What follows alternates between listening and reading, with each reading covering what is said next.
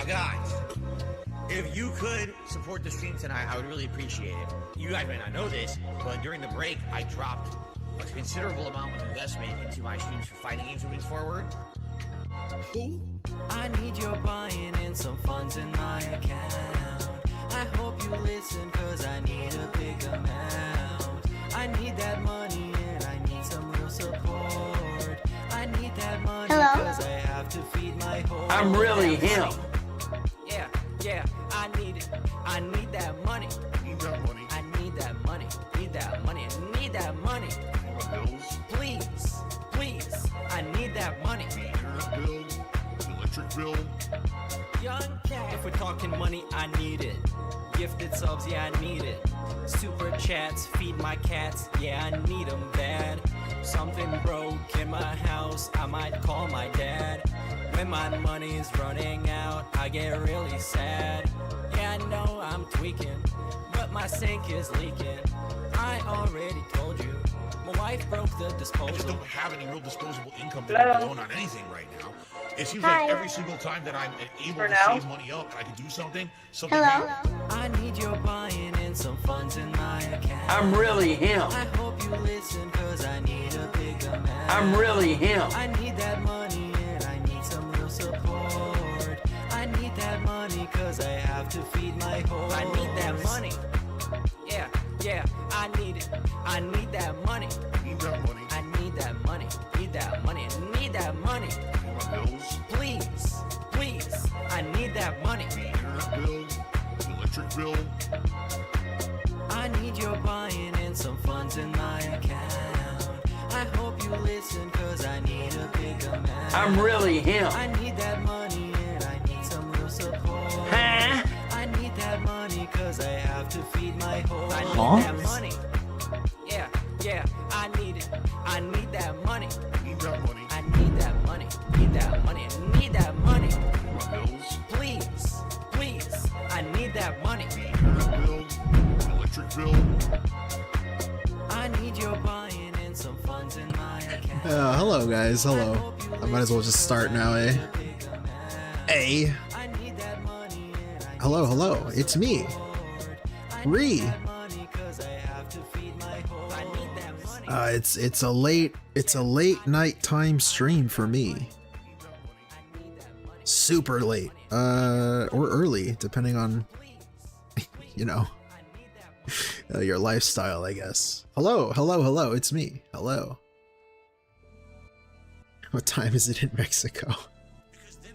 Big ups Snortwave Records, Meerkat again, of course, as always, for the music. And now, guys, I want to catch up yet again, of course, on KO Gaming 1. This stuff right here.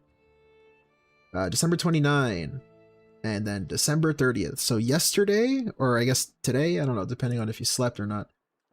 And the day before. Not that hot game the day before. You remember that? The day before? Whoa. What a cool game that was. Remember that game? No, not that one. Just the day before. And yeah, and today yet again, we're going to be playing, or I say we, what am I, DSP? I'm going to be playing Liza P. Hello, Justice Scamp, Lackey Bracky, the sway before August. Oh yeah. You're a Cowboys fan? Really? August? Uh-oh. It's like 2 a.m., yeah.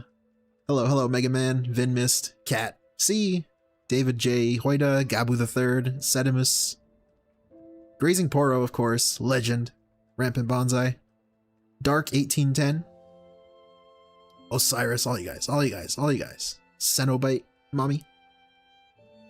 Alright, late start, I know.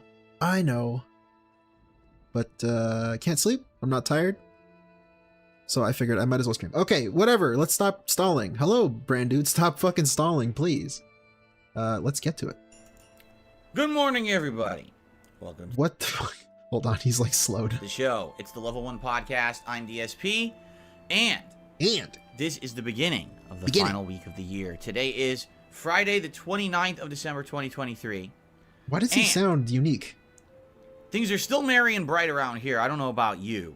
I know that Christmas is come and gone. That one nice guy. And we're now heading into the end of the year. In fact, this Monday coming up will actually be the new year of 2024. But around here, we stay festive. All right, so he's in big mode, but again, I want to play something just for my own sanity and for my own enjoyment. I don't want to stare at this dude, so I'm gonna play something. The snow keeps falling, and the vibe. It's Lies of P. Anyways, he's small in the corner. If he's too small, I'm sorry. I just don't want to stare at him all day, all night. Why is he wearing a dress shirt? I don't know, dude. It's like a pajama shirt, really. But yeah, anyways, I want to play. So, big ups. Stay chill. Hello, Rebsy. So I welcome you all to the show. How's everyone doing? I hope you're all doing well. And I hope that you had a great day yesterday. Remember, I was not here yesterday.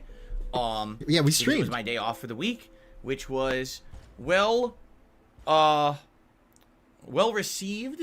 How can I say? Basically, it was a good day because after the vibes of the holiday week, as much as the holiday week was good, basically it kind of threw things into disarray. You know, having the special holiday marathon, the half day for Christmas Eve or whatever. Now heading into this week, it'll be a normal week. Right? No crazy stuff out of the ordinary. It's a normal week of full streaming, finishing up playthroughs. No, I don't do anything crazy for New Year's. Trust me, after all the things that we do for Christmas and the like, it's good to not do anything special for New Year's, but instead have a normal week. However, that doesn't mean there's nothing special coming, because the week after is my year-end series, which we're going to talk about a good amount today. In fact, did I set this up? What's he doing? Yes, He's clicking. I did. Hold so on. I can use What's that he later. doing? Good, because I couldn't remember if I set that up. I can't.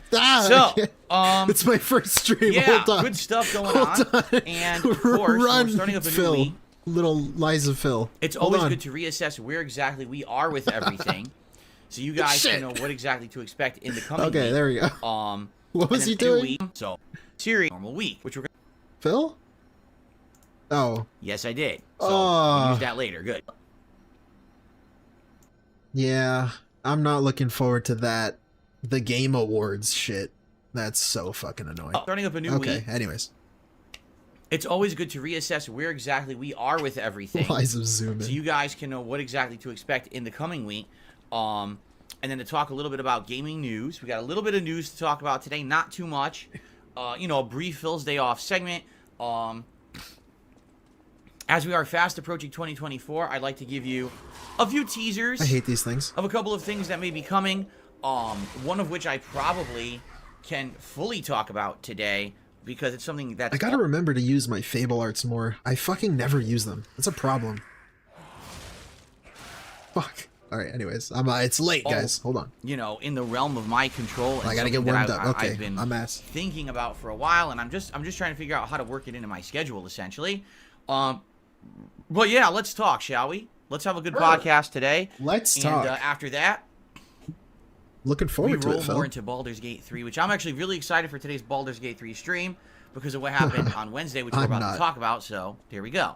All right. So, before we get too ahead of ourselves... Is he going to schedule me right now? Let's scoot back. Is he gonna? And let's talk about what happened on Wednesday's streams so everyone is aware of where we are and what's going on. So, on Wednesday... Yes, he is. We had a fun full stream of Baldur's Gate 3. I don't care. Last week, even though it was a holiday week, I still played 9... Why is he so choppy? Really, thank you. He has been so toxic about SF6. Oh man, yeah. Wild stuff. Yeah, J-Dog, thank you for the 25 Norwegian krone. I hope I'm right about that. I think I am. Yeah, we're gonna be checking out some of that. That Street Fighter stuff. It's ridiculous. He goes in hard on that, and I want to see it. Plus hours of Baldur's Gate. I told you guys I was committing to that being the major stream for like the next month, and I didn't want to cut back on the amount of gameplay I was doing of it. I wanted to keep that momentum going. What ended up suffering last week definitely was Robocop. We didn't play Robocop at all last week as a result of the holiday. So I'm AFK because if he schedules me here, I'm skipping. And this week, we'll talk about that in a second, how we're going to try to wrap it up this week. But anyway, so Wednesday was a major stream of Baldur's Gate 3, and basically, the stream before, I totally explored the Underdark for 3 hours. All right, yeah, I don't care. Dude, I really don't give a fuck. Why are you so choppy? Or maybe what it was is that I'm there too early, and that the person who was temporarily in charge back at the Druid camp, dude, I'm come on. Down. Don't you guys love this is what you come here for, the curated content of me skipping the schedule recap. I had to do it to them, snipe. Don't you love it? Not a KZPJ, and if it was, it should have a black triangle. Yeah, dude, Jesus, Derek, thank you for the 50 Danish krone? Danish krone, let me look it up. Yes, I was right. Thank you, dude. Thank you, Derek. Yeah, dude. That we kill. No comment. And then we're going to continue to search everywhere and see, is there anything else going on, you know, in this general area? There was a door to open. Can we help this woman who was pregnant and was going to give her baby to the dude, please very stop. Nice, right? Please just stop. Okay.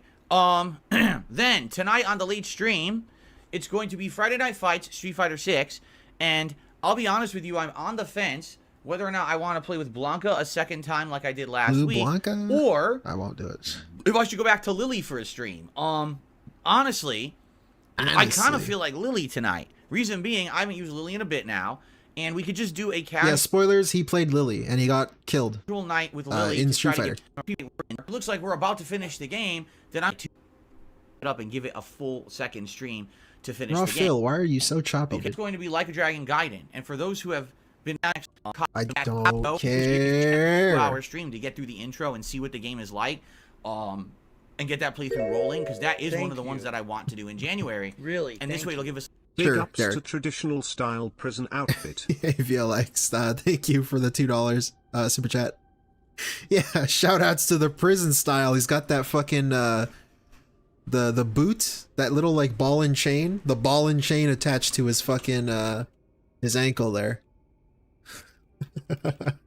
Big ups, thank you. A little bit of a head start and a taste of things to come before we can heavily get into it, right? So I'm definitely debating possibly doing that. Okay, so right, dude. Okay, Tuesday talked about oh my god, thread. Okay, here we go. This is something we might be interested in, so let's see. This one's okay, and I'm gonna pick the ones that I felt were the most disappointing in one night for a late night stream, probably between an hour to 2 hours. We're going to be right here, and I'm going to be counting down those most disappointing games of the year. Wow. So I guess we can officially now put the artwork up. Yay. Yes, this will be the start of DSP's year-end series. Okay, we'll let him cook here. All right, and we'll probably do it over the weekend. I'm thinking, like, Friday night we'll probably still do Friday Night Fights. Right. So not tonight, but next Friday. We'll probably still do Friday Night Fights. But then maybe, like, that Saturday night, we'll do DSP's year-end series, the most disappointing games of the year. Okay? Okay. And then that Sunday... Wait, what? Hold on. He's doing it on different days? Likely. I'm trying to think. Likely on Sunday I have to do patron stuff because it'll be the first Sunday of the month, and usually it's the first Sunday night of the month. That is really weird. Patron private reacts and things like that. So probably not Sunday night, but then Monday... I'll probably do my Game of the Year awards countdown. Yeah, why? Okay? What? And then maybe we'll take a break on Tuesday night, and then maybe Wednesday to end the week, we're going to do the new one, which is the fan-voted best playthroughs. No! What? He's actually splitting this up into multiple days? Are you serious? Bros, what the fuck? What is he doing? Oh my lord, of 2023. That's really bad. So what's the difference between my own Game of the Year award picks and the best fan-voted playthroughs? Well, very simply, you're voting for the best playthroughs of the year. Oh my god, I'm best so bad. playthrough of the year may be a game that is not a game that was a brand new game that's my Game of the Year pick. It could very well be a classic playthrough, a throwback playthrough that I did during the course of the year, or just a random game that was selected for filler. Hell, a lot of people might say my Oblivion playthrough was their favorite playthrough of the year. That's certainly not a Game of the Year contender. Hey, Grazing Poro with the 5, thank you. That puppy DSP smile photo being used yet again. He really is insane. Yeah, thank you, Grazing Poro. Sorry about this. I guess the smiling photo triggers you. What about Chrono Trigger? Right? What about some multiplayer games? Like, what about Modern Warfare 3? Maybe that's been your favorite playthrough. Why are you trying to influence the vote, maybe you think my Baldur's Gate 3 playthrough, that now we are I want to say like 24 hours into. Let's go this way. Fuck it. Hold on, because I actually haven't refreshed Stalling. my page here. Yeah, maybe you think the Baldur's Gate 3 playthrough is the best playthrough of the year, right? So, vote. How do you vote? How can I think an unfinished playthrough is the best playthrough of the year? I mean, I guess it technically could be because it's not finished. I don't know. 2023 into the chat, and that's going to bring up your thread. Nominate your favorite playthrough. You literally have like 2 more days to do this because probably by Monday, I'm going to create the poll, and then you are going to vote on that poll for a week on what are your favorite playthroughs of the year, and then that results of that poll will become my final year-end series for that first full week of January. I'm sorry.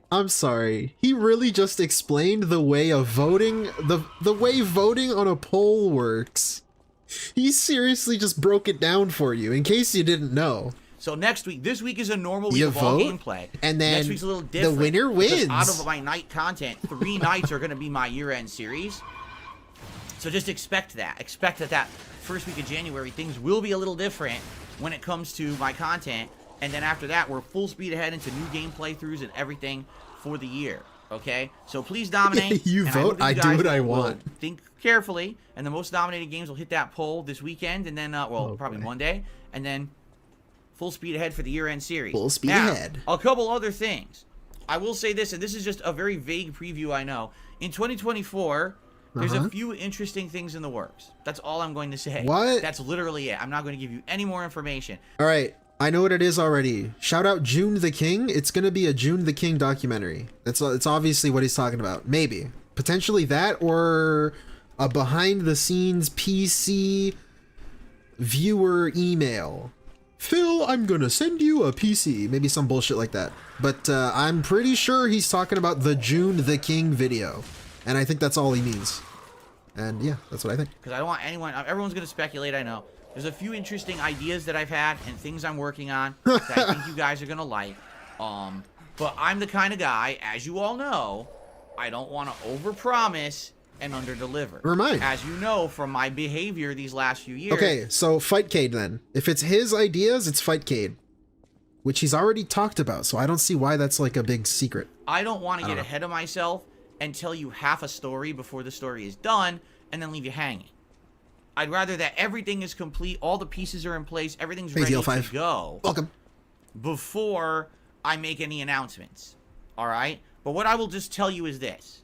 Yeah, also, before he, what he will tell us, that's untrue. This whole thing about, I don't want to overpromise and underdeliver, that's all bullshit. Pure bullshit. It's just him not wanting to commit to anything because he's a lazy bitch and he knows he's a lazy bitch. And he doesn't want to commit to it. And then he, Phil, you didn't say what you promised you were going to do. He doesn't want that to happen. So that's the only reason why he does that. Brunel? 2024 is stacking up to be one of the most, if not the most interesting year that I've ever been on the internet for me. So rusty. And possibly you. Let's just put it that way. There are things coming that you guys have asked for a while that may or may not happen, but I hope they do.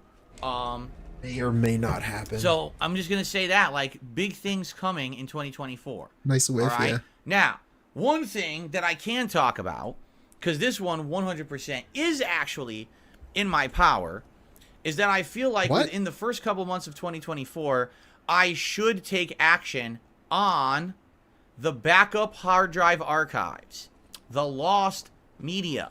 Wait, what? That has been lost for so many years and then refound last year. Wait, what? When I went into the closet and I found the hard drives and we accessed them live on a stream, all right? And we found out that the lost media existed and could actually be used. All right. Now you might be saying, well, what lost media? Well, there's various different playthroughs that have been lost to time because I had those videos on other YouTube channels. You see, back in the day, 10, 15 years ago, YouTube was a very different animal. Oh, shut up. Right? Back then it was like the Wild West. No one actually knew if it was okay to upload gameplay footage. I don't want to hear this again. And people were afraid of certain companies. Rockstar was one and Square Enix was another, where you were always afraid if you were to upload content from their new releases that they were going to strike you down with copyright strikes or takedown requests. And so, basically, those were videos like my original Red Dead Redemption playthrough, my original LA Noire playthrough, okay? The Suicide King series of Red Dead Redemption, where I did online play sessions with friends and other people who joined me, and we just did crazy stunts and things like that, plus the entirety of my original Final Fantasy 13 playthrough. I mean, that's no exaggeration. Between those playthroughs, that's over 100 hours of gameplay right there. That's lost to time because those channels. Yeah, I don't even know if that's a good idea for him to start uploading old shit. I don't know if that's really what you want to be doing, but to each their own, I guess. I don't know. Erased from YouTube when someone hacked them and put up illegal each their own. football or soccer footage and then got the channels banned. Okay? So, what I would like to do, either January or February or during that time frame, is set something up on YouTube that's not this channel. All right? I don't want to do it on this channel because this channel already has enough content. It's all the new stuff. I don't want to inundate subscribers of this channel with a ton of new videos that are actually 15 years old and they don't care about. Right? This is trash gameplay. I'm sorry. I don't want already. I don't want to. I've worked really hard to build this channel up for as little viewership as I get. Let's be honest. So I don't want to hamper that in any way, shape, or form. All right. So. Yeah, Iviga, thanks for becoming a member. What I'm going to do is go to bed. Basically find a place. I'm gonna ban you. Iviga's in my chat right now talking crap about me, dude. And I don't know what it's going to be yet, but I have an idea where we're going to upload all of that classic content. And I don't know if it'll be called like DSP's Lost Media or DSP's Archives or the old school. Okay, so there you go. He's going to upload it on a new channel, which is weird because I would think that he would want to make money off this old stuff.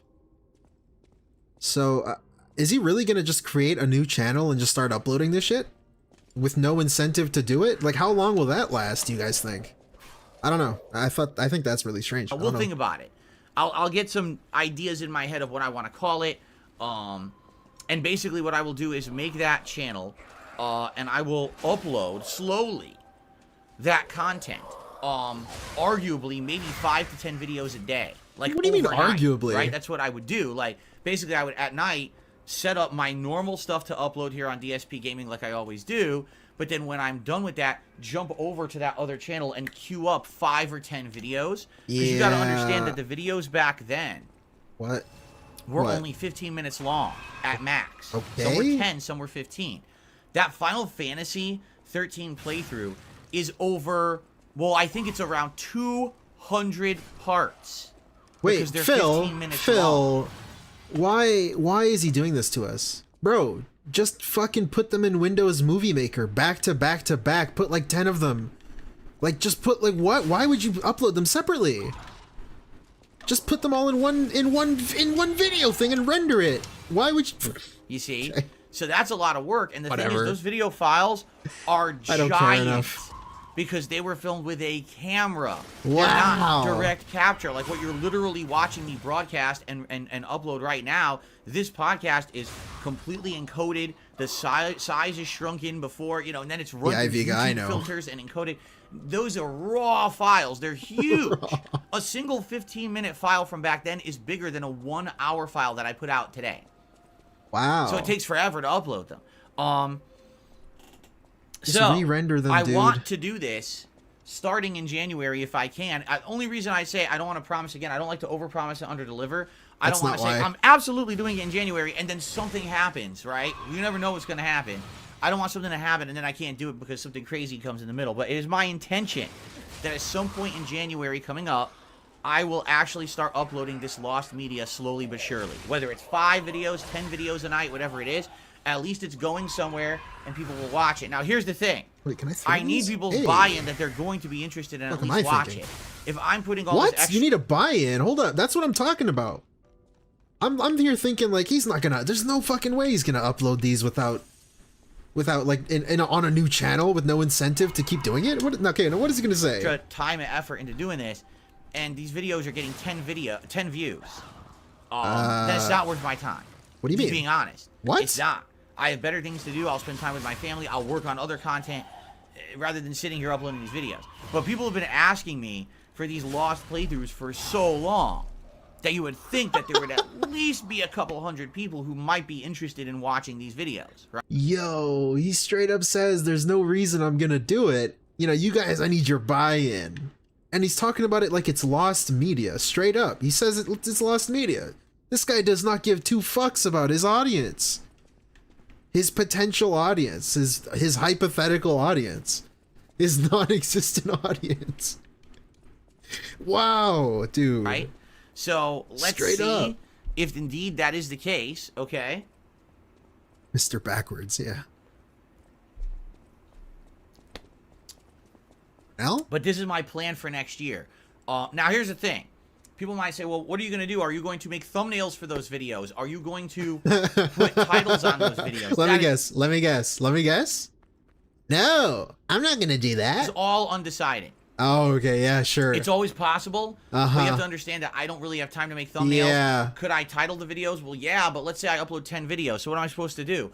Watch 150 minutes of gameplay before I upload that night to figure out what's in each video? Oh my god. Probably not. Some of those videos are like 2 fights, you know? If it's playing Final Fantasy 13, it's like 2 big fights or something, you know?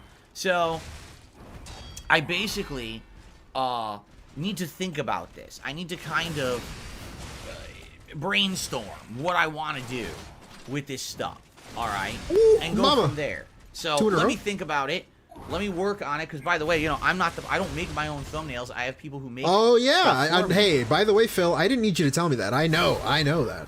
And certainly, I don't want to commit to having someone have to work their ass off now. Oh, somebody else would have to Phil, please let me hear that sentence one more time. I just need to hear that one more time. I really do. Explain this to me, Phil. By the way, you know, I don't make my own thumbnails. I have people who make stuff for me. And certainly I don't want to commit to having someone have to work their I don't want to commit to have someone else ass off working their ass off. What the fuck? Dude. Now to put out thumbnails and shit, because make me a thumbnail, boy. I start uploading lost media or anything like that, okay? So wow. Let me think about it. Man, it's your YouTube channel, and here he is. I don't want to commit to getting someone else to make me thumbnails. Like, what? So you want all the money. Let me get this straight. You want the buy-in. You want all the reward with no effort? You're just going to take some fucking dusty-ass hard drives, drag some files, and job's done? What? Dude. You can't even be bothered. He does not give a shit. What's even the point then? I don't know. Talk to a couple people, and I also want to think about where I want to upload the content. But that is my first commitment to you. Everyone says, "What are your New Year's resolutions?" Right? My first commitment to you is that in 2024, I want to get that lost media on the internet. I want people to be able to watch my. Hey, Dr. Stephen Brule, thank you for becoming a member. 2 months? 2 months, bro? Holy shit! Are we already at that point? Thank you, dude. I don't know why you're alert. I assume it's from the YouTube fuck up thing. Sorry about that. Sorry for the alert. But yeah, dude, 2 months? Crazy. Thank you. My classic stuff that's been missing for ages. And I admit this year I got caught up with the React stuff and other stuff, and I basically never got around to it. And that's on me. I take the blame for that. That's not your fault. That's me getting so caught up in other shit that I just never bothered with it. But now I want to do that. Okay? I like that little excuse there. I love that, actually, I would say. That's my fault. It's my fault. And then he immediately makes an excuse for it. I gotta hear it one more time. One more time. Down to it. And that's on me. I got caught up with the React stuff and other stuff, and I basically never got around to it. So he has excuses, but it's my fault. I'm sorry. Except for these excuses of why I didn't do it. And that's on me. I take the blame for that. I take the blame. And that's not your fault. That's me getting so caught up in other shit. That's me getting caught up in other shit. Oh, wait. So is it your fault or is it the other shit's fault? I don't know. Why would you say that? I just never bothered with it. But now I want to do that. That I never bothered with it. Okay, dude. What? Okay. Anyways. This man. It's funny because Zen Shuriken says, the human. problem with making a separate channel is it's only a few playthroughs. Well, let me put it this way. It's Final Fantasy 13. It's Red Dead Redemption. It's Red Dead Redemption Undead Nightmare. Okay, it's Suicide Kings and it's LA Noire. It's not one playthrough. It's like 4 to 5 playthroughs. We also found Rebsy. some other older It is lost media. unbelievable. We were looking through those hard drives, if you remember, and I marked it off. There's some footage of like a Kung Fu Panda game that I never uploaded anywhere. There were some vlogs that have been lost to time. So there's other content I very well could put on that channel. Vlogs. You see? You see? There's also potential that other things could happen. To give you an example, maybe in the future, there could be content that's edited together to be a different format. Because those videos were so short. Dude, it's right? Sen's Fortress. It's Dark Souls. It's Sen's Fortress. Blah, blah. Minutes. Maybe we could take classic playthroughs from back in the day and instead edit them together at some point and make it wait. Let me hear that. Sorry. Hold on. What? Different format. Because those videos were so short, right? 10 minutes. Maybe we could take classic playthroughs from back in the day and instead edit them together. Who's we? Phil, explain that, dude. Who is we? We can take them? What do you mean we? When you say we, do you just mean somebody else? What? At some point and make it, and then that could be the channel to do that, because that's the legacy content. Taking the older content from channels and turning it into more modernized content that's more digestible. As I get older. What? And I move away from doing the stuff of the past, there are still people who like the stuff of the past. But do they want to go back to an ancient channel that I haven't touched in 15 years to watch 10-minute clips that likely over time have been strucken down and all these issues? Or maybe make it a way that it would be more digestible to a modern audience. What? With a title. With a thumbnail. You know what I'm saying? So, you see? That's what I'm thinking. And I think that makes sense. I am now 15 years in the game. I have a huge history. In the game. And people want to see some of that history. Who are like, there are going to be people over the time that are going to be more interested in me and say, hey, here's a guy who's been around for 15, 20 years on YouTube. How did he start? Oh my God, there's a channel that has all older content? Let me go check that out, right? I'll fight the boss first. So anyway, I guess we'll see what happens. Again, I'll give you updates when I get an idea. 15 years in the game on level 1.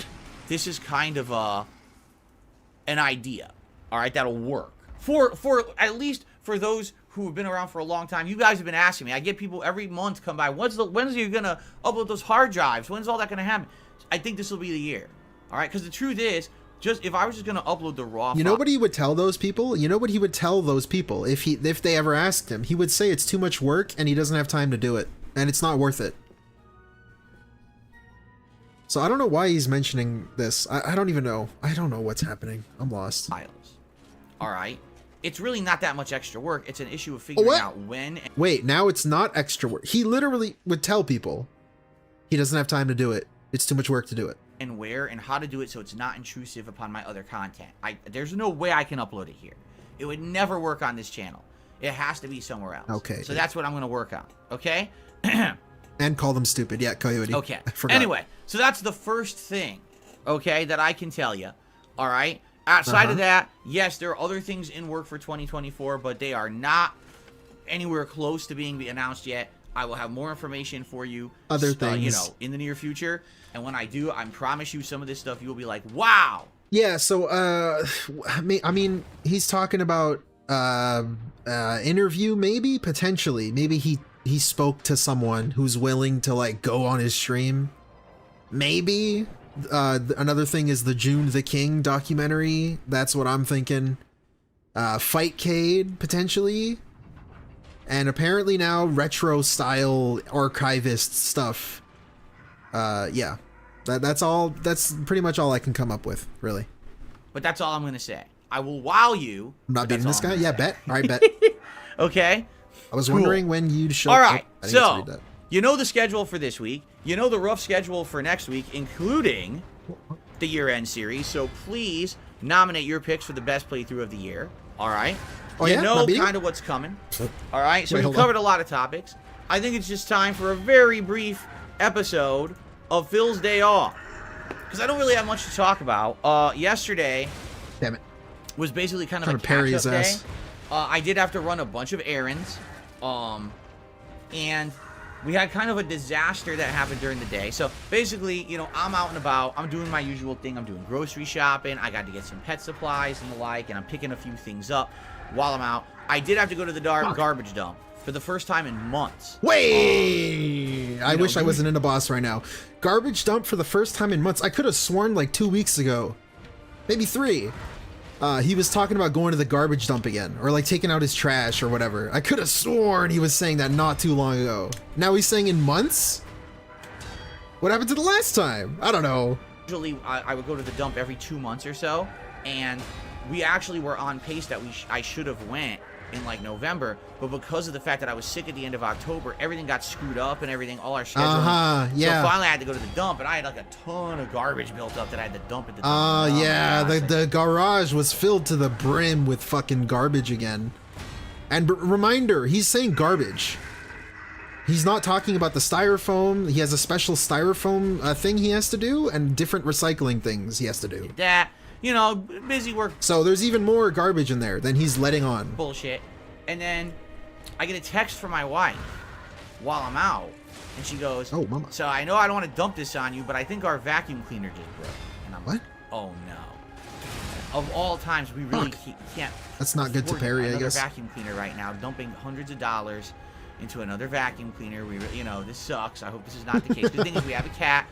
Wait, so why does he keep telling us that she keeps breaking shit? Isn't that really awkward?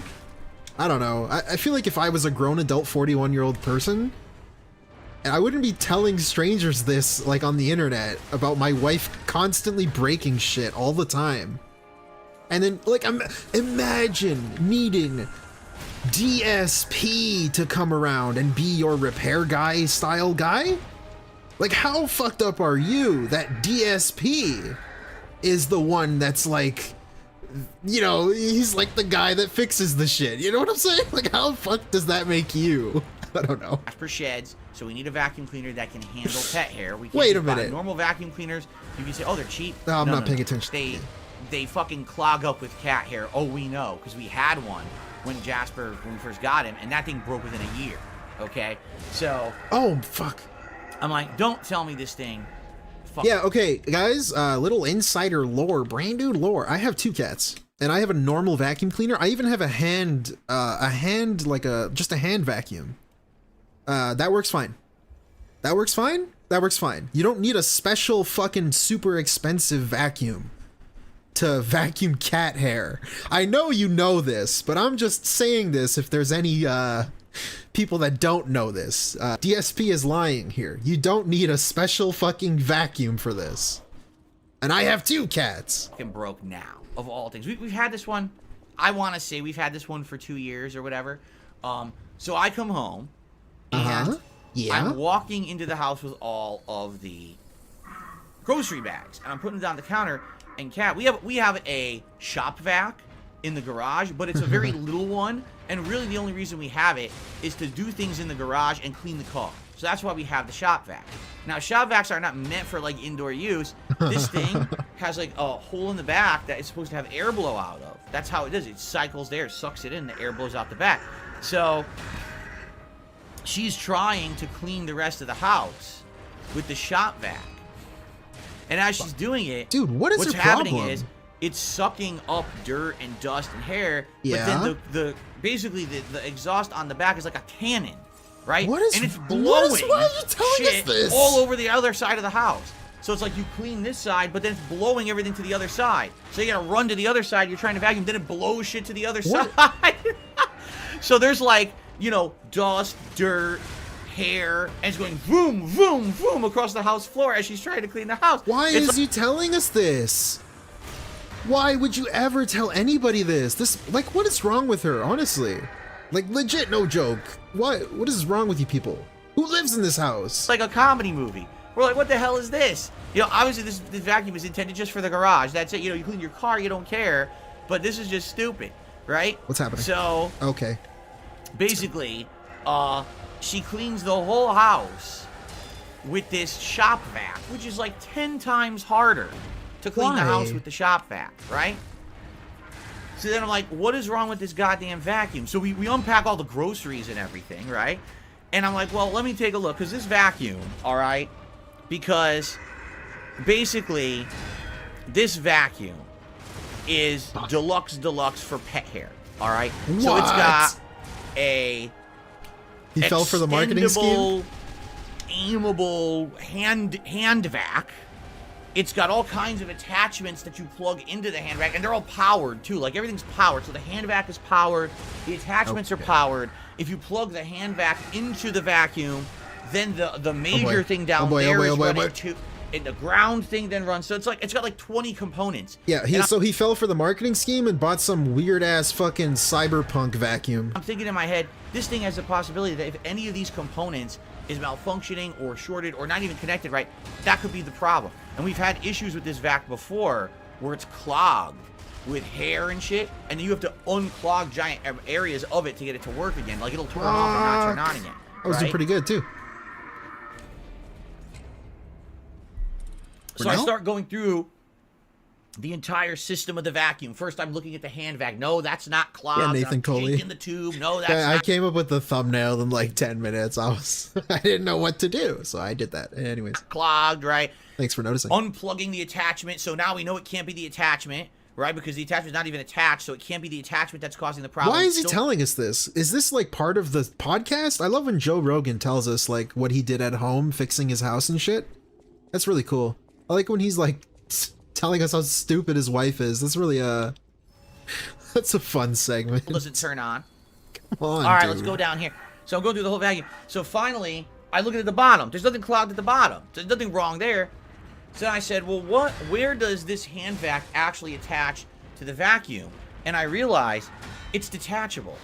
Why? Wow. If the hand vac is the power button to the entire vacuum and it doesn't turn on without the hand vac, then why would it be detachable? You can't unplug it and use it. There's no power to it. It has to, you know what I mean? So I detach it. There's nothing clogged or anything, okay? I reattach it. Vacuum turns on. I'm staring, I'm like, there's nothing there. It wasn't clogged. It wasn't loose.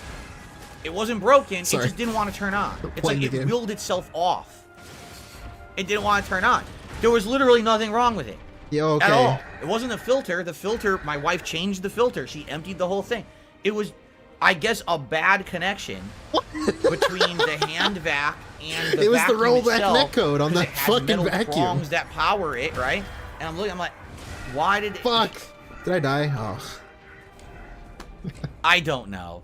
I have no idea. I really don't know. But then it turned on and off, and I'm like, well, thank God. Crisis averted, because we really can't afford another vacuum right now. So at least that was averted. But it just sucks, because my wife cleaned the whole house with a shop vac, which is probably 3 times, harder to do. Why? The thing's blowing air everywhere, which is not Why meant is for he telling us use, that? right? But, I'm like, well, that was really stupid. At least it works now. Wait, what? And, oh, I thought he was calling his wife stupid. I thought he was calling her stupid. The thing is, no guarantee it's going to keep working. We hope this isn't a recurring issue that gets worse and worse, but what are you going to do? Like I said, we've had this vacuum for like 2 years. It seems like every vacuum practically we get is 2 yeah. years. The last 2 years, dies. So, when Kat first moved in here with me, we had a vacuum for like maybe a few months. It died, but that was my old vacuum. So we got a new vacuum. How many vacuums did she break? Like 2010, 2011, died. Then we got this one. Now it's 2 years. Gonna die, right? It's like every 2 years. So damn, she's gone through 3 vacuums now. Jesus Christ. I guess we'll see what happens. Okay, we'll have to see what happens. But that was really it. After that, we unpacked groceries. We actually ordered some food. We ended up ordering some sushi. Oh, thank you. We haven't had sushi in a while. We were craving. I'm so glad you're telling me this. Some of the one sushi, that's the one that I told you is like the delayed action spice. So it's like salmon and some eel and other like raw fish, raw tuna. You put it in your mouth. At first, it's very fishy. What the fuck? You eat it, and when you swallow it, all of a sudden, this burning spice. What a cool podcast. I love this. Down your tongue into your throat. Like, whoa, it's like delayed action spice. Delayed action. Cool. Rollback spice. And then the other one we got was more sweet. I think that one had tempura, shrimp, and crab and other things in it. So we had a couple orders of sushi. It was really tasty.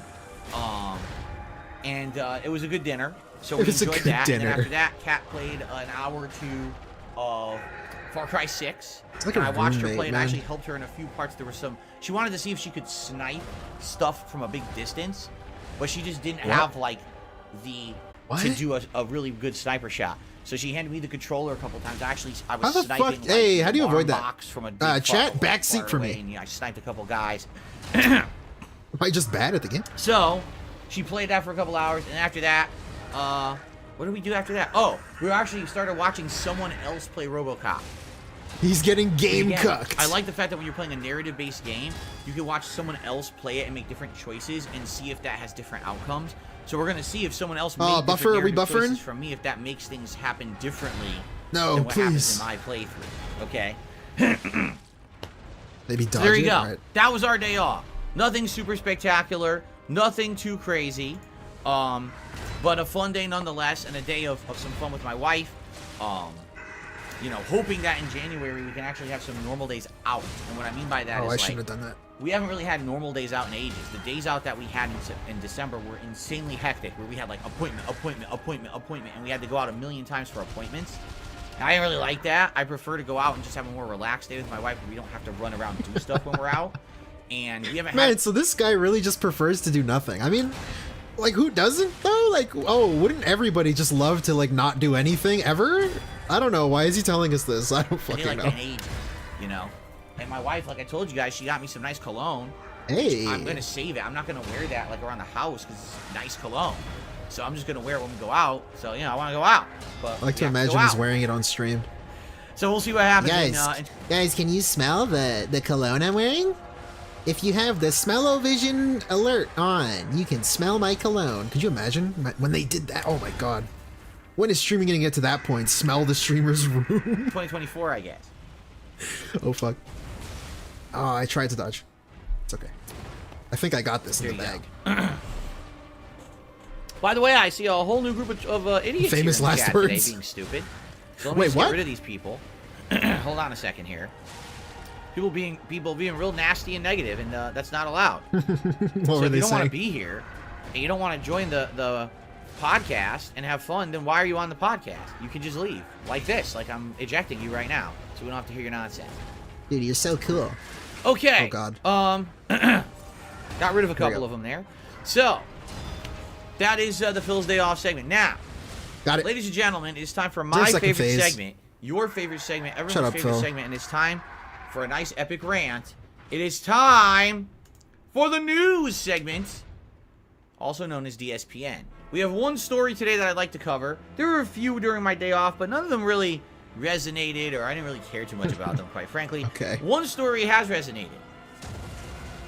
Ladies and gentlemen, do any of you remember a game that came out early this year that at the time Remember was Project highly 7? praised, was selling like hotcakes, everyone was talking about it, okay? Spoilers, it's Hogwarts. I did an amazing playthrough of it. Others did a What? playthrough of it. Amazing playthrough? What the fuck? That's Snooze Fest? But it was so controversial that all of a sudden, people seem to act like the game doesn't exist. Of course, the game that I am talking about. Come on, guys. Only $5 more till we hit the $75 cologne goal. Yeah, hell, guys. No, it's all good. Thank you. I'm sorry. I think it's Grazing Poro. Thank you. I'm in a epic fight right now. I can't blow the bubbles yet, guys. Hold on. About is called Hogwarts Legacy. Hogwarts. The first ever major Hog, like a pig? Harry Potter Warts. or Hogwarts universe game where you could actually open world roam. That's not true. That's not true. Harry Potter Chamber of Secrets on PC, you could open world roam Hogwarts, by the way. I played that when I was younger, and I really liked it. So he's misinformation on the news yet again. You know, the Hogwarts Academy, but also the towns around it, all these dungeons, all this content, right? A game that sold like crazy. You remember how it was insanely great of a seller when it came out? Does And that it's funny equate because a good people talked game? about it for a while, but it always had to be embroiled with controversy about, is it okay to like this game? What? Because J.K. Rowling, the original creator of the Harry Potter universe, Okay, has been saying things politically for years about trans people and messed up stuff. And so is it okay to like this game even if you don't agree with the politics of the creator of the universe? And I don't know how that became the dialogue. It's just a fucking video game.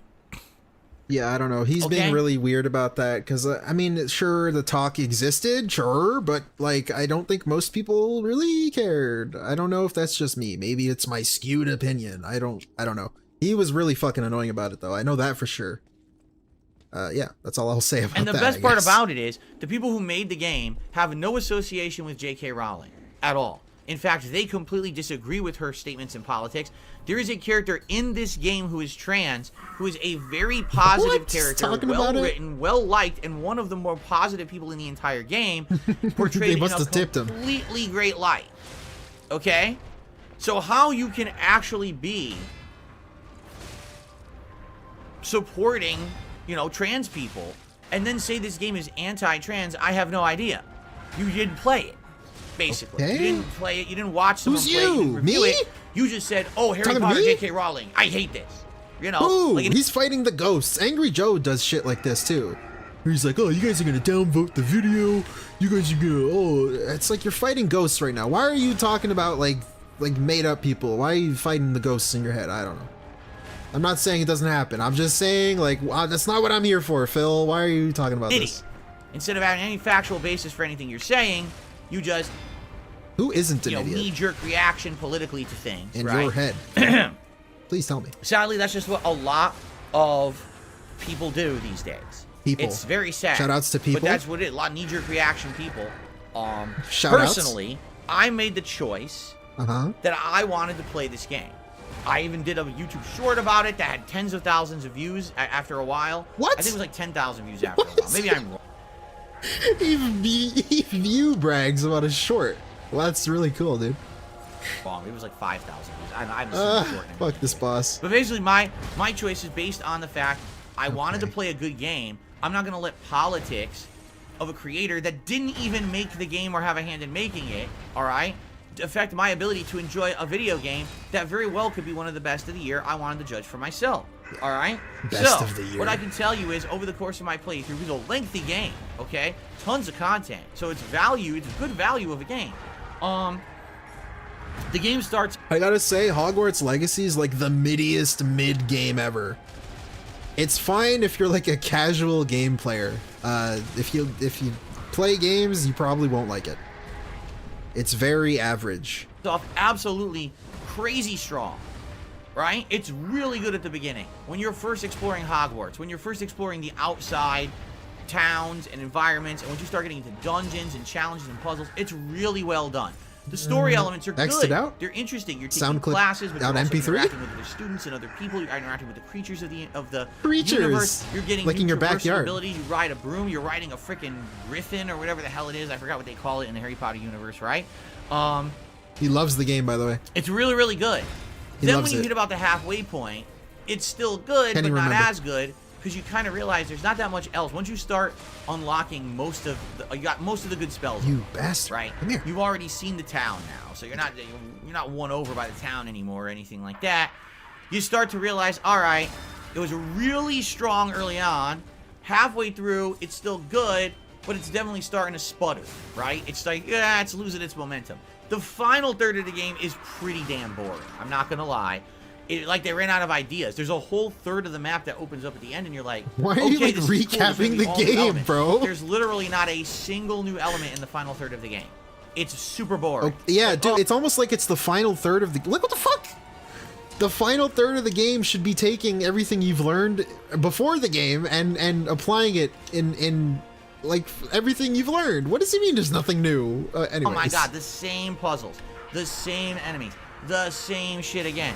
And so by the time you finish the game, the ending of the game is good, but you have to get through so much grindy, repetitive stuff to get to the ending. It does lose its momentum, and it's like, okay, this is a great first attempt outing by the studio. Now, if they can follow this up with a game that doesn't lose its good pacing and momentum, right, then the second game could be much better. Like, that's how I felt. Like, the second attempt could be super good. This one was good, don't get me wrong. I'm happy I played it. I really am. Whoa. But it definitely sputtered out at the end, and it's a shame. Okay? So, here we are at the end of the year, and we just had the Game Awards. Did you notice something at the Game Awards? Shut Do you know up. how many times Hogwarts Legacy was nominated? Bro, the game sucks. Let's be honest here. Come on. Wait, what? But it's the first time that the true Hogwarts universe was realized. What does that mean? In a The fully true- interactive open world environment. It had good graphics. It had good gameplay elements. It had a ton of things in it that would equate to a game that should be Wow, it had a awarded ton for of the things hard in work and it. effort, and it got 0 nominations. 0 for anything. Even if you could argue, okay, maybe the plot sputters out. The art direction? You're telling me the fucking game's art direction wasn't good? Wow. That was the first time we ever saw the Hogwarts universe in a 3D interactive What is he environment. talking about? You remind- No, it's not. Again, I will restate it, Phil, in case you're watching. I know you're up playing Champions right now. DSP. Old ass fucking PS1 games let you free roam around the school like that. I guess technically he means outside the school, but like, bro, what the fuck? It's been possible before. What are you saying? The real Hogwarts experience. What the fuck does that mean? Me of South Park: The Stick of Truth, when it was the first time you actually saw the town of South Park in a mapped out environment and you got spatial awareness of where everything was, and to see it all be tied together was so damn neat. This did it even better. I love that. I'm gonna nitpick that little sentence. It was so damn neat. Like, you shouldn't end that sentence with neat if your adjectives are so damn. That's just a little weird to me. I don't know. Than that, but gets absolutely no art direction. It's like you undercut your adjectives by saying neat, whatsoever, bro. or Like no, your no wife, credit, neat. right? If anything, I feel awful for the people who worked on this game, because the entire time they're working on it, they're working with the stigma that they're working with some kind of a bigot or whatever. They're not. They did not talk to J.K. Rowling. They had 0 input from her. Did they? This game has nothing to do Do with you her know? politics. In fact, the game is the opposite of her politics. So What? imagine you're a game dev working on this game. You're creating Next a to go? character who's a trans character that's incredibly positive, right? Really well written. A great representation I of don't the know, trans bro. community in this game. You're reviewing all the I don't know, dude. It's a pretty mid game. I don't. He's like, why is he so gung ho on this? What's this dude's problem? Again, the game was like not great. Why is he like sucking its fucking dick right now? these things, painstakingly creating the environments, and you want everything to be true to the people who are true fans of Harry Potter. Ridiculous amounts of people buy the game, and now absolutely no one pretends like it ever existed. Like, oh, this is it's a figment of our imaginations. Huh? Huh? Like, what the fuck are you talking about? Who The is Game talking? Awards are You? bullshit. They are 100% political. There's no reason why Hogwarts Legacy should have been forgotten at the Game Awards. That is Oh, boy. 100% a political decision by the incredibly leftist-leaning gaming journalism community, saying, well, just because it's J.K. Rowling Association, the game didn't exist. Fuck you. What? That is called what? I'm sorry. being completely biased. Biased. Wait, but dude, aren't you being biased because you made money while playing the game? Like, couldn't I just argue that you are being biased because you liked the game and your bias is you liked the game? Literally. What are you saying right now? Destroyed any modicum, any instance Modicum, of by the way. impartiality. When you decide at the end of the year, when you're looking at the best games of the year, that this game doesn't even get mentioned like it never existed, go fuck yourself. Who? Get the fuck out of the industry if you cannot be impartial. Because that's the Yo. point of journalism. What? Dude, isn't it ironic? What is he talking about? Talking about being biased while saying the game is like the best shit ever. Like, also, it's the fucking Game Awards? Who gives a fuck? If you like the game, then when you do your list, make it your game of the year. Like, I don't understand what he's angry about. Really. Get it? But they're not. They're completely biased. The entire games industry is leftist leaning. That's Oh my bullshit. God. The people who worked on the game are not a bunch of hyper conservatives. Why do they get screwed over? Because the industry is so fucked in this brainwashed mentality I'm that sucking everything's ass right about now. politics. It's not. You dumb fucking idiots. It's not always about you and your politics. Bruh? It's about, was the game good? Yes, it was. No, it wasn't. It was mid. Kevin, thank you for the super sticker. It's a little purple thing with a money sign on it. Thank you so much. I'm sorry, I'm in a heat of the moment right now, the Kevin. best game of the year, but there were I'll tons shout of you parts out. of that game that were really awesome. They awe-inspiring. To see the those fuck things did you dodge rendered in a real 3D environment for the first time. As opposed to a fake 3D environment. Yeah, I don't know what he's on about. This point right here sucks. Stop saying it, please. And again, the game was mid. I don't understand what he's so angry about. I'm gonna stop repeating myself now because I'm acting like Phil. To get that feeling of awe walking around Hogwarts, all the attention, the little things added, to say the game doesn't exist is an insane disservice to the entire gaming industry. Wait, who said the game didn't exist? I don't get it. Because it's not at the Game Awards, the game doesn't exist? What kind of logic is that? I don't know. And you should be kicked out of your fucking jobs What? if you think that you don't have to be impartial. You do. Bruh. Bro, even. So you might be wondering why I'm bringing this up today. Bitch, are you for real? You want to know why? Here's why. Because Hogwarts Legacy is on track to becoming the best-selling game of 2023 in the United States. Madden. Guys, you know Madden? FIFA? Or what is it called now? FCEA? Remember those games? Hey, does that equate quality? I don't know. Does game sales equate quality? I'm not too sure about that one. Call of Duty, the game that he says sucks all the time? Thank you. How many copies does that Thank sell? Thank you, really. This, ladies and gents, is why we need DSPolitics. Yes, please. I root for the day when that comes out. Also, like, thank you, Derek, by the way. Okay, Kevin, it was a little fucking, it's a bag of money. I can't really tell what that is, but thank you, Kevin.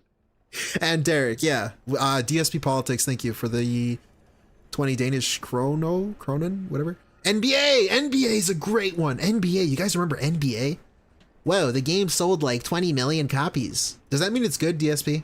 Like, who gives a fuck how much it sold? Doesn't mean it's good. States. Fucking Prey is a great game. It didn't really sell as much as it should have. I love Prey. Both of them, the old one and the new one. It didn't really sell well. Does that mean the game's bad? No, it's just the way it goes, Phil. It's just the way it is. I want to repeat that statement. For the first time since 2009, the United States is going to have a game that sold more than Call of Duty and sold more than any Rockstar game. Yep, United States. It's actually going to be the best-selling game of the year. Okay, so? Yes. I know. Wow. People, huh? Yes. Okay. Because remember, the Switch version just came out. So not only are all the sales from PC and the console, now the Switch version came out and a bunch of people bought it for Christmas. Okay. So it's going to be the best seller of the year, or it's going to be damned close. But the game doesn't exist. According to the game's journalism community, Hogwarts Legacy, I never heard of it, right? Who I don't know said what you're that? talking about. Who said that? It's the best-selling game of the fucking year. Okay. Oh, I don't know what you're talking about. Well, fuck you then. What Then were you know you what? talking I never heard of you. Sorry, IGN. Yo, yeah, I never heard of IGN guy who's complaining about IGN. Yo, this is great. I'm like distracted, but this is great, dude. What is he so mad about, Blood? Did you work on the game, bruv? Are you a dev on the game, bruv? Did you invest money in the game, bruv? The fuck? What's wrong with you? Okay. Well, he's really upset by this. The middiest game ever. Mid of mid. Battle of mid. Hogwarts and Phil. That's a great combination. Sorry, GameSpot. Sorry, Kotaku. Sorry, every other fucking gaming journalist website that ignores shit. You don't exist to me because none of you can acknowledge fucking facts. We don't ignore facts in our faces because we have politics involved and you have opinions that have nothing to fucking do with the game. Okay? Okay, apparently game sales equals quality now. So you know those big streamers that he loves to complain about? How they make so much money and shit? Phil, doesn't that equal quality? Like, I remember the other day you were telling me about Hogwarts Legacy. Hogwarts Legacy. And how it sold a bunch. That means the game's good, right? XQC makes a bunch of money. That means he's a good streamer, correct? Like, that's what you would have me believe, Phil. So, what the fuck? Why? What's going on? So, yeah, it's bullshit. And I'm fucking pissed because, yeah, listen, Hogwarts Legacy is not my game of the year pick. I don't think it's going to be anyone's surprise to hear that. It's not. It's a good game, but it's not my game of the year pick. But still, those game developers deserve credit for what they did. How do you avoid that? Absolutely they do. They shouldn't be punished because the creator of the universe might have a stance that a lot of people don't agree with, and a lot of the people, fucking games shoutouts, media are a bunch of leftist-leaning, biased, bigoted idiots. Yes, I'm going to say that. The games Hold on, media I gotta are rewind bigots. that. I can't though. Because they're bigoted against anything they don't agree with. which is why, oh, well, The Last of Us 2 is the penultimate best, or not penultimate, but the Penultimate? ultimate game ever. Bro? Will never be topped because it's because of the themes. Because you like the fact that the main character was gay. That's a theme? You like that, right? Main You like character the fact that being the other gay main is a theme character now, apparently. was a more butch kind of woman who was strong. What? And that's not this typical heroine that likes Alright. to be pushed forward. Shoutouts to Heroin, bro. Did he take any? Not penultimate, but the ultimate game. I gotta hear this again.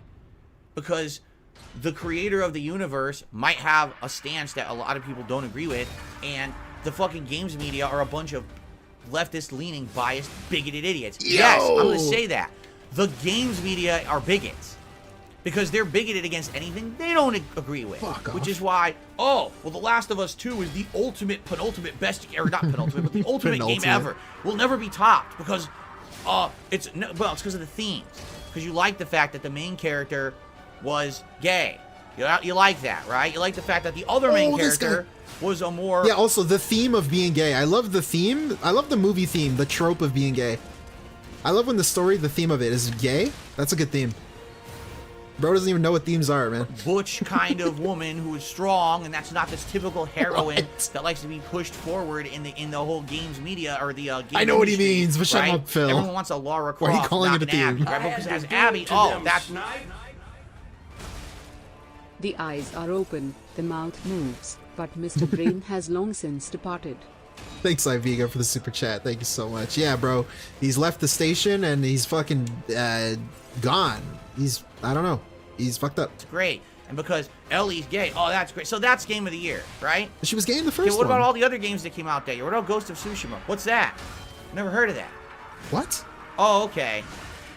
Sure, whatever you Bro, say. he's throwing me off so much. How about the fact that the plot of that game is atrocious? That it's basically torture porn. That the pacing's awful. That it jumps around timelines so badly you get confused. That it completely changes the personalities of the characters from the previous game for plot devices. I mean, I could go on and on about how narratively that game is trash. But it's game of the year no matter what, because it pushed all the ideas we Wait, like but I thought they were of the liberal leftist gaming media. We love bigots. it, right? So because of that, game of the year. And if you disagree with us, you're a bigot. Oh. Oh. Who said that? Well, guess what? Since you ignored Hogwarts Legacy, you're all bigots. Every one of you. You're so bigoted against things that you don't agree with that you will ignore entire games as if they don't exist. That's bigotry. That's prejudice. That's okay. exactly what that is. All right. So they're just as bad going the other way. Now, you can argue that being one way or the other way is better than the other, and that's your job. I'm more, you know me, I'm in the middle. I try to see things objectively from each side. And for me, the way I see this, they have really done a disservice to anyone who worked out. Dude, you trying to see it from both sides. Like, what is that? X to doubt. Like, Thank you. Thanks, Iviga. Really, thank you. Get it? The character is gay. Acknowledge. Yeah, I love the theme of being gay. That's a cool theme. What was I saying? Yeah, seeing it from both sides. Like, no, you don't. He's talking about other people having a bias. You obviously have a bias. You like the game. That's your bias. Like what? Be a bias. It's just the Game Awards. It's just opinionated, like, fluff. Like, who cares? Any website, any Joe Schmo can have a game of the year. Like, who fucking cares? I don't know, dude. I don't know. It's time for my soundboard spam because I don't know how to segue into playing the video. Good job. I'm more, you know me, I'm in the middle. Hello, Koraz. I try to see things objectively from each side. And for me, the way I see this, they have really done a disservice to anyone who worked at Hogwarts Legacy. How could this be the best-selling game of the year in the United States for the first time in 14 years? Again, for the last time. It doesn't equate to quality. Just because it sold a lot doesn't mean it's good. Dude, come on. How many people go watch, like, a fucking bad movie and it makes like $1 bazillion at the box? Avatar 2. I'm slandering Avatar. That shit sucks. And it made, like, it's the biggest movie ever. Have a game that's Who the not fuck Call of watches Duty that? and not GTA. Shoutouts to people who like the Avatar. best-selling game, and we act like it never existed just because J.K. Rowling. Get the fuck out of here. Get out of here, Phil. Anyway. Rant over. That's the news for today. I had to cover it. Take your opinions on that, however, as you would. I think that's pretty fucked up. All right. It's time for shoutouts. Dude. So let's jump into shoutouts. Let's get a few things going here. We start off today with Sergeant Arch Dornan, who did a super chat claiming that I have a son, and I don't care. I don't care about your Ready memes. Player One, Thanks that for the shit super sucks, chat. man. 672 did a super chat and says you should look into my vacuum store sucking Sam's. Oh, damn it. Your Fuck vacuum that up. store sucking Sam's. Isn't that a meme, or isn't that like from a show or something? I don't know. Anyway. What? I'm last, dude. I'm not seeking out any vacuum parts from anyone. Huh? Tell Wings he's in the clear. Okay, What do you do? What do you do? Trailblazers, What do you do remember this here? morning. Thank Oh, you you to stay Trailblazers. You know, I haven't close. mentioned anything about goals today. My goals for today are as follows. I haven't begged yet today, guys. Here we go. I'm gonna beg. All right. Number one, I'm looking to hit 710 members, hopefully by the end of today. All right. Good day today between Baldur's Gate and Street Fighter today. It's a solid day of gameplay. My goal is to try to keep above 700 members Oh, nice before the whiff. end of the year. All right. Well, the end of the year is Oh, mama. Sunday night into Monday. So if I have 700 members when we hit 2024, that would be absolutely amazing. So we're only 4 members away, and I'd like to try to Do keep it better against this above. guy. And, you know, we lose a few every day as we gain. So one great way to support the channel right now would be to become a member or give some memberships. The other way, of course, I try to hit the tier 1 tips goal every single stream. If we hit tier 1 today, that would be outstanding. Damn If it. we exceed it, because Baldur's Gate, which have been great streams for that, it would be even better. I would really appreciate that. Thank you in advance to anyone who supports the stream. All right. So thank you 672 for the super chat. Thank you Trailblazers for the membership. Fuck. Sergeant Arch Dornan, I have no idea what the hell you're talking fuck about. off. But still appreciate it. Okay. Now we swing over to tips. Tips. All right, let's go. Let's speed this up because shoutouts So, are shoutouts. And I received you know. a $10 tip from Axel overnight. Thank you to Axel for a $10 tip. Let's see what Axel has to say.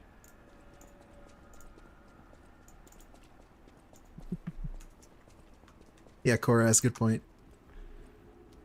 All right, Phil, come on, get on with it. Get on with it. Come on, dude. Hey Phil, after watching your playthroughs and hearing Slayer's tip, I decided to download Baldur's Gate 3. I've been having a lot of fun with it, or a lot more fun with it than I thought. I don't give a In fuck. fact, like I said, back every day we put some nuts or crackers or something. I What? hope you would. Your playthrough with your chat has helped me and assisted me a lot by the great content. Don't care. Well, I don't know about kicking a squirrel into a tree. I didn't do that. I think I did a dialogue check. I probably would not kick a squirrel into a tree. I love all kinds of creatures. In fact, like I said, out back every day we put some nuts or crackers or something out there. And we get squirrels, birds, and all kinds of stuff who come and eat at our back porch. Wow. We love that. That's awesome. I probably They would not love kick it. the squirrel. But They watch his to each streams their through the own. window. That is the beauty of Baldur's Gate 3 is that you can choose to do missions as you would. And I'm glad to hear that you're enjoying it, and thank you for the Thanks tip. for your permission, Phil. I received a $1 tip From Santa Claus. Huh? I got an anonymous $1 tip. If the Game Awards are biased against Hogwarts Legacy for being woke, why did Last of Us 2 win Game of the Year a while back? What? That's not what I said at all. I said that the Game Awards are biased against Hogwarts Legacy because J.K. Rowling invented the universe, and she is anti-trans. It's the opposite, because they view that anything associated with J.K. Rowling is anti-woke, basically. That's why you completely misunderstood what I was saying. It's the opposite. They are the games media are It's over, bros. incredibly It's Jover. It's leftist-leaning, Jover. It's Jover. Okay, No, it's not. incredibly We're good. progressive. So Last of Us 2, Game of the Year, no matter what. Oh, really? What about this? Oh, you don't like Last of Us 2? You're a bigot. Well, I have a valid reason to not like the game. You're a bigot. Who are you Okay, talking great, I'm a about, bigot. bro? The phantoms in Okay, your head, well, man? what about Hogwarts Legacy? It has all these great things. Oh, no, J.K. Rowling. What are you talking about? What do you mean? Well, it's a good game. It has all this robust universe. Complex things we've never seen before. Great attention to detail. All these things that for the first time ever The utilized in a mid-game? J.K. Rowling. You can't talk about that game. Oh, Oh. I see. You misunderstood what I said. Sorry if you misunderstood. Maybe I wasn't clear. I was actually saying exactly the opposite of what you just said. Thank you for the $1 tip. Maybe you Okay. pignosed him too hard. Fuck off. I'm playing Okay. like yes. You know, if anything, what's a testament to how good Hogwarts Legacy was? What? My wife. It was What? not a fan of Harry Potter.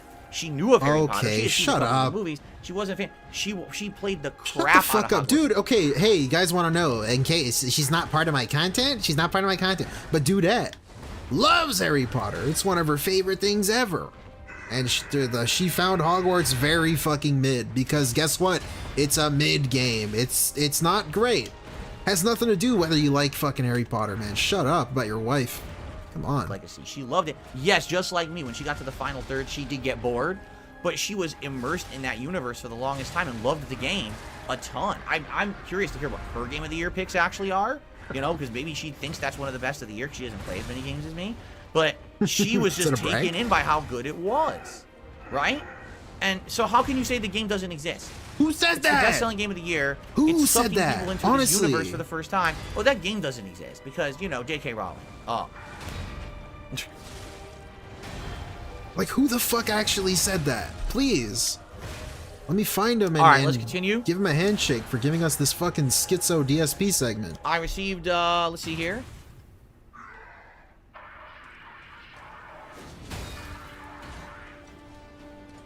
I gotta parry this bitch. Bill? I got a $2 tip. I don't know if this message was for me. Should I read it? I have no idea what this is a reference to. I received an anonymous $2 tip. Wait till you listen here to this one. Here to this one. I'm going to read it word for word. You tell me what this set means. The golf cart is really fun. Golf. I'm sticking my tongue out at people. What? Putting my hands above my head like a moose. I'm beating my chest and I'm making a peace sign. What? Making funny noises and making my smile and eyes big. What? Why did he read that? Okay. Well, have fun with that. Okay. I have no idea what you're saying, but thanks for the $2 tip. All right. Okay. Well, whatever you're doing, wherever you're doing that golf cart thing, I hope you're enjoying. I don't know where that's happening or how that's happening, or I'm very confused. All right. No. John Smith, I do not have the original Red Dead Redemption on this channel. That is wrong. Are you watching my redos? I redid Red Dead Redemption 1 and Undead Nightmare on this channel years later, but those were different editions, and it was direct capture. Oh my god, this dude. These are my original playthroughs of those games when they were brand new with a camera. So I think you're misunderstanding. You're misunderstanding. Little Shaking Bake says, that was me. I was going to ride in a golf cart. Huh? What? Now I'm really confused. What? Fuck, it's over, So bros. one person is telling me It's Red Dead over. Redemption and Undead Nightmare are still on It's the channel. over. They're not. Those are my HD capture versions from a few years ago. Those are the replays. The All right. original. Dude, I don't care. Really? Okay. I received a whopping 15 gifted members. Don't care. So congratulations, members. So I have the right number. 11 members. 7-Eleven. What? And no, not the stream. Yeah, Tonight you're so funny. For Street Fighter, You're the of course, prettiest hey, girl if in anyone wants school, to end dude. it, yeah, that means that goal is all set. Well, I'm not even going to talk about members again today. Or what's the point? We already hit it, right? Well, I should say on this stream. Tonight for Street Fighter, of course, I'll say, hey, if anyone wants to. Oh, of course he'll say that. Of course he's gonna beg. What do you guys think? He's gonna go a stream without begging? What are you, Be a stupid? member or whatever. But there you go. Awesome. So good. And also, Felix the Maid popping their 13-month membership upping and says, woke or not, life's too short to be arguing about Prettiest it. girl in school. No, Hey, I Cosmic agree. Ape, welcome. I find it so crazy to me that, like, that people are just, like, arguing over this kind of stuff. You know what I mean? Like, You mean like you? Like you just argued, really? how do you even ignore a game? I don't know. We already talked about it. I really want to get into it again. To me, it's like, oh, I'm actively going to ignore a game's existence. Who said that? Because of my Again. politics. Like, okay, Okay. I guess. If you want to ignore people too, I guess, yeah. I don't know how that works. Anyway, You don't know how ignoring people works? I received a $20 tip What does that mean? from 1 Minute Man. He says, as you said, confront Kaga, and you can fight her. That's bad. And he says, Oh, I got him. who is Saza? Zaza? I don't know who that is. I'm smoking that He says, if ancient Saza is Zaza. still alive, you can save her. If you sneak out of the cave, go to the back, climb, exit through stone doors, she'll add to the story. I don't even know who that is. All Who right, is bro. Saza? Ignore it and move I have on, no please. idea. That name doesn't even ring a bell. But, Just stop. okay. I guess we'll have to look into that. Like, if you're talking Fuck. about stuff with the hag fight, you know, we had ended up right at the end of that fight, and What is I haven't this? even What do I beat do? yet or anything. So I Okay, guess stay we'll have to close try to to figure that out today. I don't know what you're talking about, though. But, no, I have every intention to go back to the Druid camp and confronting whatever her name is, Kaga, about what we found in the swamp. So that's probably one of the major things we're doing today in the game. Fuck off. All right, thank you so much once again, One Minute Man, as always. Oh my god. Support of my streams and content. I really appreciate that. I don't know, Korez. I really don't know. Okay. Okay, can we move on? Dude? Watch you, Phil, for 10 plus years. Great streamer. Thank you so much, Mark. Nice LARP. Nice LARP. Content. It's been fun. I've been doing it at the Level 1 podcast. Let's see. A few minutes left to chat it up before I end the pre-stream or the podcast. Hey, isn't it funny? I've been doing it at the Level 1 podcast or the pre-stream podcast now for like 2 years. I still call it the pre-stream. That's so funny. Set in my ways. Anyway, shit. I'm not on my soundboard. Does anyone have any questions on the topics on your mind? That's hilarious. Anyone like to shout out anything, talk about anything, please tag me in the chat right now at DSP Gaming, and we'll chat it up a little bit here before we begin. Oh, great. It's the silence segment followed by lip smack. Carlita says Steam charts. Top 3 releases are Hogwarts, Starfield, and Baldur's Gate 3. Starfield. First one is the best-selling overall. Second one was also released on Game Pass. Last one is Game of the Year and was early access. Twitter in shambles. So essentially, Hogwarts has beaten out the Game of the Year and the game that was on Game Pass and had all that hype behind it instead. Wow. On Steam. Whoa, no way. You're telling me Harry Potter's IP is stronger than Baldur's Gate's IP? That's crazy. Isn't that a funny thing? Whoa, that's like, I did not expect that. That's really weird. Gotcha. Yeah, because sales equal quality. We all know that. Sunday, what's a good price range for a good laptop? That's up to you for which features you want in your laptop. Branding is important, all that stuff. Branding. I can't answer that. There's no generalized answer. Thoughts on upcoming games? I hope they're good. Did you play Sonic Team Thoughts on upcoming games? I hope they're good. Wow, that's really cool. Racing? No. What are your thoughts on rollback netcode? It sucks. What is your vacuum brand? I don't know.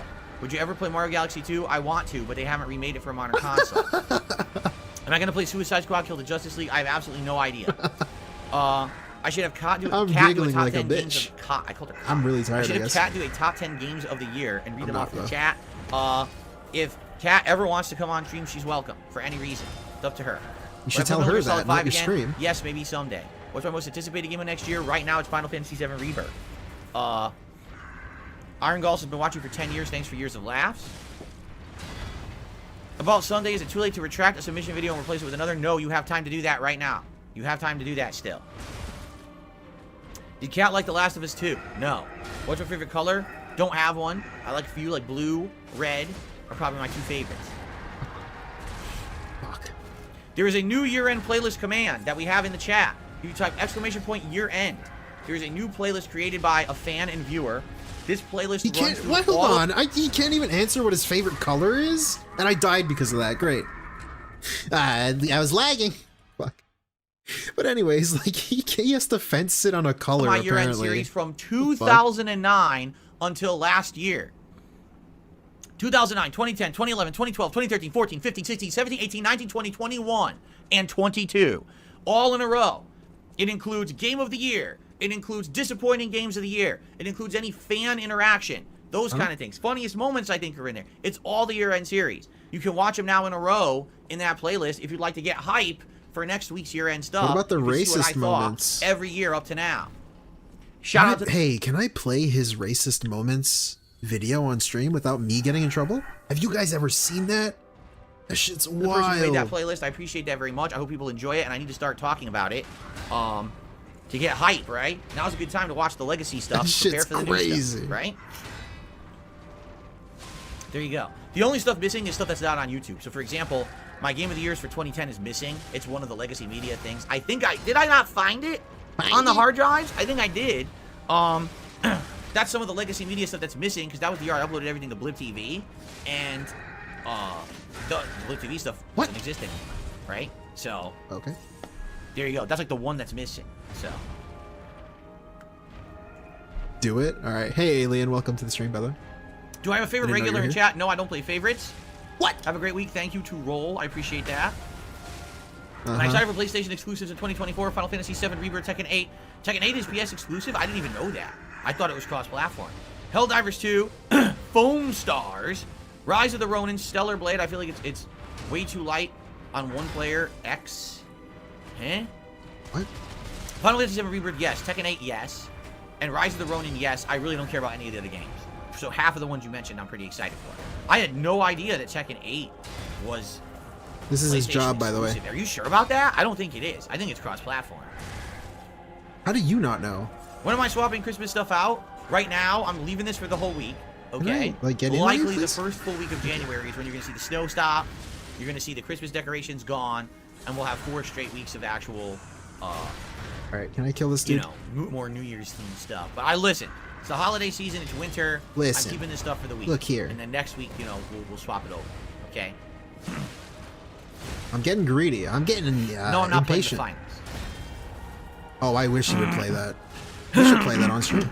Can we get a zoom in? No. Wait. Yes. Yes. Yes.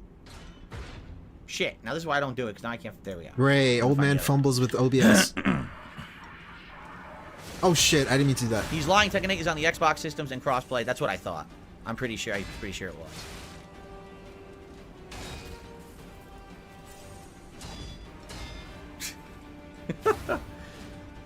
I know. Winter just started. Winter literally just started. So for me to have the snow and stuff is kind of cool. I would keep it January and February. People didn't mind, but I think people might get upset if I leave it too long. A lot of people just associate the snow with Christmas. I don't know why. We're gonna have colder weather in the next 1 to 2 months than we've had for Christmas. You know, like our temperatures are gonna go down in the next couple of months. God, failed. Did I hear Nintendo's next console is rumored to release next year? Yeah, but there's no substance to that shit, whatsoever. I pressed the wrong button. Monger idiots on the internet making shit up again. What? As always. The Drew Corporation popping his 3 month. I don't even know what he just said. Re-upping of his membership. He says Jeff didn't want to risk the smoke with Hogwarts. Yeah, you know, Jeff is 100% in the midst of the industry. The industry is 99% left-leaning. What? He has to be in line with all of his buddies. So source? He's not going to put up a stink that his buddies didn't nominate Hogwarts. You know. Sources, I made it up. No, we don't have a New Year's tradition only because with me, I almost always work on New Year's. My wife over the years has worked on New Year's Eve. He's like a construction worker. So we literally don't have anything that we plan or do traditionally for New Year's because every year is a little different. Fuck off. You know, oh my god, I'm so bad. New Year's, no, we don't really do anything. John Smith, goodbye. I'll see you later. God damn, bro. Gregor Clegane, you were gifted a membership by the Lucky Gremlin this morning. Gregor Who gifted me a Clegane, membership? big I ups. missed it. It was Lucky Gremlin. They gifted 15, and you were one of the lucky Don't 15. give him money, though. Gregor. I mean, Robert Strong.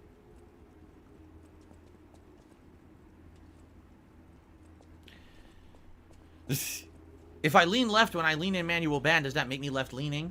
Well, hold on. So here I am. I'm going to all right. He takes. Band. Okay, yeah. You take the joke and make it unfunny. Thank you. Yeah, thank you. So that makes me ultra centrist. Yeah, that's right. Yeah, right. thanks for taking the funny little comment and making it unfunny. It balances out. Yeah, sure. Shut up, please. Center leaning asshole. Okay, I'm missing some gold dust. Hold up. Centrist. Oh my god. It balances out. It balances out. No one on either side likes Darkside Phil. Everyone hates him. That center-leaning asshole. What a center asshole. You got the people on the right, the people on the left, and then that asshole in the middle. Never mind. We there missed he is, some wedged bullshit. between the two butt cheeks. He's the asshole. Butt cheeks. Great. I'm glad I rewinded for that shit. God damn it. I'm missing my blocks. What would leaning far left look like? We'll take a look at Joe Biden falling down one of the 27 sets of stairs he fell down in the last couple of years. Or if you want to say, what does leaning far right look like? Take a look at one of Donald Trump's spray tans from the last... What? What's the joke? I make fun of both sides. I will make fun of both sides. Okay, I don't shut care. up. That's what I mean. I'm not a political guy. I'll make fun of everybody. I'm not a political right? guy. That's why I'm calling everyone leftist bigots. Collect. It's like, you know how some people collect trading cards or knickknacks or action figures? Well, Donald Trump collects felony indictments. It's like his hobby.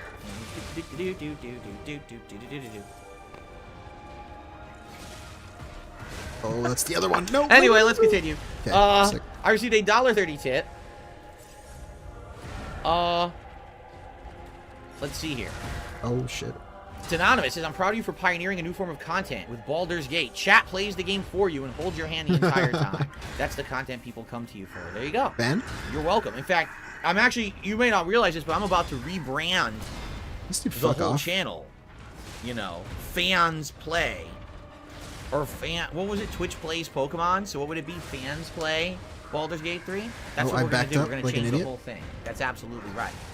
So there you go. You do realize there is a thing here. It's called buying the game and playing it for your fucking self. So that you don't have to complain that you don't like the way someone else plays the game. That's a good thing to say as a streamer. Yeah. You can actually get the game and play it however you want. And then we don't have to hear you bitch about it in a $1.30 tip. It's a remarkable concept, isn't it? Wow. It's remarkable. Groundbreaking stuff. I received a $5 tip from Axel. And he says, who's this new Axel guy? All this woke political stuff has to stop. Keep up Baldur's Gate 3 streaming. Has been a lot of fun. Thanks for being a good guy. You are welcome. Axel, thank you so much for the $5 tip this morning. And, of course, for the $10 tip overnight. Here's the thing. As you guys know, I'm not a political guy. I'm not. That's the third time he said that. About these politics.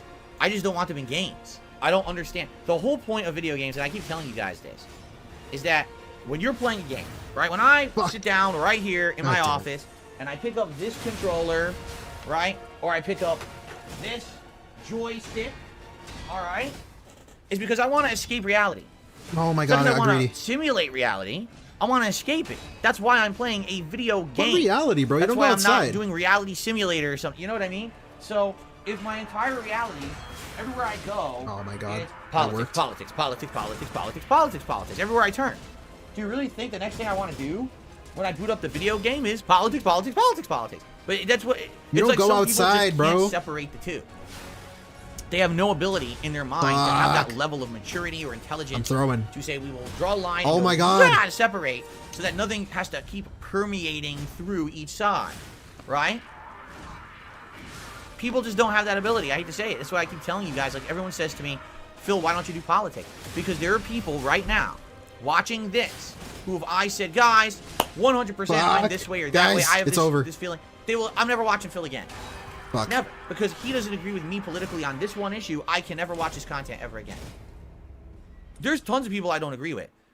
I don't disown them all. I don't say, well, you know, what about the checkout person at the grocery store? Disown them all? Like, what the fuck? You don't talk to anybody. You don't have friends. Well, I heard that they're very political. It seems like you disowned all your friends, bro. They disowned you. This sucks. You don't have friends. One way. Well, I can't go to that grocery line anymore. I can't deal with that person. Okay. What? Take it to the extreme. Huh? Huh? You know, I really like chicken sandwiches, but I'm not going to ever eat a Chick-fil-A because they're very hyper-religious and I'm just anti-religion. It's chicken. It's a fucking chicken sandwich. What the fuck are you talking about? People are like this. Like, what the hell is your problem? That all of life is not all about you and these ideas in your head. No, it's not. No. That's a great quote. This is a good one. I like this one. People are like this. Like, what the hell is your problem? That all of life is not all about you and these ideas in your head. No, it's not. No, really. I'll tell you right now. All of existence is not about the personal feelings and thoughts in your head. Everyone out there, you should maybe get a wake-up call if you think that it's all about your belief system and shit. It's not. Existence will go on, even if your belief system doesn't. Things still exist. All right? So things can exist outside of the realm of what you think is right or wrong or this or that. It still happens. Things still happen, you know. It just blows my mind. Good Lord. How can you be so like that, you know? To me, listen, as I get older, I want to hear everyone's perspective. I totally understand why there are some people who don't want to why you ban everybody, right? Hogwarts Legacy. That they feel that if they spent money on that game, that they're putting money in J.K. Rowling's pockets, and they feel like she's such a bad person for the things she said that are anti-trans, and she's incredibly harmful to the community. I get that reasoning. I understand it, and I respect it. That's your opinion, and if why would you choose respect to that? Skip that game, fine. If you choose to say it's not something that I'm interested in, fine. But to ignore the existence of the game like it didn't exist when it's going to be the best-selling game of the year, dude, that's you ignored it. Madness. Madness. There's a difference. Okay. Well, there you go. Battleduck says I had to give up all chicken fillets of all kinds because I heard that chicken's political stances don't align with my own. You're so funny, dude. You're hilarious. I can't eat chicken anymore. Joel Loft says, just skip an Avatar completely. I've just finished the game. It was a typical by-the-numbers Ubisoft game. It became so mind-numbing by the end. There you go. What? Hey, I'm playing Avatar. It's called Far Cry 6. I'm watching my wife play it right now on Game Pass, so I'll just pretend everyone's blue. I'll say I play Avatar. He said, I'm playing Avatar. My wife is playing Far Cry. What? What does that mean? There you go. American MAGA Undertaker, of course, now choosing this moment to pop his re-upping of his membership for 10 months to say, make America great again. At this point, that slogan is so, like, cartoony, right? I hate to say it. Like, it's been so overdone and politicized, and so many people make fun of it, and so many people push it like it has meaning. It's just a cartoon. What do you think? How about you give me your opinion? It would be much better if there was another slogan that they would come up with, those people, because I don't think anyone takes it seriously anymore. Those people? What do you mean by that? Those people. Sarah says, do you think with how bad Starfield is, it makes people appreciate how good Baldur's Gate 3 is? Yeah, for sure. When you had a game that was so ridiculously hyped, not that there's anything wrong with that, the IP, and everyone was counting on it to be good, and it comes out, and it's literally exactly the same as every those people that I voted for. With lack of polish, insane loading times, bullshit out the ass, kind of act like he did for some reason. Not great development of story and stuff. Yeah, it's just when you have that comparison of this versus this, and now you can see that comparison. This was supposed to be great, but oh god, why is this so much better? It just makes everything else look better. It really does. I think I played too defensive on this. Dude. Oh, yeah, guys, I don't know. My god. Again, I keep telling you guys, anything involving my wife is up to her. I'm not going to pressure I'm hitting a brick wall, guys. Doing stuff. I'm not going to say, all right, is this done? Can we move on? Can we go to the next one? Wait. I'm missing gold dust. Well, let's see what she wants to do. Okay. Anything involving my wife is up to her. I'm not going to pressure her for anything. If she ever has any interest in doing stuff, I'm not going to say, hey, you write down your favorite games of the year and I'll read them to everyone. I don't know. Well, let's see what she wants to do. Okay. This is my show. It always has been. If she ever wants to be a part of my stuff, the door. I keep telling everyone the door is always open. She's always welcome to be a part of it. Okay. The door is always open. That's not even literally true. But okay. He can't just ask her for a list of games. That might be too much work for her. I don't know.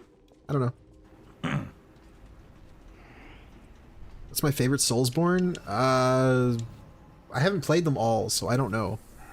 Dark Souls 3 maybe? All right, are we good? But I haven't played Bloodborne a lot, so I don't want to play it on PS4. I'm a guy still holding out hope for a PC version. But Dark Souls 3, I guess. Dark Souls 1's world, obviously, atmosphere, great. My favorite though is probably 3. I think we covered quite a lot on today's show. But there's things I love about 1 that never been recreated. I think it's time to adjourn the show. I want to say thanks. You've been a great audience. It's been a good, interesting show. And now it is time to end that show and to begin with today's gameplay. I actually need to change out these slides. Did I change out the Christmas for New Year's? Hold on a second. I might have changed out the Christmas for New Year's. I want to see if I did. You might have. Hold on. Pro streamer. Ah, shit. Okay, hold on. I thought I had and I hadn't. Let me get rid of the Christmas. Oh my god. I'm going to keep the winter.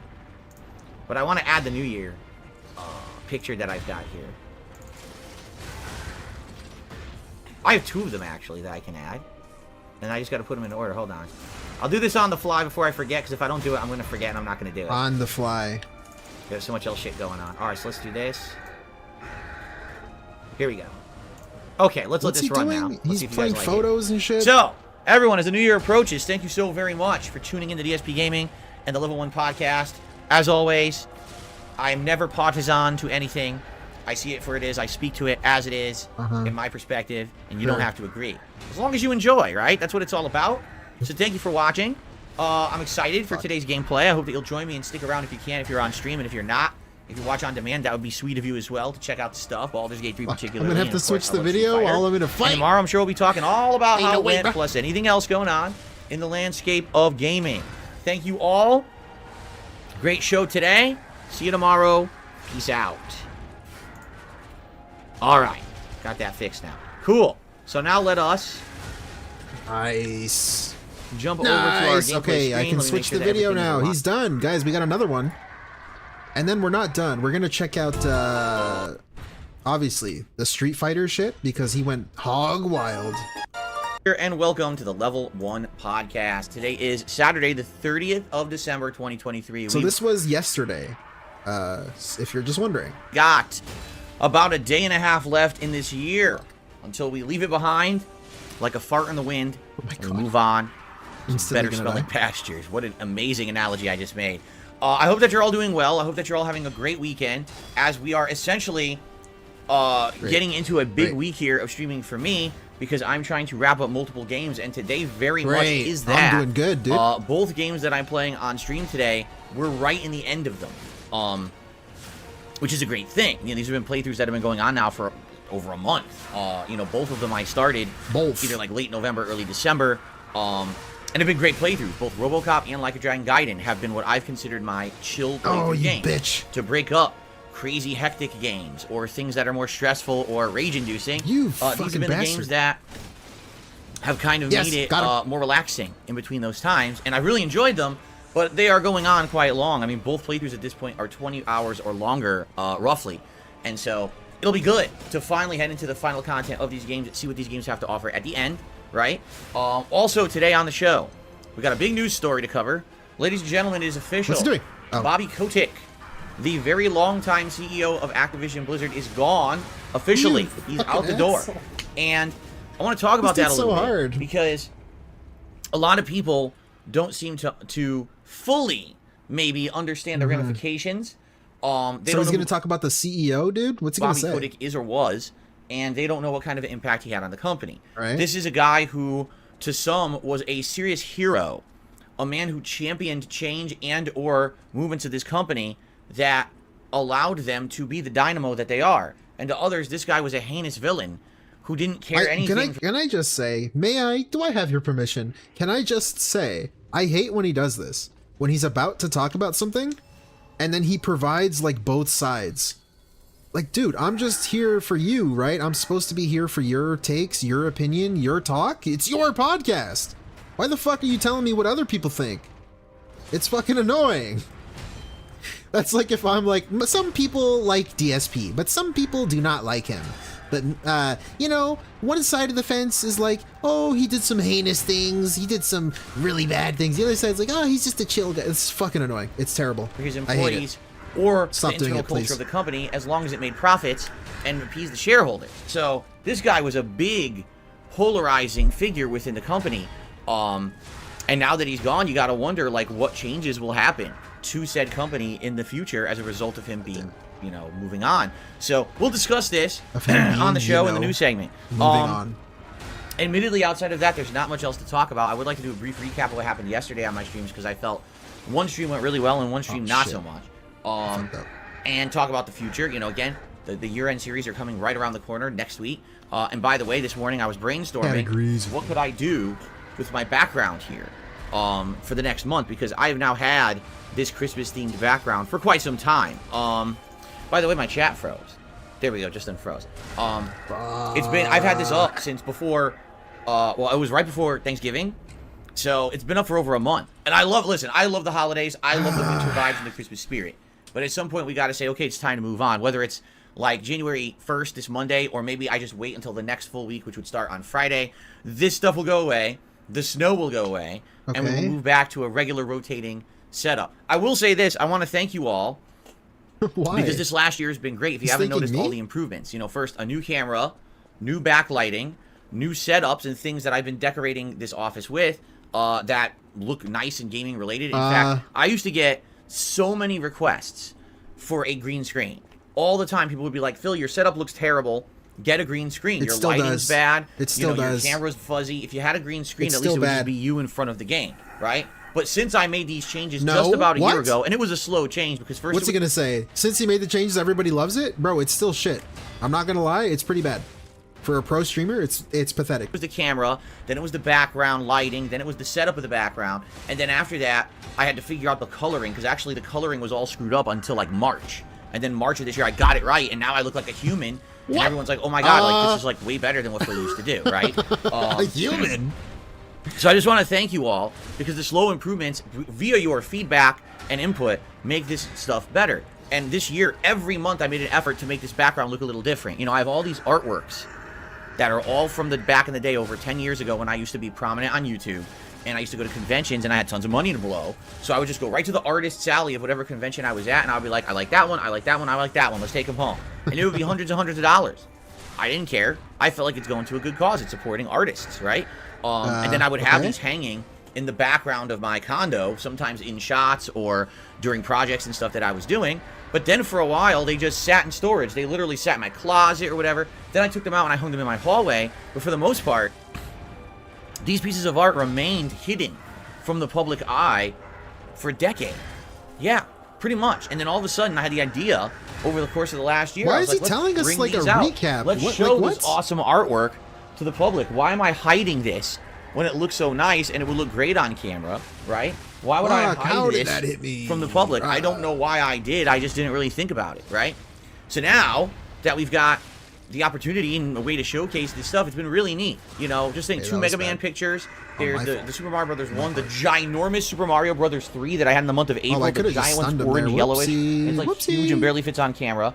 And then we got the Ninja Gaiden and the Punch Out, right? And then over the course of the year, I added new things. Instead of just this ghost lamp, we got the new Game Over lamp that I alternate with. And then I have that new picture. So guys, all the improvements have just been literal garbage things that he puts on his stream. How is that an improvement? This is Blame It on the Lag, which I think is actually kind of neat, because I play online games right now that I like his wife all the time when I lose. So it's kind of pertinent, right? So it's been nice to have that alternating. And I was thinking, gee, you know, come this either Monday or next week on Friday, I'm probably going to be swapping it out again. I'm thinking, what should I do next? And I'm like, well, you know, I've shown everything. At this point, you've seen all the art. It's just a matter of like alternating it around in a way that it doesn't look the same, you know, every month. This month we had the Christmas stuff. In October we had Halloween stuff. Over the summer for August we had my 15th anniversary, so I had my 15th anniversary t-shirts that were there. In the month of June we had Blanca and my Blanca t-shirt from Street Fighter showing there for the launch of Street Fighter 6. So it's cool that I can kind of have that pertinent stuff when these kind of special things happen. So I'm debating, you know, what to do for January. I don't know. I was thinking maybe just doing all 8-bit stuff, like maybe do one Mega Man and one Mario, combine that, get rid, you know, the ghost could go away for a month, could bring back the Game Over sign. Anyway, you'll see. Someone had a great idea. That's such a cool idea. What a great idea. Online, and they have these, and I forgot exactly what the name of it is, but it's like these boxes that would be like think about the size of this, or maybe a little smaller, but it's an LED box. Can you not? Bro! And what it is, made of little LED lights, and you can actually program that. Bill really thinks having a cat and a maid, wife, mom, is considered a family when it is in fact not a family. Yeah, Corvo, that whole family spiel.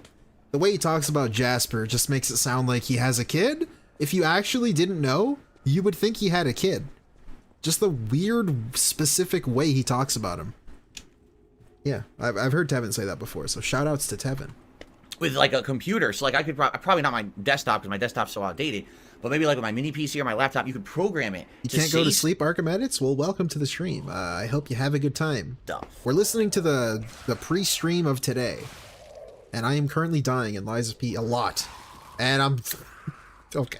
Like you could say the date on it, and it could say stuff on it, like Mega Man playthrough or something. Like, let's say, for example, I'm going to play Robocop. It could actually say Robocop Rogue City Endgame on it when I go to play the game, right? How cool would that be? What's he on I think that'd be pretty darn neat to actually have a background that's pertinent to what I'm doing on said stream. Or it could say the Level 1 podcast or something like that, What's right? he saying?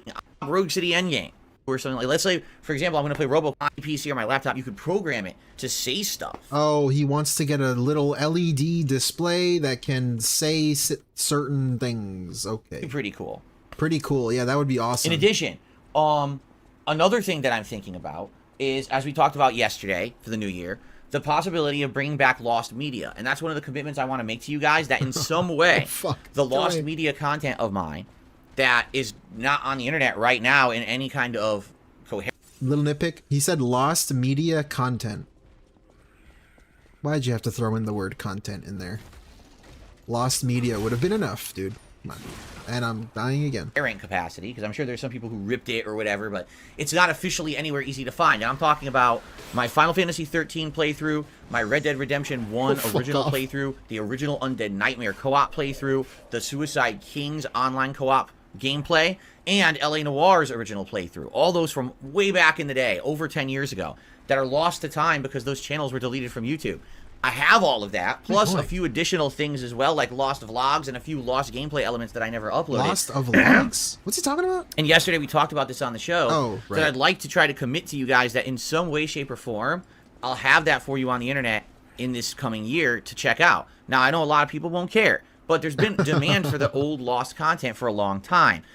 In fact, what I would say is... what would you say? What would be neat would be if I could have a rebranded or a new YouTube channel catered just towards that content, right? And instead of just uploading it maybe in the 15-minute parts, maybe it could be a more digestible content.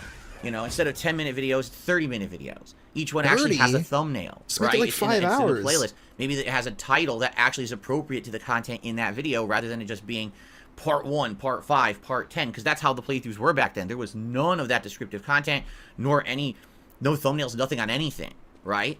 But in addition to that, you know, I've been getting some ideas. People have been contacting me behind the scenes about ideas. They're like, if you have a retro-themed channel, right?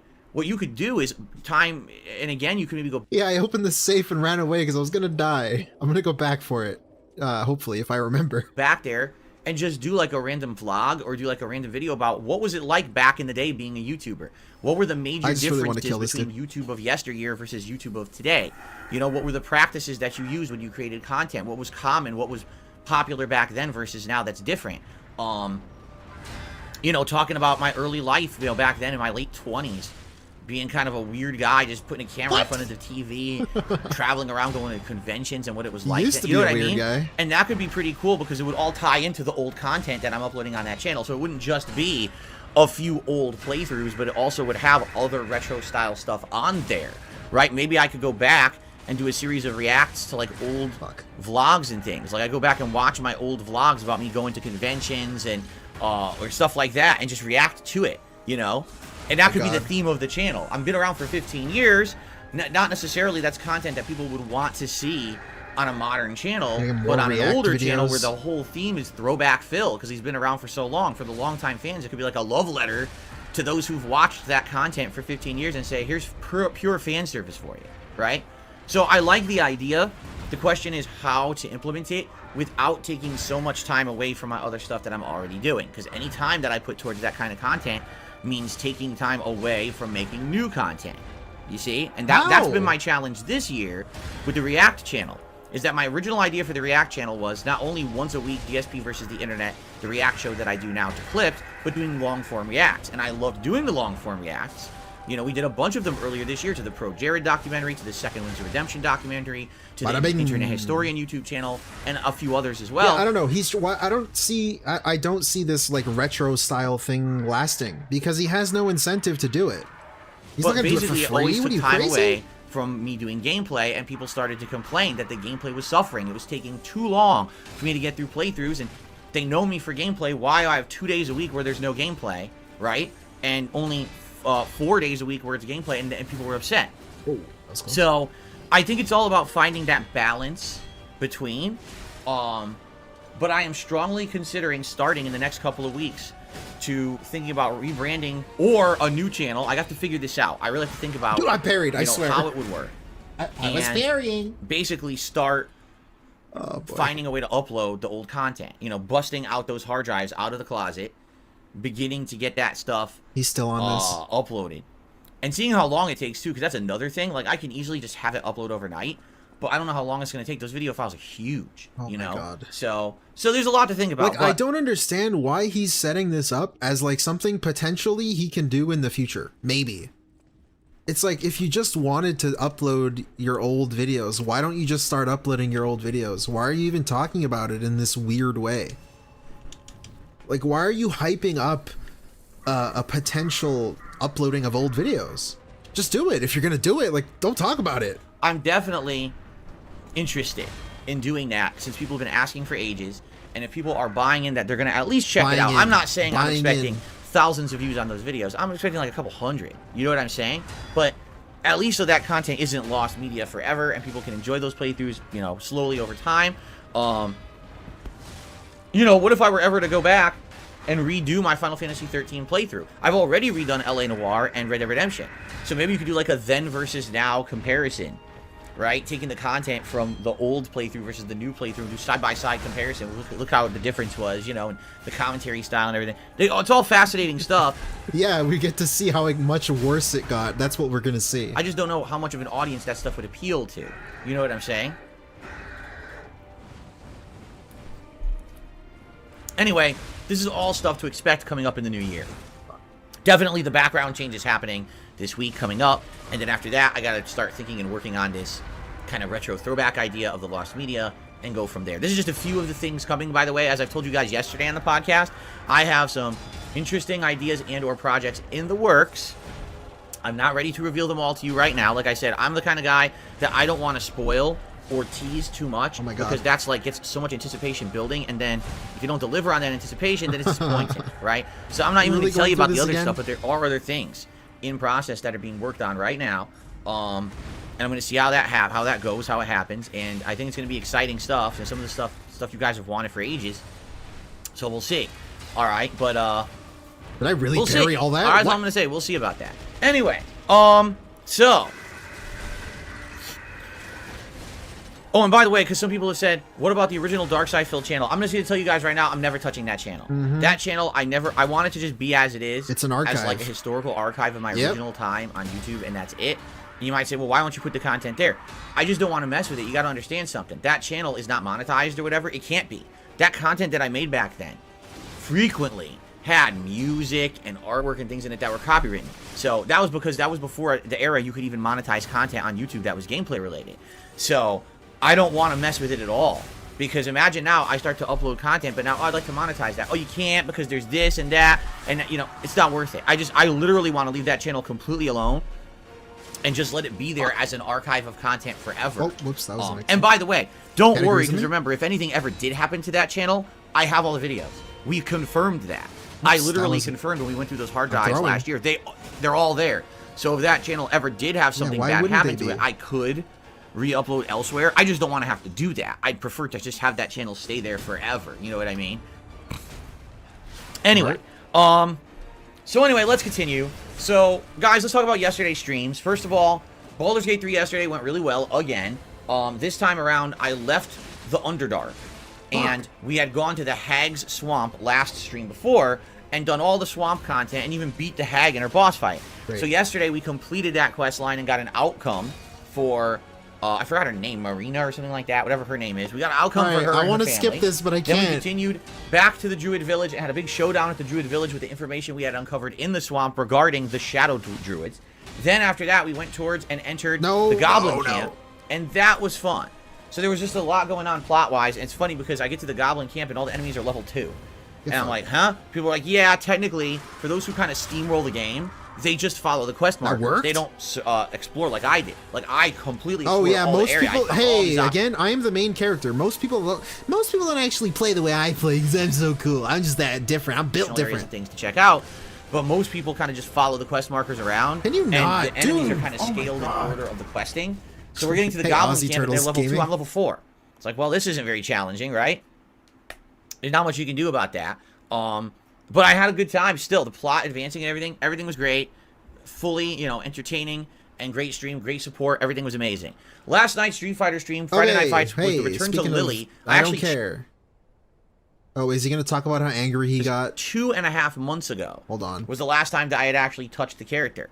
The good news is I remembered how to play with her almost entirely. There was some rough spots where I was doing the wrong moves and or wrong things to juggle. And that's because I'm rusty. But the majority of matches, I was actually remembering how to play, what to do, you know, combos and everything. The bad news is there's 2 major problems with Street Fighter 6. It's the same problem I had with Dalsim and the same problem I had with Blanca last week. Number 1, the connections in general have gotten worse. They're not as good as they were back when I was playing this game June, July, August. Okay, probably because the player base has been dramatically reduced because it's not a new game anymore. And you will notice the vast majority of matches that I'm playing are cross-play, meaning the person I'm playing on the other end is playing on PC, and they have advantage. They have less input drops, less input delay, and the netcode favors that. So, for example, if I'm facing someone who is using a top-tier character, and they're literally just walking forward and saying, jab, jab, jab, jab, throw, jab, throw, throw, throw, jab, throw, they will get their inputs most of the time. If I'm trying to react to that pattern, which I do, I'm not using top tier characters who can do that kind of gameplay. If I try to react, I'm more apt to get my inputs dropped, delayed, or coming out as something else because rollback netcode favors repeated spam over something timed well to counter the repeated spam. Yeah. Okay? So that's the problem. So, of course, DSP is the main character, and as we all know, he is the perfect player. And everybody who plays him is a laggy bitch. He never does anything wrong. Everyone now has settled into like a top tier character. They know their spam pattern that they can get away with online, and they just do it ad nauseum. This reminds me of back in the day in the mid-2000s when GGPO netcode first launched. All right, and people were playing games like Super Turbo and other games on there, and I saw people who normally were not good at these games offline, all of a sudden were becoming dominant online for spamming, back in shit like that. 2008. And I called this out. I called out this netcode with Tony Cannon, the inventor of the netcode. I said, why is it dropping inputs? Why is it favoring the spammers? And explain, because that's how it is. It's a predictive netcode. And I said, well, then why don't you come out and tell everyone that? He says, because I want to sell the code. This, he's got to be careful with this back in the day story. This is like probably slander. Actually, I don't believe him. And show of hands, who believes him? That the Cannon brothers were like, yeah, Phil, you uncovered our secret. You know that it's actually a lie and rollback netcode doesn't work, but don't tell anyone because we're trying to sell it to Capcom. Like, come on, bro. Shut the fuck up. And make money. So I don't want to... And sell it to make money. I forgot that No, we don't want to highlight the negatives. You gotta say to make money, to make it sound worse. So the game looks better, because it doesn't look like it's lagging, but the gameplay overall favors online spammers. It's shit. But people don't want to hear that. The FGC definitely does not want to hear that. Instead, they just want to believe that this is the optimal netcode. It's not. You could definitely have better netcode, but no one's made an effort to do that. No one. Everyone just says, oh, rollback's the best, put rollback in everything. Okay? The other problem with Street Fighter 6 now is that the game's 7 months old. And in 7 months, what happens is everyone settles in to their own style of playing one character constantly and just learning that abusive pattern, and that doesn't make the game fun anymore. It just doesn't, you know? Like, when a game is fresh and new, and everyone's... Okay, so translation to that. When it's new, there's like random players who just buy the game and don't really know what they're doing. And then months later, the players who stick with it get better at the game, and he can't keep up. That's really just the secret sauce to that statement. So that's all he's really saying. Trying new characters and new strategies, and no one really knows what they're doing. The game's a lot more interesting. Yeah, when you start to get to that 3-4 month level where people are kind of getting their stride with certain characters, it's fun. When you get to month 7, 8, now it's like, all I do is I turn on the game and I fucking pick Camby and I go jab, jab, jab, throw, jab, jab, jab, throw, jump, jab, jab, jab, throw, jab, jab. That's just not fun anymore, because what it means is it's more like you're rolling the dice on, will you get lucky? Will I get lucky and have my move come out to stop the abusive pattern? Roll! As if I'm playing D&D. Oh, darn. I hit critical miss, you know, or what? You lose. And there's nothing you can really do about that. That's how the game is now, right? So for me, someone who doesn't play the game all the time, what am I playing? Once a week, twice a week tops, if that. Not playing the dominant top-tier characters who can do those abusive spam strategies. Literally, the 3 characters I'm playing don't have abusive spam strategies. And that's what I like. I've never liked characters who are completely abusive with spam and shit like that. I think it's so fucking boring. And I don't find that entertaining to play. I just never have. Why do you think I always use the oddball characters like Blanca or the grapplers? Hey, like I'll tell you why. He uses oddball characters that are considered low tier because then he has a built-in excuse. Everyone he's playing is playing a better character, right?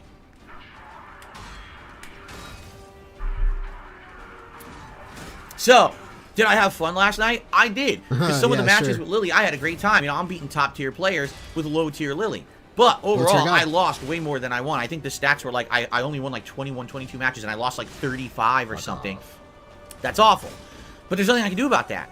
I can't improve the experience. The vast majority of matches I'm playing, you will see, are crossplay. Meaning the person I'm playing on the other end has a natural advantage by playing on PC. They're not getting input drops like me. They can break throws. That's another critical thing. I can't break throws. When someone goes to throw me, I can know it's coming, and unless I mash the buttons early before the throw animation is actually on my TV, I cannot break a throw because I'm on PlayStation. If I were on PC, I could break throws because the input delay is less, but the input delay is too strong on PlayStation to actively break throws without predicting it ahead of time. That's a huge problem. That's a ginormous disadvantage, especially when I have characters who get caught in throws. So, Anyway, I still had a good time, and people do come out for it, but I'll say this. Definitely the engagement's lower now. Like, people half the time aren't paying attention to the matches. Usually what happens when I do Friday Night Fights, within the first 20 minutes, a bunch of people show up and will support. Like, I'll tip, I'll do a super chat. As soon as I start playing, done. What? Like, as if I'm not playing. Just dead. Okay. So, that's the thing. Like, I definitely can tell it's time that people want me to move on from Street Fighter 6. Money. Different. Tekken is now in less than a month. Tekken 8 comes out January 26th, and that will be an extensive coverage of the story, me trying out characters, in training, going online, trying to learn said characters. I'll be watching gameplay videos and things of Tekken 8 to try to learn techniques and the like. I would hope that Tekken community will put out some good basic videos to show gameplay elements. Okay, slight derail. I'm really struggling with this fucking guy. I don't know if it's because it's late, if it's because I'm tired, I don't know. Maybe it's laggy, I don't know, it's rollback, I don't know, dude. It's delayed, I don't know. Because I've been so out of the competitive Tekken scene for so long that I don't even remember half the things.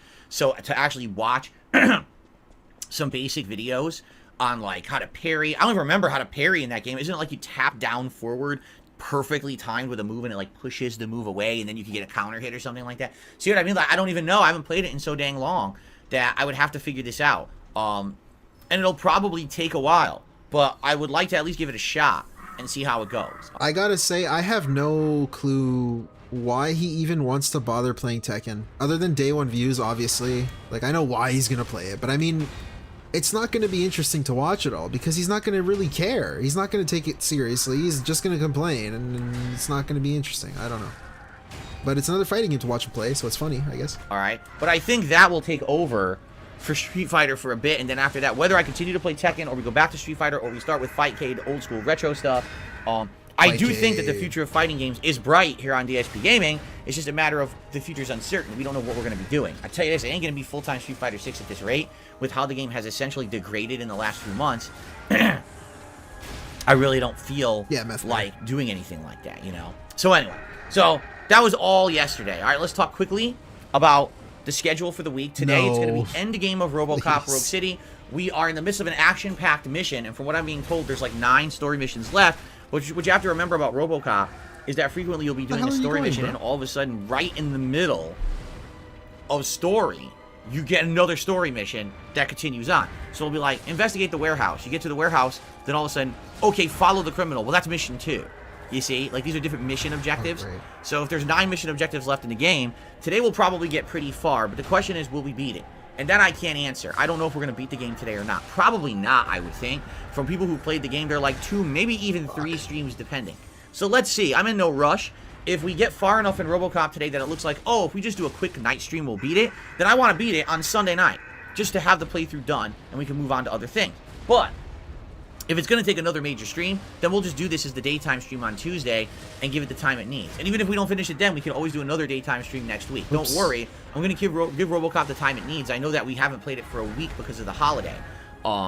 But we're going to finish it up in a good fashion and not basically cheat the viewers who've been following this playthrough all along, getting a good end. Oh, great. Now, on tonight's late stream at 6:45 p.m. Pacific time, it is Like a Dragon Gaiden Endgame. All right, dude, I got to say, I really don't care. This is boring. That sounds good to me. I want to check out the night I don't namely care. Playing the original Chrono Trigger, right I really don't give a Monday, shit. I don't care. I really don't. Have to. And so for a week you'll vote, and then okay.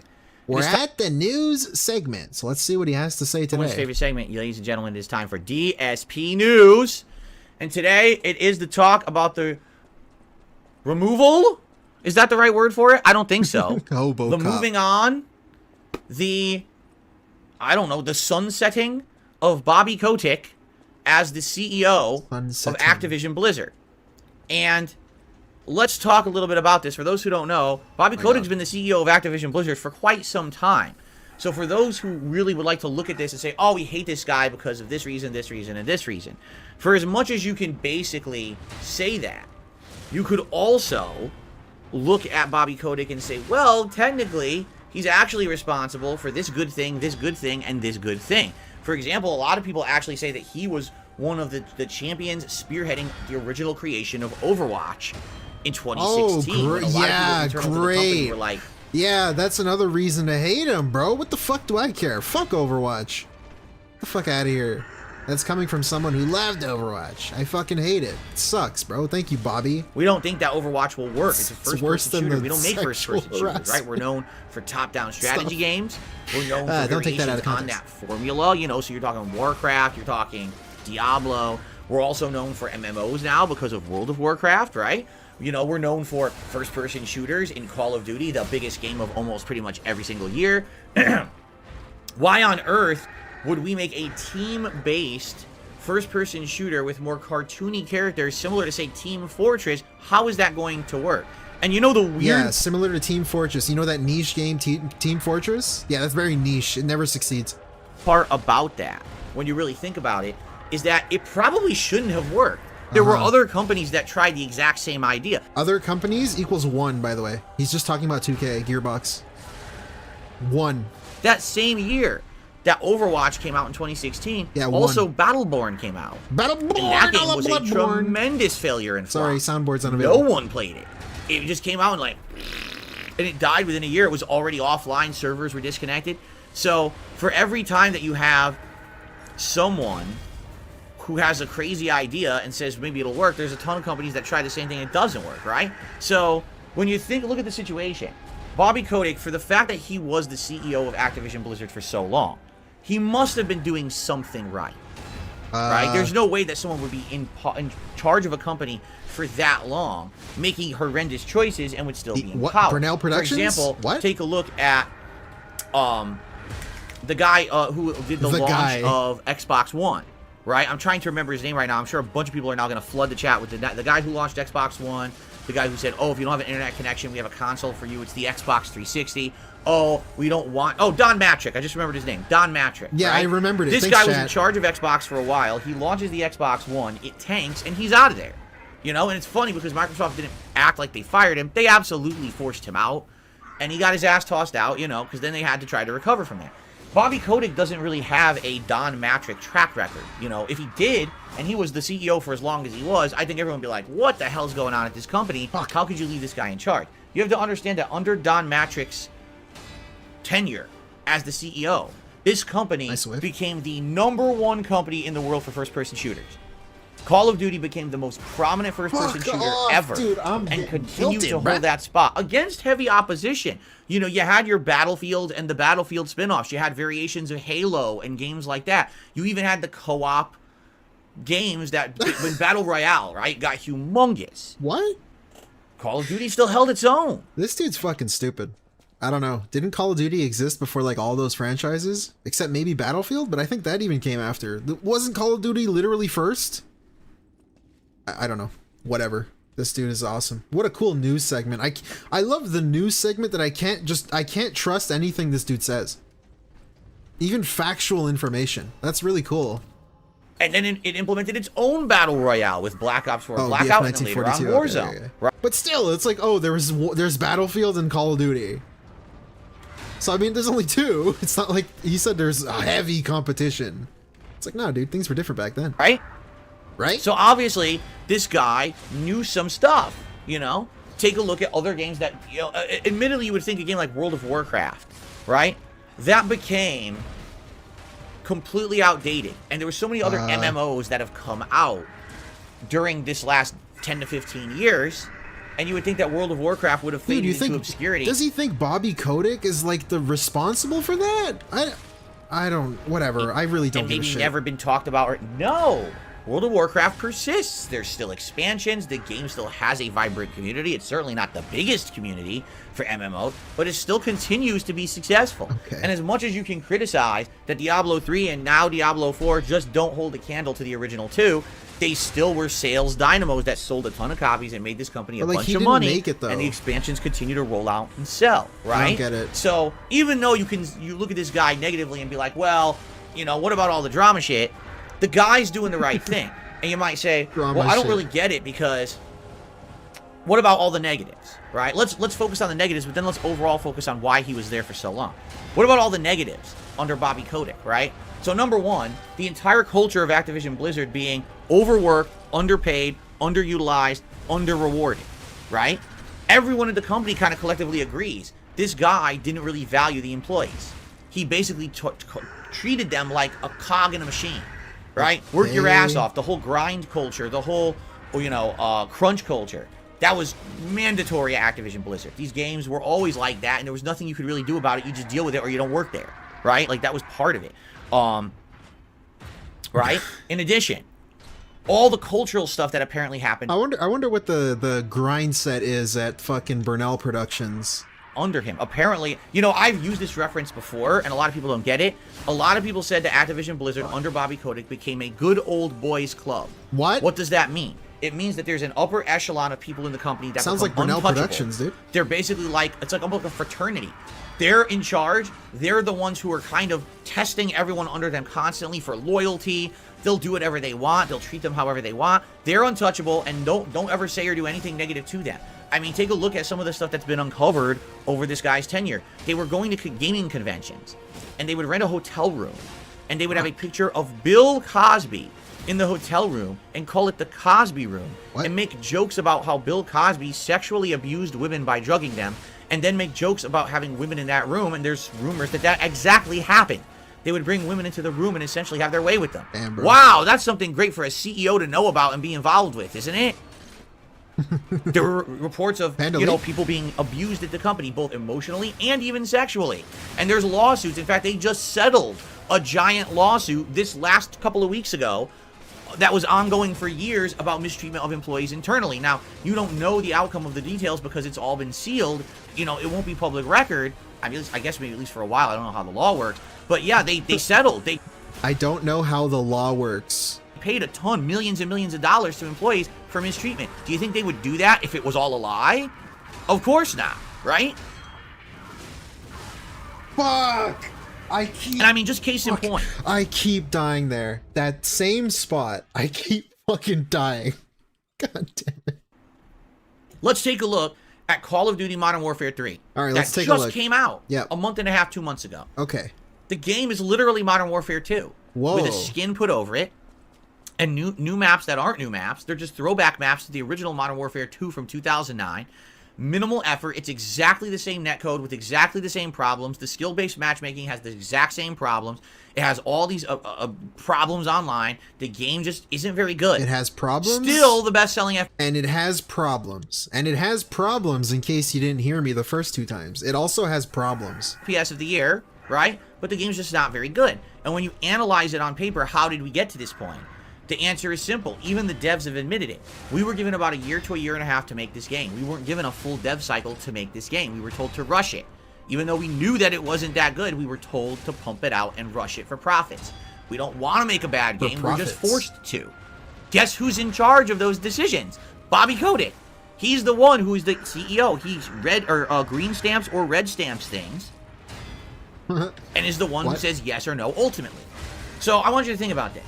If this guy is the CEO, and there's all these reports of awful internal negative, debilitating culture, crunch, that the employees hate their jobs and life, and they're just forced into these awful situations where there's an untouchable upper echelon of this company that can do nothing wrong so they can abuse the employees. They're having Bill Cosby rooms at conventions. The games are being rushed out and they suck, but it doesn't matter. Like, why would this guy have been in charge for so long? Yeah, I don't know. I hate these gaming company CEO gaming company rants because everything, like Phil, what about all the things that happened to you? Aren't you the CEO? Why aren't you responsible for any of it? I don't get it. I really, like, does he actually not make the connection? That literally everything he complains about applies to himself. I've always wondered this. Like, dude, all these things, like complaining about other people's CEOs. And somehow he doesn't see the irony in that. I don't know. Whatever. And ultimately, there's only one answer that makes any sense. This. Money. Money. Because what's happened is in the last 20 years, Activision Blizzard went from a company that was known as the company that makes great artistic games to the company that makes the games that make the most money. And that's the change that happened under Bobby Kotick. Because you might say, well, I don't get it. If they're not making great games, why are they so popular? Marketing, positioning, hype, lack of competition, or at least competent competition. What? There's a lot of factors involved here. For as much as we can say negatively about Bobby Kotick, great competition. we cannot deny the fact this guy is a shrewd, smart businessman. he knew how to position his company and release products in a way that basically they would be the dominant products in said market. When he released Overwatch, he knew there was going to be competition, but he released it with enough money, marketing, and things put into it that it would always be the prominent Team Fortress 2 spin-off that would be showcased. And all the other ones, like Battleborn and a couple others, no one even knew that existed. Battleborn and a couple of others. Please name those couple of others, because there's only one. There's literally only one.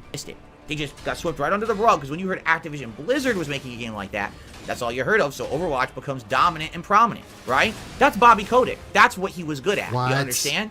So for all the awful things that he did internally, as a businessman, this guy actually was a great businessman.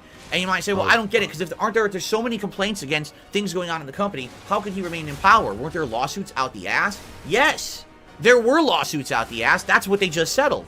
But the thing is, he stayed in power because of the shareholders. For those who don't know, publicly traded companies have something called shareholders. These are people who actually own the company. In part, you own stock, and the stock is a percentage ownership of said company. So, even if all these reports are coming out, the employees are upset. I keep dying. There's too much crunch. There's sexual abuse. The management's untouchable and is very much misbehaving. But if every year your company is making record profits, and those profits are then being given as dividends to the stockholders who own the company, meaning they're getting paid directly for the performance of the company, what motivation would those people who are now getting filthy rich have to change the management of the company? Right? They're making so much money. They don't give a shit. So they ignore all the moral issues within the company and say, as long as this company is printing money for us, we don't give a shit if anyone gets mistreated. And that's exactly what has happened over the last 10 to 15 years at Activision Blizzard. Now, what did it take to have a change in that mentality? Microsoft bought them out. That's literally what it took. Microsoft stepped up with so much money that the stockholders couldn't resist. They were like, wait a minute. You're going to even give us... Wait, also, is he implying the stock didn't go down for Activision? Is he stupid? I don't know if that's what he said, so I'm just not going to comment on that. I don't know. Been more money than if Bobby Kotick stayed in power. Yes, and then some. We're going to buy you out for so much money that Bobby Kotick will be an afterthought. You'll never even care that he was in charge and made you the money he did, because we're going to go over the top to purchase your company, okay? And that's exactly what happened. All these stockholders took a giant payday, essentially, from the Microsoft buyout. So now, Microsoft says, we don't want Bobby Kotick in charge anymore. We want him out. We're going to put our own people into these positions of power at the company, and we're going to run it how we want to run it, right? And a lot of people are happy about that, right? And so now they can get rid of Bobby Kotick. But the thing is, does Bobby Kotick now get the axe? Does Bobby Kotick does security go to Bobby Kotick's office, kick the door in, take these billy clubs, start smashing everything in his office, pick him up by the scruff of his neck, you're and so say, get funny, the fuck you're out, so you piece of funny, shit. you're pretty, and you're throw him beautiful, out into the dude. street and the big boxes of papers flittering in the wind? No. Do you know what Bobby Kotick gets? A golden parachute. He's received a $200 million payout to leave the company, and on top of that, other benefits. People are actually estimating he might actually get a total of $400 million just to leave Activision Blizzard. Look, I'm not gonna claim I know shit, but you know probably why that's happening? Because he knows where the bodies are buried, dude. I feel like CEOs like that know too much. That's why they never get publicly ostracized. And shit like that, bro. I think it's really that simple. You can't do stuff like that, because they can come out and they know everything. Why do you think Kathleen Kennedy is still at Disney? Because that's how that shit works. What kind of a world do we live in? This guy gets paid so much money. No exaggeration. His annual salary that he was receiving could have paid 1,000 employees under him. Do you think that he really deserved that much money? But again, the stockholders... Of course, it's like all about money, too. Like, he's not even celebrating that's like, oh, maybe, you know, Activision will make some cool stuff again. It's just money. Hello, Mr. Moneybags. They're making so much money, they want him to stay in power, so they keep paying him that much money so that he'll stay there and make them more money. Basically, it's just an endless cycle of greed, and the only people Everyone's getting hurt greedy except me. Are the employees and us, the end users of the content, who are like, why is the game not as good anymore? That's why. because it became all about that endless cycle of greed rather than the quality of the product or the art of the product or whatever you want to say should have been the focus. It wasn't anymore. You see? You see? So now, Bobby Kotick is getting... Well, he's not getting thrown out. He's just being told leave. And by the way, here's a lot of money to leave. And of course, a lot of people have issue with that. Now, here's the funny part. All right, officially as of today, it's the first day that Activision Blizzard is no longer under Bobby Kotick's leadership. He's gone. He left yesterday. Okay? Normally, when someone like this leaves a company, you would have an outpouring of people from over the years who would basically be coming out and saying, well, here, I want to reminisce about my work with Bobby Kotick and you know, the good times we had and all the good work he did for the company and stuff like that. Like testimonials to the nature of how this guy was a good guy for the company and for everyone else. Literally, journalists are going all around, interviewing people at the company, asking around. Literally, no one has made a positive testimonial about Bobby Kotick. Everyone either does this, zip, and says, I have no comment, or says, well, now that he's gone, now I can tell you, actually, here's some of the stuff that's happened over the years. There's been a story that he actually didn't like an employee so much, he threatened to kill them. Now, do I believe that that is true and that he actually was going to murder an employee? Kind of like how DSP threatened to go across the pond and fight someone in Europe. Remember that? And how he's threatened people with an axe at his door in case they break in? And that he wants to punch trolls through the internet? Kind of like threats like that, right? That kind of sounds familiar. I don't know, dude. No. But can you imagine if you're someone who's working at this company and you're told by your CEO or you heard through the grapevine that your CEO wishes you were dead? Because I think that's really what it was, that he wished someone was dead because they were causing him problems. How would that make you feel? Exactly. Right? And that's just one example. There's people who basically said that they spoke up against something or whatever, and basically this guy would come down on it for having any kind of a speaking up against what this guy had intended that the company should be doing. Even if what they were saying was backed by facts. Saying, I don't think this will work because you want to do it, but what about this, what about this, what about this? He would just, you know... Hey, Leigh Garfield. Shove it down. Welcome In to the fact, stream. here's a funny thing, and this is documented. So, you remember last year, we had the release of Overwatch 2. Yeah. You remember how bad that launch was, that the game did not work at launch. And I continuously tried to play that game for another 2 weeks after launch and literally could never play it. You remember this, correct? Bobby Kotick blamed all the negative press about Activision Blizzard on that. He was claiming that the reason that Activision Blizzard had a very bad reputation in the press was because Overwatch 2 had a bad launch. Not because at the same time he was embroiled in multiple controversies, multiple lawsuits. Hey, if you're watching the screen, I'm sorry for this trash gameplay. I'm stuck on this part. I cannot beat this. He was, oh, it's not me. It's Overwatch 2. And it's documented. There's internal, he wrote emails, he gave, all hands meetings where he said this publicly. That's what our problem is. It's Overwatch 2. It screwed us over. Not him. So to him, he's immune to anything. He didn't do shit, right? It was always just this one game. Was the... Yeah, I mean, I don't know. See, this is the problem, again, with his fucking news segment. I don't even know if he's telling me the truth. Is he exaggerating this? Because he uses his own words, and it's like, is this really the story? Is he reading the article? Is it written that way? Is this really what happened? I can never trust anything this dude tells me in the news segment. Scapegoat for all the negativity thrown towards the company. So that's just a couple examples, all right? So overall... the Bobby Kotick situation is just kind of representative of what has happened in American corporate, I should say corporate America in the last 15 or so years. Yep. What's happened is we've had a shift. No way. Is he going to mention the helicopter company? Is he really going to mention that? I refuse to believe he's going to mention that, but he will. Means that are a balance of, yes, we're here to make money, but along the way we have to be sure that we're kind of being morally responsible for everything else that we do. Let's make sure that our employees are taken care of. Let's make sure that the products that we're making are quality so that our customers can enjoy them. Let's make sure that everyone is being treated fairly on both sides of the equation. This is always supposed to be something that happens in corporate America. And what's happened with Activision Blizzard is, in the last 15 years, under Bobby Kotick's watch, all of that moral part just went away. It became strictly what's legal and what's not. What? So if it's legal, or if we can get away with it because we have so much control over our employees that there's no way that they would possibly speak up and or do anything about what we're doing, let's just keep doing it. Because as long as it makes us money, that's all we care about. And so we had game after game that came out and is underwhelming, despite the fact it has the biggest budget, has the ginormous marketing campaign, and everyone's hyped up to play it. You play it, why is this game not that good? I don't understand. I just don't get it. This is why. Because this guy was the guy infamous for making the profits, not for putting out the good products. For overworking and mistreating the employees, not for having a happy workforce that then was happy to make the good product. You see? You see? It's terrible. I hate when he says that. In a lot of ways, you can compare it to, say, like Walmart. You know, Walmart came into American business and systematically destroyed all the companies around it that cared.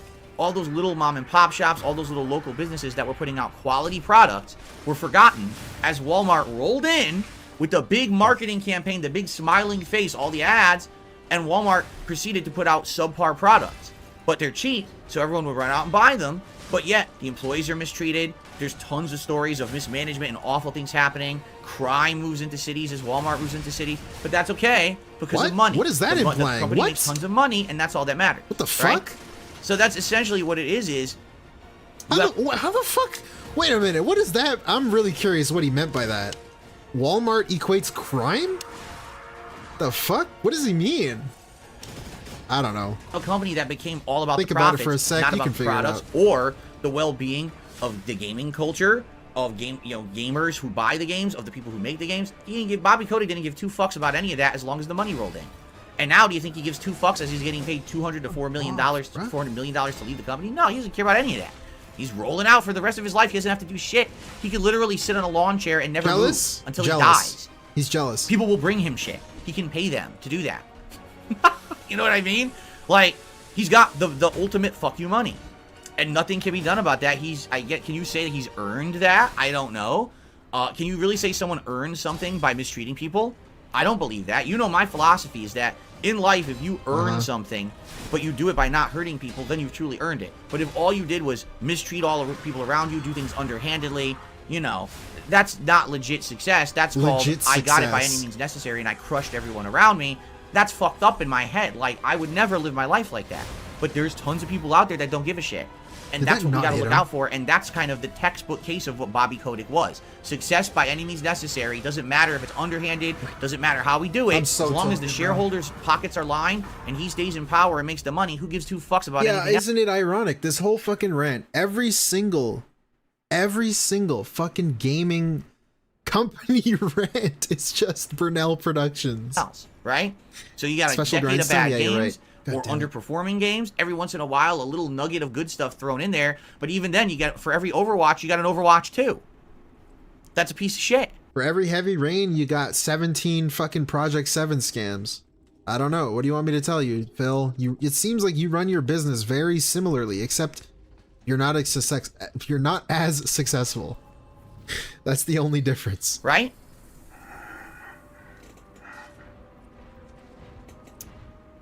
So, it's pretty sad because you almost never ever see these major companies actually do the right thing. It's like, how do you think a major corporation gets to the point where it is? Probably because they stepped on everybody else. Not because they did it the right way. Very rarely. If you happen to work for a company that you get treated fairly, you're lucky. You have to understand that. I've been through this in the many different jobs that I've held. And I've been in retail. I've been in fast food. I worked for a bank. I worked for a helicopter company. There hasn't been a single company in my life that actually treated me well. Or they would pretend like they were, and the next thing you know, when it benefits them, treat you like shit, or even toss you right out the door. That's corporate America. That's not how society's supposed to be. But that seems to be how things have become. So it's funny, because today people are rejoicing that Bobby Kotick is going out the door. But are you sure, really, that now that Xbox owns Activision Blizzard, that things will be any better? Because it could go two different ways. Actually, let me put it this way. It could go three ways. Number one, nothing whatsoever could happen at all. Meaning, someone new comes in and it's just business as usual. Everyone keeps being crunched and mistreated. Culture doesn't change. It's same old at Activision Blizzard. New name, new face, same day, no difference. That could be option number one. Okay? Option number two could be Microsoft comes in, takes control of the situation, assesses as a business what's wrong with Activision Blizzard, does continuous improvement analysis, and say, here's all our problems. Here, and here, we've had all these big problems with things that need to be fixed or improved. This is really what the problem was that Bobby didn't care about because the money kept rolling in. But if we improve this, this, and this, now we've got work-life balance for our employees. We can now make better products. We can focus in on the products that are going to work. We can have budget to actually expand into new things rather than just pumping out the same old shit every year with Call of Duty. Let's do this. Let's diversify. Let's do the right thing. That could happen. And if that happens, great. Or, sadly, if you want my true opinion, there's option 3. And I think, sadly, I think what we're going to see is option 3. Because this has already happened with other companies that Microsoft has bought out. It's called the hands-off approach. Okay? It's called, we buy the company, we supposedly put people in power of the company, but then what ends up happening is, they don't really do much at all, right? Like, for example, earlier this year, you had the same company that's made Deathloop and Dishonored and other games in the past that were outstanding put out Redfall. Okay? Redfall was literally released to be an unfinished dog shit mess. Okay, yeah. That game was not functional. You see, that was on the docket. That was like on the development plans. They said, yeah, we're gonna release Redfall to be an unfinished dog shit game. I'm sure they wanted that. At launch, I watched my wife play it. There were vampires floating in the sky. Okay. And as you walked by, an invisible box would release the vampire and drop it down to the street, and it would go, T-pose. And then you would walk by, and it would watch you like this, and then all of a sudden it would launch. It's like, what the fuck? What is this game? How did you release it? And then when they interviewed Phil Spencer about it, he goes, you know, maybe we should have paid a little bit more attention to that game in its development cycle and been a little bit more hands-on. Essentially what he's saying is he didn't touch it at all. All they did was they told them they wanted it by a date, and that was it. I mean, what do you think it is? I don't understand. Does he not know how development works? Like, what does he think? Xbox just funds the shit, and then they check in on it once in a while and give notes and shit. What do you mean? He wants them to develop it for them? What do you think they paid the fucking studio to do it for? Like, why do you think they bought them? I don't understand. He's so childish. I don't know. Whatever. Never actually followed up. They never checked to see if it was any good. Yeah, they never did that. They never actually made sure that the game was playable. They never did or it. would want to be played by anyone. They just said, just release it by this date, and as long as you do, you're good. Okay. And they did, and it was broken, junky mess. There you go. The news segment where he just makes weird assumptions. Isn't this libel? Like, slander straight up? Like, come on. You can't say this and pretend it's a news segment, dude. What's funny is people who play it today actually say the game's not that bad. Like, if you play it today, apparently it's a very passable co-op looter-shooter style game fighting vampires. The problem is no one cares about Redfall in December 2023. They cared about it back in, what was it, February, March when it released? That's when they wanted to play it because that was the release date. And first impressions are everything. So it doesn't matter if it's on Game Pass. It doesn't matter, you know, doesn't matter what else. As long as that game was a piece of shit at launch, forever in people's minds, it will be a golden turd. No matter how much you shine it up and it looks better later, that's going to be what people think of it, you know? It's very rare in this day and age when games get a second chance, like a Rainbow Six Siege or a No Man's Sky. Those are almost like the Cinderella stories, right? The game that was the underdog that sucked ass at launch and all of a sudden it comes back later. So, to me, all right, when I look at a situation like what's going on with Activision Blizzard, and I hear that Microsoft bought them out and people are rejoicing because Bobby Kotick's gone, that doesn't mean that this is like, oh my god, here comes the magical rainbows and the golden roads into Oz or anything like that. To me, it's like, dude, we got work to do, right? Now you've got to get this company back into a way that makes sense, into a thing. You know what I'm saying? Like, no, I don't. I hate that. Okay, I'm gonna complain. I'm in a bitch because I'm in a pissy mood because of this fucking game. I hate this. He just says like one thing and then says, you know what I mean? Like, no, bitch, I don't know what you mean. You're not making a point. What is the point? I'm lost. He's pignosised me so far that I don't really know what the fuck he's saying. He's saying, okay, hopefully Xbox makes a good thing out of Activision. Hopefully it's not bad. You know what I mean? Hopefully they make a cool things with it. Like, okay, what the fuck? I feel like, sadly, this is the beginning of a long process to build this company back to something great. And it's hilarious because I'm saying that about a company that always has the best-selling game of the year in Call of Duty, right? But they still need to build themselves back because they've become the company that pumps out half-finished junk or regurgitated crap for profit under Bobby Kotick. Sounds like Burnell Now Productions. Microsoft has to mold that into a game or a company that's going to make great games again, right? Again, they had a gold mine with Overwatch. They ran into the ground in Overwatch 2, like they ruined it. And that's Bobby Kotick. That's the Kotick effect. So I gotta say, Overwatch was like pretty ruined before Overwatch 2, dude. So I'm glad you're telling me the news. Thank you. What's next for that company? I don't know. But I'm not rejoicing that Kotick's gone like a lot of other people. Why? I'm saying, all right, that's positive step 1. Now let's see step 2 through 10 to continue this process. Now, we've got them out. Okay, guys, go to work. And now everyone's like, huh, what do we do? And then they just make more subpar games, you know? I certainly hope that that's not the case, and I certainly hope that things will get better at Activision Blizzard. But I wanted to analyze this from a more big perspective, because so many people today are just... perspective. What the fuck is the bigger picture here? I don't get it. I don't get it. I don't even know what he's trying to say. He just sounds like a child right now. Like, for real. I don't know, man. I'm moving on. I don't care anymore. This guy's a villain, right? We're glad he's out. Yeah, but why was he in power for so long, and why did no one out him until now? This is why. Because he was making so much money, and this is how corporate America works. It's based on money. Not on what's right, not on what's good, not on what's best for everyone, but what's best for a very small few who financially benefit. That's corporate America. I didn't know that. Fucked up. And almost our... Dude, I didn't know companies, like, were made to make money. I thought that was, like... I did not fucking know that. I would have never guessed. Entire country is dictated by this. These companies lobby to our politicians and pay them money to feel a certain way or campaign a certain way for the laws that would benefit them, and then our politicians make laws to help these giant companies. How the fuck does that work? That's our government. And now we're getting into politics, but I knew we would, because that's really where the core of all this goes. We have a broken system in the United States, and that's how Activision Blizzard is how it is. What? So, anyway, that's enough of that, because I'm not gonna... okay, he says some stupid-ass vague shit like that, and then says, I'm not gonna talk about it no more. What the fuck do you mean you're not gonna talk about it? Explain what you just said. Dude, what the fuck? Dabble too far into politics. I'm not gonna dabble too far. I'm just about to say some dumb shit and get away with it, because I'm running scared. He's just, like, trying to tease his politics shit. Like, what the fuck? I don't know. Okay, whatever. But that is the Bobby Kotick situation. All right, he's gone. Will he do something else? Probably. By the way, he sits on boards of other companies. So even though he's not the CEO of Activision Blizzard, he still has influence over the gaming industry and other tech industry as well. So don't think this is the end of him or we'll never hear from him again. I guarantee you we will.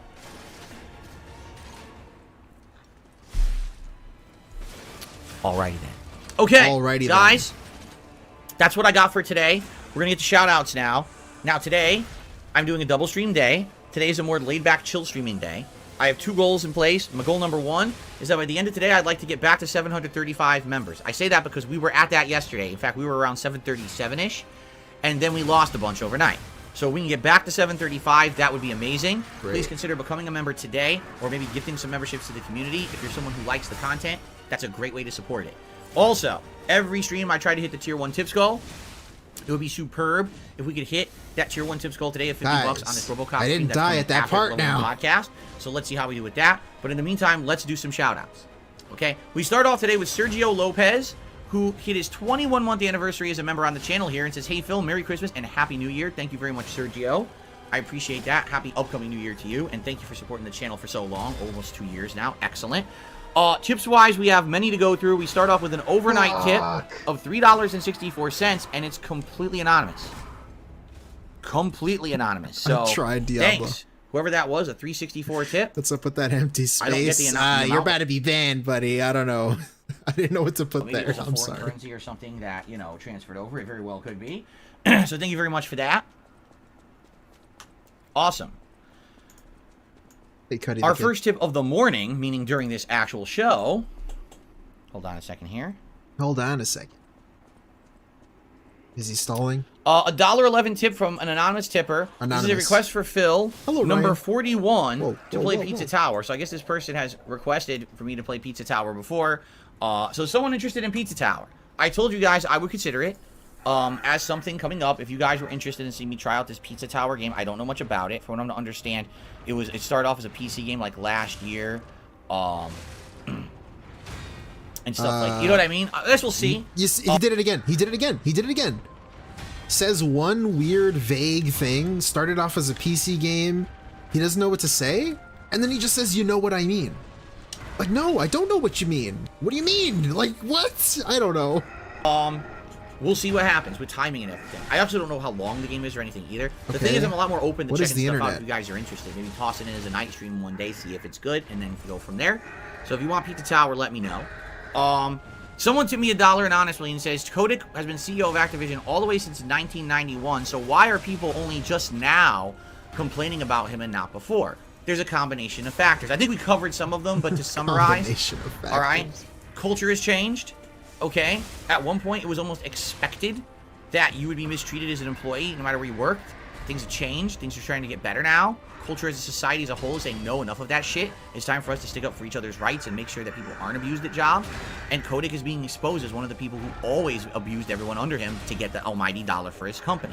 Number two, the quality of the stuff putting out at Activision Blizzard has declined in the last 15 years. I don't think anyone could doubt that, like, originally when World of Warcraft came out, it was an insanely awesome dynamo of a game. Today, it's a shadow of its mere self. You could say the same thing about Call of Duty. You could say the same thing about Diablo. We could keep going on and on.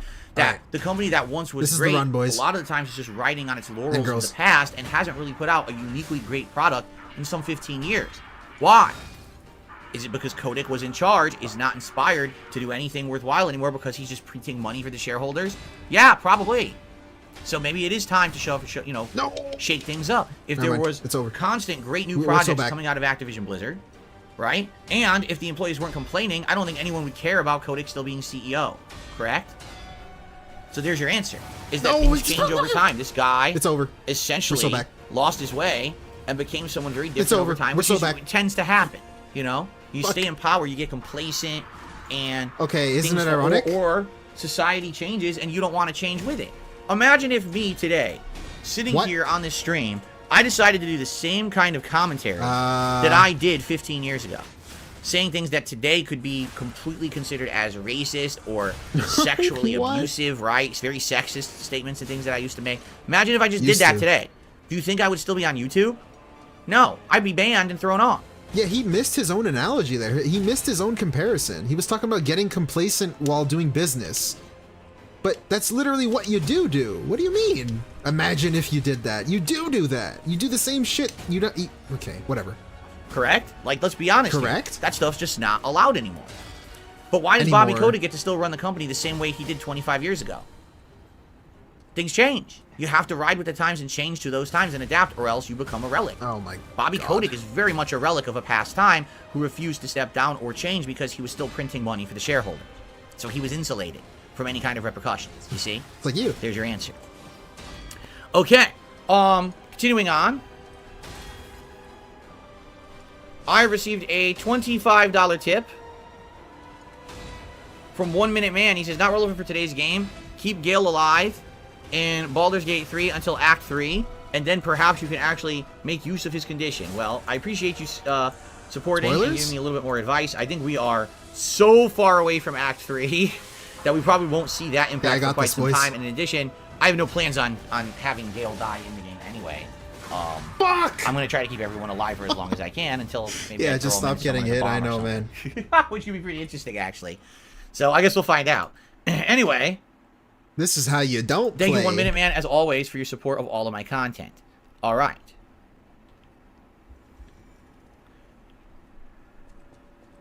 By the way, hold on 1 second. Someone asked for an unban a few days ago, but I just keep forgetting about it. So I want to see if I can do it now. Because I just keep forgetting. This fucking guy. About the dang. Imagine your favorite streamer asks you to, asks you to unban him like a week ago. And then every day he just keeps forgetting to unban you. And then he admits that he just keeps forgetting. Wait, what? That happens in this game? Weird. I didn't know. Anyways, yeah, what a fucking nice streamer. He loves his community, by the way. And if I don't do it now, I'll never do it. Let me see if I can find it. I'll never do it. What? You serious? Give me 1 second. Okay. When he does flame on you, you can interrupt the cast? I just did no it. Fucking way. So to the person who wrote me on Friday I'll try that. and sent me your YouTube channel and said, hey, can I be unbanned? And I never got back to you. I just unbanned you, okay? Sorry about that, because I've been wrapped up in so much shit, and I just saw the email in my email box. I'm like, all right, let me do it now. I'll literally never get to it if I don't. Okay? All right, I just did. No, Diablo, Good, he's saying 'cause I the can delete this opposite. email. He's saying the opposite of what you just said. So you're not quite right, but you're almost there. Finally. Cool.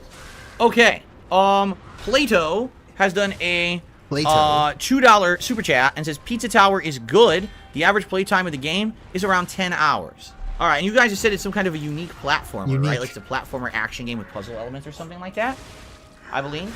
So again, it's something that I would consider. Again, if you guys think it's something that I should toss in and play at some point, again, I'm not against trying anything either, so let me know. Share with me. I got another tip here. What? Oh, his son went away. What the fuck? Let's see here. $1.45 tip from an anonymous. It says anonymous suggestion style contribution. Uh-oh.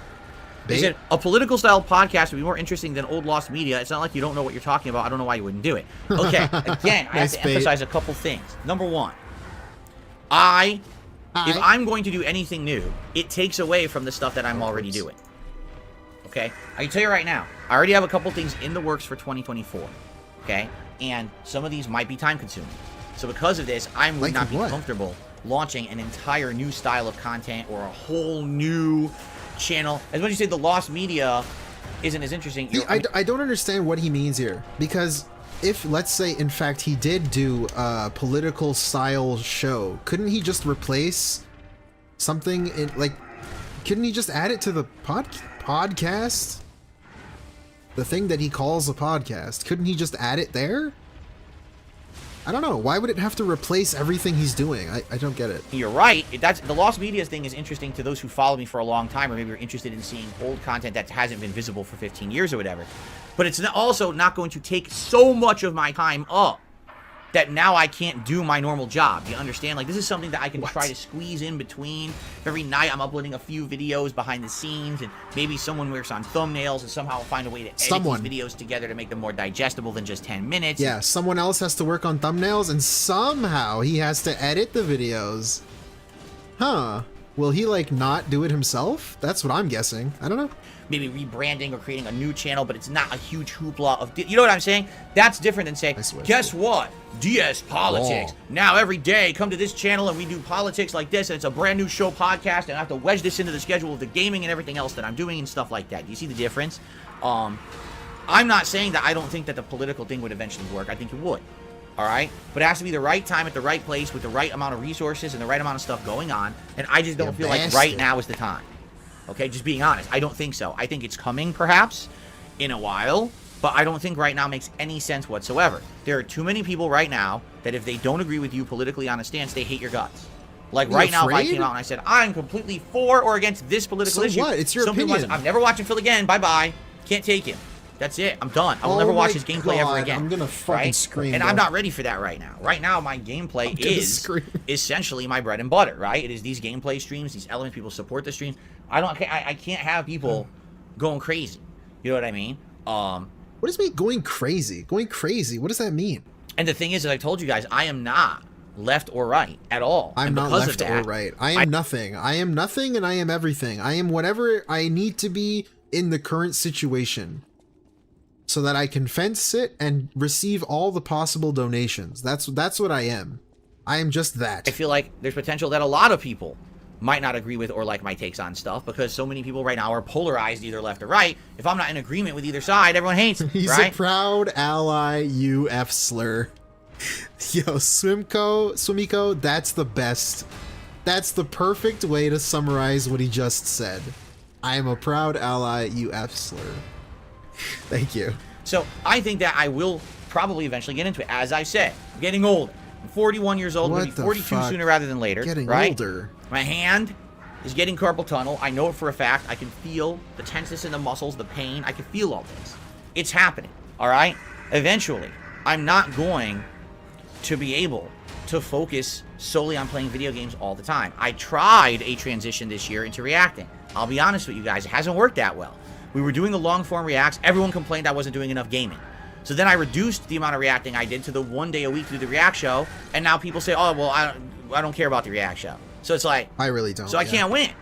right? No matter what I do, either I do full-time gaming or I diversify, which is what people say they want, but then I want to diversify, they complain there's not enough gaming. I can't clone myself. That's really the problem. People want more of me, but I can't clone myself. I can't work more than I do now already. I'm already overworked to the point where I don't spend enough time with my family and things get left by the wayside. I can't work more. It's just not possible. Okay, all right, so sure you can.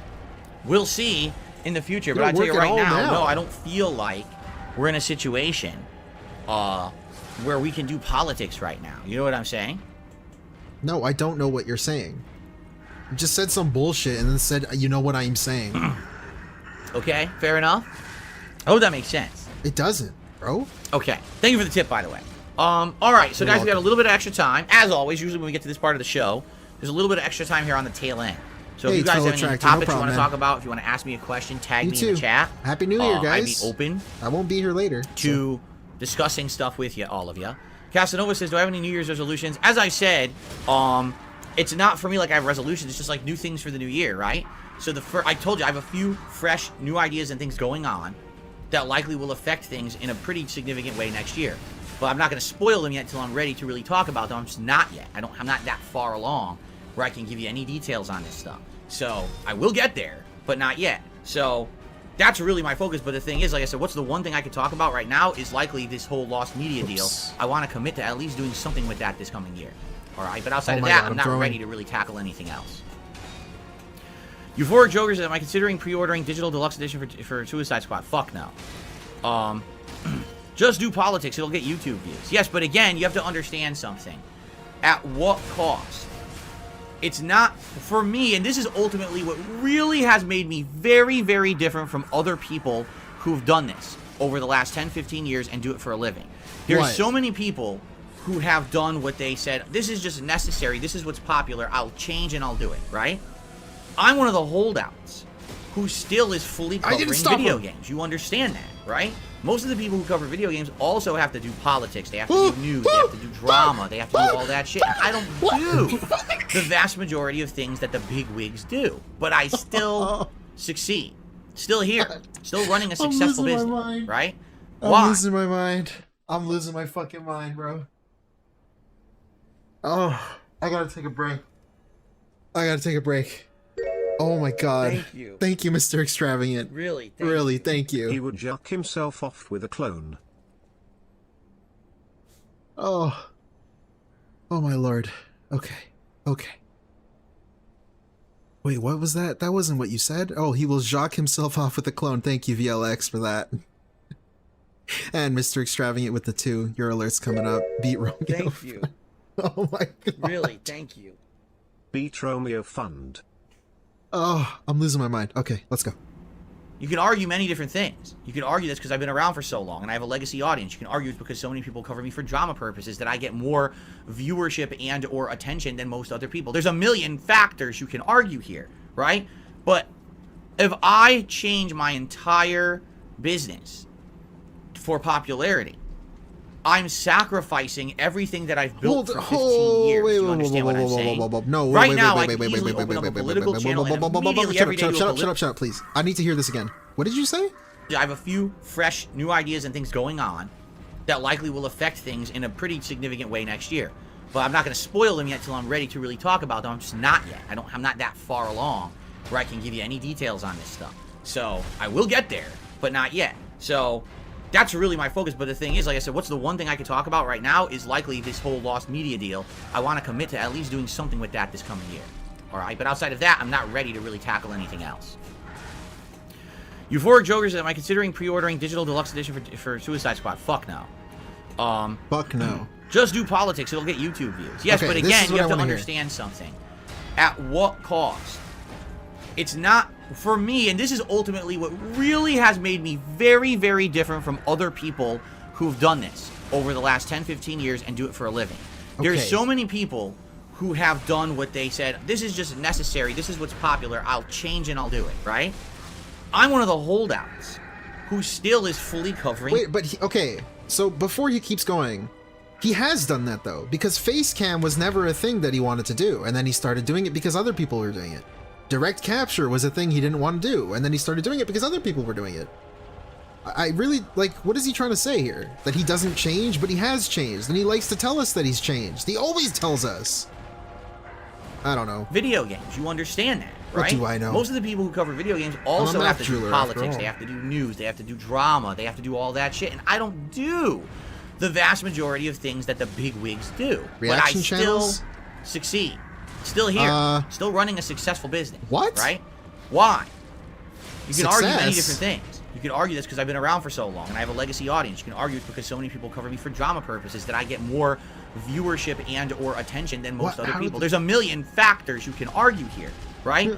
But if I change my entire business for popularity, I'm sacrificing everything that I've built for 15 years. What did he build? What did he build exactly for 15 years? What did you build? You just play games on the internet. What? I don't understand. What does he mean by that? He built everything. He has to sacrifice what he built if he does a politics channel. Do you understand what I'm saying? Right now, I could easily open up a political channel and immediately every day do a political show for an hour and a half. Yeah? And I can tell you right now what would happen is all of the attention on my gaming stuff would decline dramatically. Why? People would be like, oh, that's it. You know. What? Like, he's pretty much just saying my takes on politics are fucking stupid and most people are gonna think they're stupid. So they'll stop watching my other shit because they're gonna think I'm stupid? Like, I don't know. How am I supposed to interpret this? I don't know. I gotta focus here. I'm gonna he's doing what everyone else is doing on YouTube. He's done. He's jumped the shark. You know, and I'll get views on the political stuff. Don't get me wrong. And in fact, I might even blow up a little bit in popularity at the time, right? But number one, that's just fleeting. It's not gonna last. Okay, there it is. The loser's mentality, lolcow mentality. Sure, I might get some popularity, but the popularity won't last, so I won't do it. You know, I might die if I go outside today, so I am not gonna go outside today because I could die. Like, what the fuck kind of stupid ass logic is that? It's at the expense of everyone who has supported me over the last 15 years, which I don't want to do. You know what I'm saying? Oh my god. No, I don't. I don't want to do that. That's not me. Never has been me. I could have done that years ago. I saw the trends. Are you crazy? I saw all the trends on YouTube 10, 15 years ago and how to be big and how to make money. All the things that guys like okay, and there he is. A decade. There he is, coping. So this is a thing that he's been doing a lot recently, and it's him saying, oh yeah, I knew way back then that I could have been more popular, but I chose not to do certain things because it went against my stance. It went against who I am as a person. But no. Why is he trying to sell us that? Because he never knew how to become popular because he was too lazy and he didn't want to see what people were telling him, and he didn't want to change. That's really, it's that simple. That's all it is. And so him like coming up with some weird cope ass response like, oh yeah, I could have been popular. It's just I chose not to be popular. It's like, no, you didn't. You wish you were a real YouTuber. You wish you were all these weird like specific things that you want to be. Of failure. No, it's called a decade of avoiding being like everyone else because I didn't want to be a fucking sellout like everybody else. I wanted to march to the beat of my own drum and do things differently. I'm successful at doing that. A lot of people don't understand that because they just can't wrap their heads around the fact that, again, life isn't just about this, right? So, no, I don't want to sacrifice everything I've done for 15 years for the sake of instant gratification, which might not even be long-lasting, right? Euphoric Joker says, do you think Suicide Squad will have an interesting, groundbreaking story with Rocksteady? Do I think the story will be at least good? Yeah, I do, actually. When you look at the story cutscenes that Rockstar has put out, they don't look bad. It's as soon as it turns to the gameplay that it looks terrible, right? So there you go. Come on. Let's change Plumber Who Fixes Leaks said he loved the community fight nights I did over the summer. Are there any community-based games that I'm planning on playing? I don't know. I don't know how Tekken will work. I really haven't done any research. Good? Yeah, I do, actually. When you look at the story cutscenes for 15 years for the sake of... I'm successful at doing that. Yeah, successful. A lot of people don't understand that because they just can't wrap their heads around the fact that, again, life isn't just about this. Right? So, no, I don't want to sacrifice everything I've done for 15 years. And then he's talking about sacrificing. Like, sacrificing what? What exactly are you sacrificing? sitting in front of a couch, or sitting on a couch, sorry, in front of a TV, playing games? What a great thing you're sacrificing. I don't get it. I don't know. He's talking like he fucking paints the Mona Lisa every day. Like what the fuck are you on about, bro? Years for the sake of instant gratification, which might not even be long lasting. And then there it is, the loser mentality, yet again. I don't know. It's fucking weird. He's such a special man. Person. Human being. Technically. Euphoric Joker says, do you think Suicide Squad will have an interesting, groundbreaking story because it's Rocksteady? So I think the story will be at least good.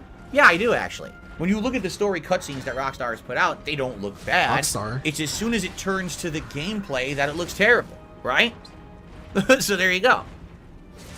Oh my god. I'm throwing. Plumber Who Fixes Leaks said he loved the community fight nights I did over the summer. Are there any community-based games that I'm planning on playing? I don't know. I don't know how Tekken will work. I really haven't done any research. I don't know if they'll have a lobby system where you can play against other people. I guess we'll see. I would say that would be the next thing, right? The Drew Corporation says, a quick glow-up is not worth the blow-up, as they say. There you go. What's up, X-Shooter? How are you today? Good to see you here. Would I ever go back to King of Fighters 15? Hell no. Why on earth would I do that? That game, just the core gameplay elements are awful. I don't think that would be fun, no sleeper vibes. Okay. I just think a game where it's all... I can do Let's it? get one I hit. hope so. Oh, look. The round's over. Okay, well, I don't want to play anymore. I really want to Game beat this before we get off today. Fuck. Exactly. Skeleton Potato says, how on earth could you make a groundbreaking story for Suicide Squad? It's an established story. You can't just make twists in it, but nothing too amazing. Hence, what I've said, right? What I've been saying. That's the dumbest shit ever. How can you make a groundbreaking story for Suicide Squad because it is a thing that exists? I don't know, dude. How did they make the Batman stories? Because Batman already exists? Like, what kind of stupid-ass thing are you saying right there? Who is in his chat, man? Like, who are these people? I don't know. Is very simply, you can't keep making Suicide Squad content. Suicide Squad was always a B, C, D team in the DC universe. It was meant to be that, like almost like a what-if scenario. You know how Marvel does what if or whatever? That's kind of what it was. So what if villains were put together, forced to be heroes, yada, yada, yada. But it wasn't supposed to be something that had insane longevity. It was just meant to be kind of an oddity. And then all of a sudden, people got their claws into it, and now it becomes, oh, this has to be like a mainstream plot line in the DC universe. And it has to be something that's amazing that everyone loves. No, it's not. What? You've already beaten this dead horse a million times with 2 movies that failed, right? Why are we still going? We even had a spin-off movie, Birds of Prey, that failed. You have 3 failed movies. That's not what makes you Suicide think Squad. a video game's going to succeed? There's not enough there when it comes to the idea of Suicide Squad to make something riveting. Riveting. With Batman, there's endless content. With the Suicide Squad, there's not. I mean, you would think, I don't know, I would argue that with Suicide Squad, there's actually more things you can do because there's more, you don't have to have, like, Batman in it. You can have literally anybody in the Suicide Squad.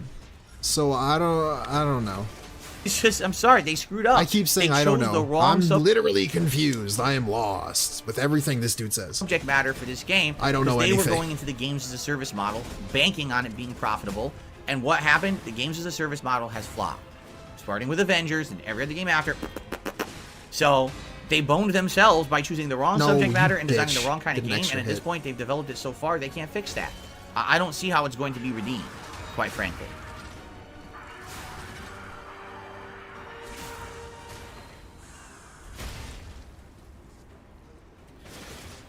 No Super Real Vibes is asking about the juggle system in Tekken and what I think about it. And do you think there's a way that you should be able to negate it? The way I see it is that the juggles have became a giant part of Tekken, really between Tekken 3 and Tekken 4, but really Here it comes. Tekken 5. It's Jover. Jover. One little juggle counter hit. No, it's not. And the next thing you know, not only are you getting a juggle combo on you, but then you can get wall bounce, and that's a whole new game. Then if you're trying to get up off the ground, there's mix-ups there.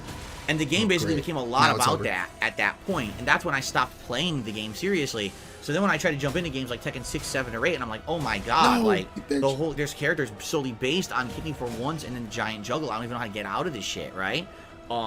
Should there be a way out of it easily? Maybe not all the time. Like, if someone really hits you with a counter hit juggle, they should be... Okay, hold up. Shut up. Phil, I need to pay attention. Hold up. Hold up, guys. No! Okay.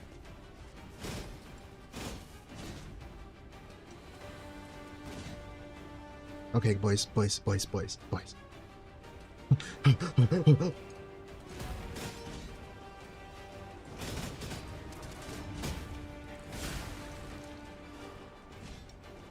Why? Why'd I risk it? Okay. Rewarded for timing that counter hit correctly, right? I give up. But at the same time, should it always be a situation where if you get hit by one launcher, that now the round's over? No. Maybe the game should have like a combo breaker kind of a deal, similar to how they've had in Killer Instinct or Guilty Gear. I forget what it's called, Burst in that one.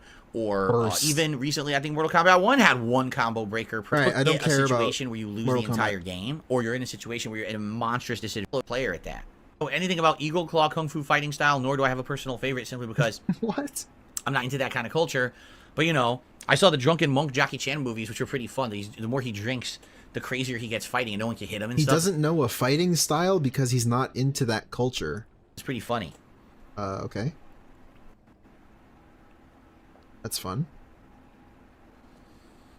Man, this podcast... Yeah, that's right. Jackie Chan is the drunken master. Is really worthless, isn't it? You know, he does all his own stuff, so you gotta wonder... Which he probably wasn't really drinking when he filmed those movies, right? But can you imagine, like, he had to keep, like, chugging water and shit during the scenes? It's like, ugh. Because you know how many takes he probably had to do for those movies? So he's fighting, and by the way, all the makeup to make him look like he's drunk and shit. It's like, oh, trying to do this crazy shit. That guy is a fucking crazy-ass... I mean, you want to talk about, like, people in cinema over the years who, like... are like the true masters. Like, not only is can he be a very good actor, he's an insane stunt and martial artist. Like, that guy needs to get like an insane like honorary thing when he's done acting, when he officially decides he's done. Insane honorary thing. Yes, give Jackie Chan an insane honorary thing, please. Right? Like, he needs to get like one of the biggest presentations ever for the longevity he's had and the amount of work he's done and the crazy shit. It's just wild what he's done. I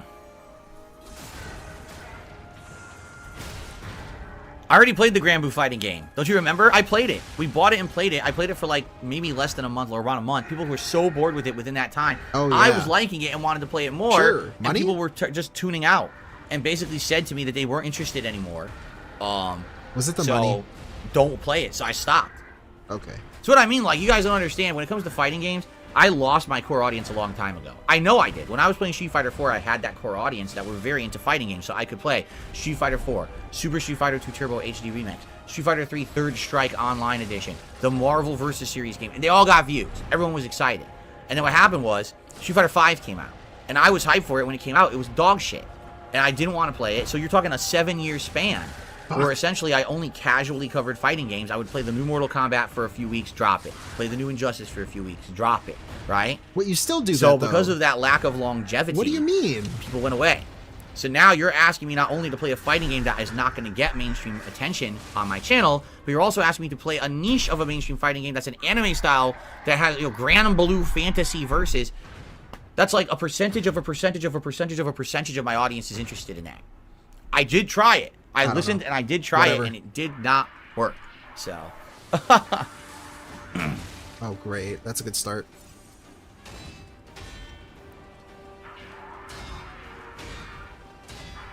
No, no, please. But Bernal, are you here? Okay. Any last thoughts, anyone? Any questions or comments before we adjourn the show? And then we jump back into Robocop. Remember, we're in the middle of an action-packed segment in Robocop. For over a week, this playthrough has been waiting for me to get back to it, right? Euphoric Joker says maybe 2024 will be the year I play Arkham Knight again. Maybe. If there's a real reason to, perhaps. What does that mean? You know? It's not a bad game. It wasn't as good as Arkham City, which is a shame. It was supposed to be the end of the trilogy. There's a real reason to. Arkham City, you know? Yes.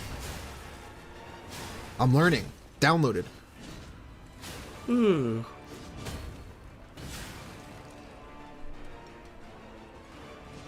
No, I know that Jackie Chan wasn't the drunken master, but the whole story of the movies was that he was learning that style. He was drinking and utilizing that style. Remember? That he would actually drink, and all of a sudden he would have these movements where he would be dodging like the master, and he utilized it at the end of, like, I remember like the final giant fight scene of the movie. Where he keeps drinking and getting better at fighting as he drinks, which is insane. I'm throwing. It's over. Fuck off. Oh Regular or electric toothbrush? I have never owned or used an electric toothbrush. The closest I ever had is the one that has the battery in it, right? And you press the button and it shakes, and you brush while it shakes. But I've never had like an actual electric toothbrush you charge. I choked. What can I say? I choked. Fuck. Okay. And it rotates and all of that shit. All right, we're moving on. Hey, okay, so this isn't over. The stream is not over. There's more DSP stuff in case you're sticking around. So he starts the stream, and then he eventually beats the game, and he does like an hour or some shit of Q&A. So if you're excited for some hot Q&A, there's more to watch. So if you want to see me failing at Lies of P, look at the screen while we listen to the Q&A segment. And then we'll check out some Street Fighter, and then maybe I'll keep playing if you guys are still interested in watching some gameplay. I don't know. And yeah, we're gonna keep doing it. I'll see how long I stream. Yes, E Honda was always Happy New Year's, guys. I don't know. It depends on where you are on the planet. It might be the new year for you. I don't know. Is that a thing yet? I don't know. But it's New Year's Eve for me. So, hey, I hope your 2024 goes well. And, yeah. Guys, I hope everything's good with you. Pain to fight in older titles because he's incredibly basic. The thing with E Honda and Street Fighter, if you know how to beat him, and you know the matchups for your character, he's simplistic to beat. But you need to know the matchup because E Honda can play in a very basic defensive way and basically get away with stuff if you don't know how to stop him. Like, for example, basic zoning with fireballs and or keep away pretty much beats Honda. But if he gets in on you and he's in your face and now you don't really know how to fend Mr. Extravagant, bro, I'm trying really hard. I swear. That's a giant problem. So, Honda's always been one of the annoying characters. He's never really top tier, but he's always one of those characters that can thwart you. For example, Evo 2007? No, Evo 2007. Evo East 2007. In the finals when I was facing Seth Killian. Okay? In the finals? He was beating my DJ and my Balrog. And I said, I'm going to mix it up. And I picked Honda, and I beat him a game or two with Honda. He just threw him for a loop. Then he remembered, oh yeah, now this is how you beat Honda. And as he beat my Honda, I switched back to my other character, and I won. You see? He's kind of like that character you can throw in there to kind of throw a monkey wrench into plans. The fucking... Oh, great. That's nice. All right. All right, guys. Thank you for a great podcast. I hope you enjoyed the show. We're in the last stretch. Tomorrow will officially be the final Level 1 podcast of 2023. It's been a hell of a year. This was the first year ever that I had a whole year of the Level 1 podcast, if you remember. Previously, it was the pre-stream podcast and then changed to the Level 1 podcast in the middle. This is the first year ever. It's the whole year of the Level 1 podcast. It's been a great year. I hope that you've enjoyed it. Tomorrow, New Year's Eve, we're going all out. I will be drinking profusely all day long. He's drinking? I will be... Okay, probably not. That's probably... Wait, so is he... Probably not happening. Oh, he's okay, trolling. But okay. I wish you all the best. So I hope funny, that you'll be back tomorrow. We'll talk about how far I got in the game He today. got me. If we beat them or if we got close to the end. Oh, God, and, I'm throwing. And we'll go from there. Thank you all. I appreciate you hanging out with me on the Level 1 podcast today. So hopefully during this cutscene I can skip to the Q&A segment because he beats the game. So let's see. Let's go straight to it. Hours. It's different. It's unique. It's so cool. And we wrapped that up early. Okay, we're hanging. It means two things. Here we go. All right. Well, everybody, we wrapped that up. I didn't think we were going to. In fact, most people were telling me we weren't going to. And we wrapped that up early. So that means two things. It means, number one, we have an extra hour where we'll just hang out together. I'm totally okay with hanging out with you guys and doing some Q&A. I guess I'll have to tweet that we're doing that. But number two, that also means that this coming Tuesday, we're not doing Robocop again. This coming Tuesday, we're starting Resident Evil 0 Remastered. Yeah. Early. Like, I didn't think we would do it early, but we're doing that early. Okay? So, if you were excited for that, yeah, I'll get excited because it'll be this Tuesday. Nothing else to do. We'll start it Tuesday, right? Okay, dude. I get it. Excellent. All right. All right. Now, in the meantime, let's swap over here. Let's get to a full screen situation, shall we? By the way, tonight on the late stream, for those who might leave, you're like, okay, he beat it. Like a Dragon Gaiden endgame tonight, we're going to take on the Four Kings in the Colosseum and then get into the endgame story of that. I don't think we'll beat that tonight. I think that will need probably 2 streams to beat.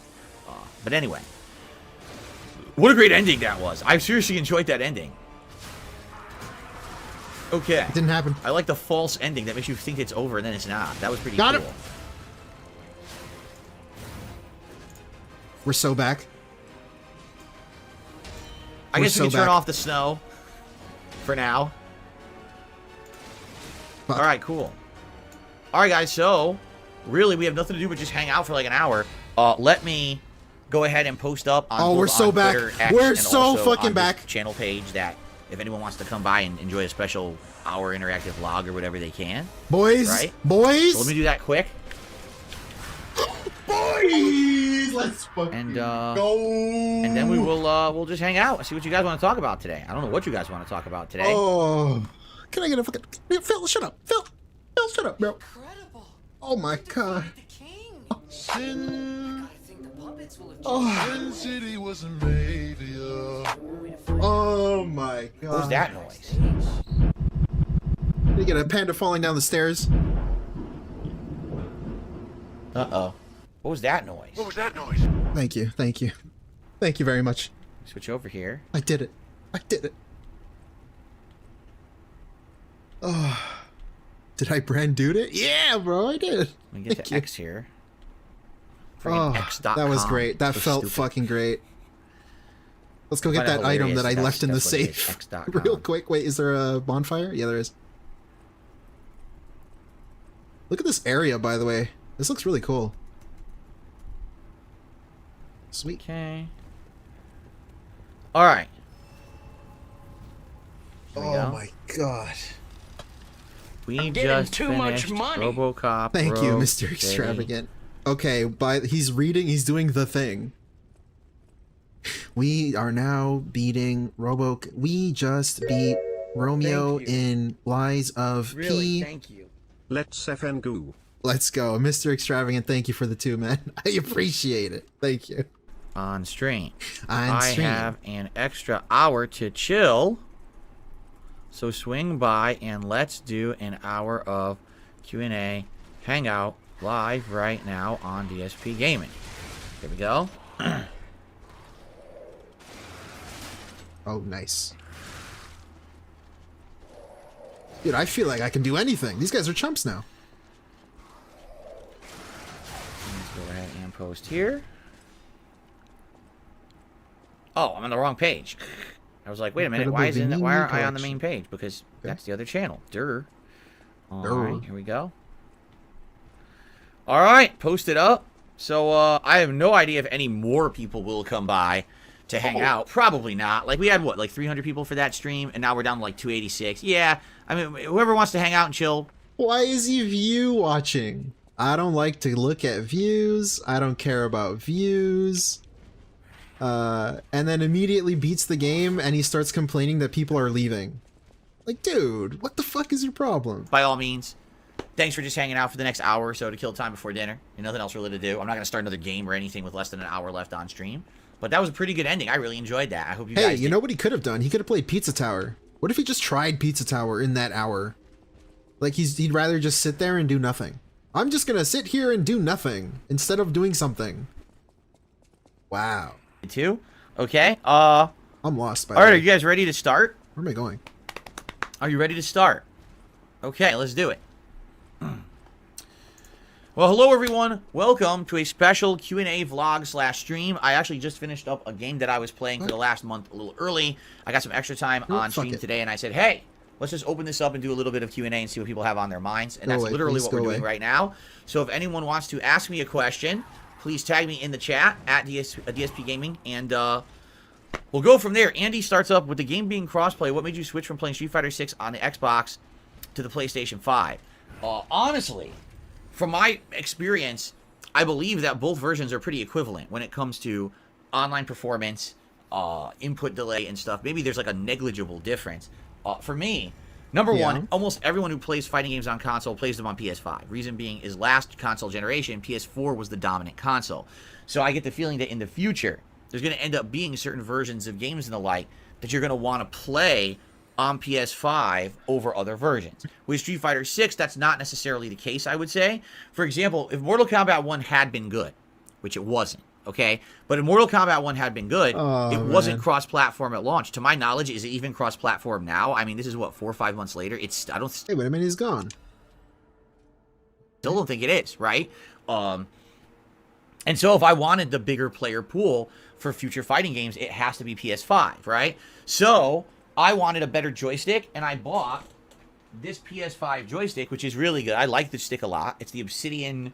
the Convo Obsidian 2, right? I like the joystick. He spent more money on that to take fighting games seriously, by the way. That was like a selling point. He was like, oh, if you want to see me take fighting games competitively again, like think of them as a competitive thing, you know, please swing by and support. You know, I just bought this arcade stick. It's PS4, PS5, and PC. And so this gives me flexibility to play all fighting games on PS5 and PC, right? Not every fighting game will be cross-platform. And if they're not, I'm going to want to play them all on that main platform that gets the most play. So, honestly, with Street Fighter 6, did I have to switch from Xbox to PS5? No. I could have kept playing it on Xbox. But, because I wanted to get a better joystick and I wanted it, the one that would be able to be used more flexibly for the most games in the future, that's why I got that PS5 stick, and that's why I switched consoles. Okay? Shout out to Joe Man. Wait. What did he say? Hold on. No, I could have kept playing it on Xbox, but let's see. Why did he do it then? Because I wanted to get a better joystick, and I wanted it, the one that would be able to be used more flexibly. The one that would be able to be used more flexibly for the most games in the future. What? That's why I got that PS5 stick, and that's why I switched consoles. Yeah. Also, I forgot to mention. The blood work. Still no blood work for Jasper. So that's cool. That's really cool. Okay. Shout out to... So we got the arcade stick instead of getting his cat's blood work done. Joe Man, with a 31-month member notification. Says, been gone, coming to say, hope all is well. Happy New Year's. Happy to you, Joe Man. It's good to have you here. I hope you had a great holiday. And I welcome you back to the streams. I also received a $1.12 tip. Now that we're done with Robocop, does this mean we could do Pizza Tower? No, it's like I said, we are going to begin with Resident Evil 0 Remake starting this Tuesday, which was going to be the next and final stream of Robocop. And we'll just get a little head start on that. Now, here's the thing. Over the month of January, here's my focus. Baldur's Gate 3 is the major focus for the month. I want to get as far as I can before we get to Like a Dragon Infinite and Tekken 8 in January. Really? I want to get as far as I can in games. I think on average like 20 hours, I think, for Sea of Stars, and 10 hours for Pizza Tower. Seems that's really something in demand. Potential that then we could then do something else. And if Pizza Tower seems to be something in demand, then possibly that will be something that I'll play. Yeah, speaking of Pizza Tower, why isn't he playing it? He's gonna do a Q&A for 1 hour. A 1 hour Q&A. And instead of like starting Pizza Tower just to see what it is, hey guys, we're doing some gameplay. Nah, let's sit here and beg. We'll see if that's really what people want. You know, I'm open to suggestions. So, hey, dude. Okay. Okay. Let's see here. Let's see. Could go mousey on the light stream tonight like a dragon. Sounds good. I was very surprised at how Robocop was. Cutscene? I did not expect Robocop to be that good, honestly. Like, I didn't even know the game existed, and then all of a sudden, what was it, early November, was it came out? People started telling me, oh my god, no, you guys have no idea, it's so good. And I was like, yeah, but I didn't even hear about it, and we were in the midst of all these other high-profile playthroughs, but that's the good thing, because my viewership likes to suggest games to me, right? Oh, no! Thank you to all of you who suggest spoilers, guys. Wait, look away from the screen if you don't want spoilers. All the time. It allows me to know what's kind of a buzz in the community. And this is a game that went right under everyone's radar, and a few people tried it, realized it was good, shared that information, it went further and further, right? And now that I played, I loved it. 20 hours, and I loved every moment. Seriously, the upgrade trees, everything was funny, writing, everything was great. So, yeah, surprisingly good, and I cannot wait to play more. It's going to be great. What's a video game franchise I want to come back? Infamous and Bioshock. Infamous and Bioshock would be great to come back. Nosy Real Vibe says, do you think we need to... What happened? Bring back 80s and 90s and modern day more consistently, or should they stay in the past? It all depends on what you mean. Some things obviously are outdated and should stay in the past, and some things were entertaining. Like the 80s were a time when a lot of comedies and stuff were pretty fun and irreverent. And today you don't really see that kind of shit anymore. You know, maybe that stuff should come back. The 80s, a lot of original ideas came out that were like, whoa, I didn't know that would work, but I can't believe it did, right? Gremlins, Short Circuit, reboot, right? Predator, reboot. I meant to say Short Circuit, Ghostbusters, Predator. You can think of all these original franchises that all came out in the 80s. And today, all they do is keep rebooting them, right? I wouldn't be surprised if they just announced Short Circuit 3 or Short Circuit Reboot for 2025. If they did that today, I'd be like, get it. Aren't they making a Gremlins 3? I'm not even shitting you. I think they're actually making Gremlins 3 right now. But that's the point I'm making is it seems like all the things from the 80s were original, and today it's just everything's a rehash of what they already did back in the 80s, so... I mean, he's not wrong. I played Resident Evil 7 Remastered. I think I was talking to Dudette about that recently. It's like fucking movies, like... It's all just like remakes and shit. It's kind of annoying. Sequels to shit. There's no like original... I don't know, we were talking about like iconic things. Like, what is iconic today? There's not as many things compared to like back in the day. I don't know. It was a long discussion. January of 2016. Okay?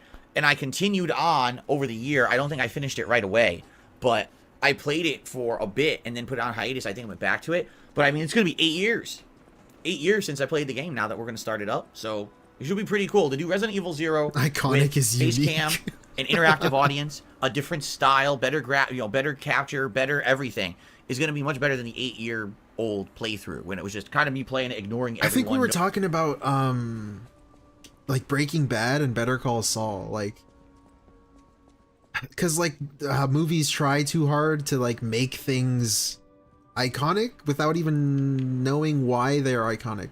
And you look at like Breaking Bad or something, it's like that shit has so much iconic stuff. Los Pollos Hermanos. Like, everybody knows what that is. Or maybe not everybody, but it's like a thing you know it's iconic. And it's like the hazmat suit with the gas mask and like Walter White's like goatee and glasses setup with the hat. It's like, you know what that is. I don't know. Anyways, I don't want to discuss too deep about it. Face cam, nothing. No, nothing on the screen at all, just the game. You know, I think it's going to be much better. Andy Young says, I'll be out tomorrow for New Year's Eve festivities. Will you be uploading the full stream for members like you have been doing for the React show? What do you mean, Andy? Tomorrow, I'm doing a podcast. I'm doing the React show, which will be archived. And then tomorrow night, I'm doing Sea of Stars. And all that stuff will be uploaded. And the archive stream of the React show will go live, just like always. So I don't really know what you're asking there. Damn, boys. I've been lying a lot. We played Return to Arkham Collection. We played 1 and 2. Vigo, there is a statue of them. That's true. We played both Arkham City and Arkham Asylum in the Return to Arkham Collection. We played both games. Arkham City was during that time when everyone was trying to get their PS5 pre-orders in that summer or whatever, or that fall. And then we just did Arkham Asylum a year or two ago, right? I love that he just says everybody was trying to get their PS5 pre-orders in. Like, bitch, I didn't want a PS5. What the fuck? I wasn't getting a PS5. That shit ain't got no games, bro. I don't know. Yeah, thanks for speaking for everybody, though. Would I consider playing more old backwards compatible games on Xbox Series X when there's free time? I don't know. You have to get suggestions. I don't know what you're talking about. Like, if you have an idea of some older games, sure. Keep in mind, I now have a mini PC that could probably play mid-range, modern games, or even many older games. This fucking mini PC is a carrot he keeps dangling over and over and over, and he still hasn't done anything with it. He played Phasmophobia for like an hour. Played, quote unquote. He barely did anything in the game. He keeps saying like, keep in mind, I have a mini PC, and it's like he's not doing anything with it. Why is this a carrot you keep dangling over people? It's fucking annoying, man. They're on Steam. I can now play those. I have a lot of new options now. And it's like someone saying play Pizza Tower. And he's not even like, oh shit, that's a great idea. I have a mini PC. Let's go check it out. Let's check it out during this hour of extra stream time that I have because I beat the game early. No, man, it's just like, fucking, in the future I might use it. I don't know. It's so annoying. The Gremlins 3 movie is rumored to be called Gremlins 3 Curse of the Mogwai. What the fuck is Geppetto? Oh boy. No, I never played Alone in the Dark games back in the day. I played that one. There was an Alone in the Dark game that came out really early when I was a YouTuber. And I played it and thought it was terrible. It was full of bugs and issues with clipping and falling into bottomless pits and just dumb triple. Shit. That's and I really didn't like it. I did beat it, but I was really frustrated by it. But that was one of the early playthroughs that I did, if I remember. The last bonfire I lit? Pillow Pants asks me, out of the 3 recent Like a Dragon games I played, Ishin, Okay. Yakuza 7, back. or Gaiden, which is my favorite? Yakuza 7. I mean, come on. It's a giant game. It's the one that The Wii transitioned looks like a the Yakuza deal series dough. into Like a Dragon, which is a turn-based RPG now. It has way more content, better plot. Definitely Yakuza 7. Now? Andy says, I only recently saw members can see the whole archive streams for the React show. I won't be here live. I will watch the whole archive. There you go. Yes. That's always been a feature of members over on my sister channel, DSP Reacts. If you're a member, you can always watch the archive as soon as it goes offline. It's there for you to watch. You don't have to wait all week for the video. So I gotta that meet this will fucking continue. robot. That's not going away. Where is he? What do I think is responsible for movies generally sucking now opposed to the 80s and 90s? Like I just said, lack of originality, lack of talent. What happens in Hollywood, it becomes more about what will be more marketable and make more profit rather than what actually is entertaining. Look at this goofy ass outfit. I like it. Or creative or artistic. So you end up getting the same cookie cutter cutout style movie over and over and over Cookie and over cookie and cutter over and cutout over style. and over and over to the point where you just don't want to see it again. But it's still, you know, how many Fast and fucking Furious movies will they ever Hotel make? They're all the Garden. same fucking movie. And they're all terrible. But idiots go and watch it. I mean, so many of them. Why would you keep going to watch that franchise? Like, what is going on? You know what I mean? Like, and then Ninja Turtles, I hate to say it, listen, I liked the Ninja Turtles when I was a kid. All right? I'm 42 years old, or about to be. I don't care about Ninja Turtles anymore. Why is there the 18th reboot of Ninja Turtles? How about we do something original that's not fucking Ninja Turtles again? You know? Do something that is worth credit, rather than biting off of the ideas of the past that others have done and just regurgitating them dozens of times. But that's the problem. I don't think there is talent anymore. A lot of that talent has gone away, right? So that's Hollywood today, man.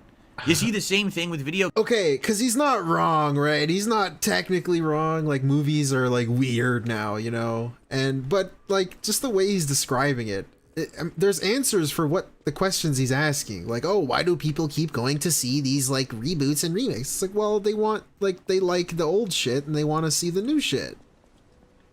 So it's like, I don't know. There's answers to these questions, but he's not thinking it through. He's kind of just saying it without really saying anything. I don't know. You guys know. Games today where these companies don't want to take chances, don't want to do anything original.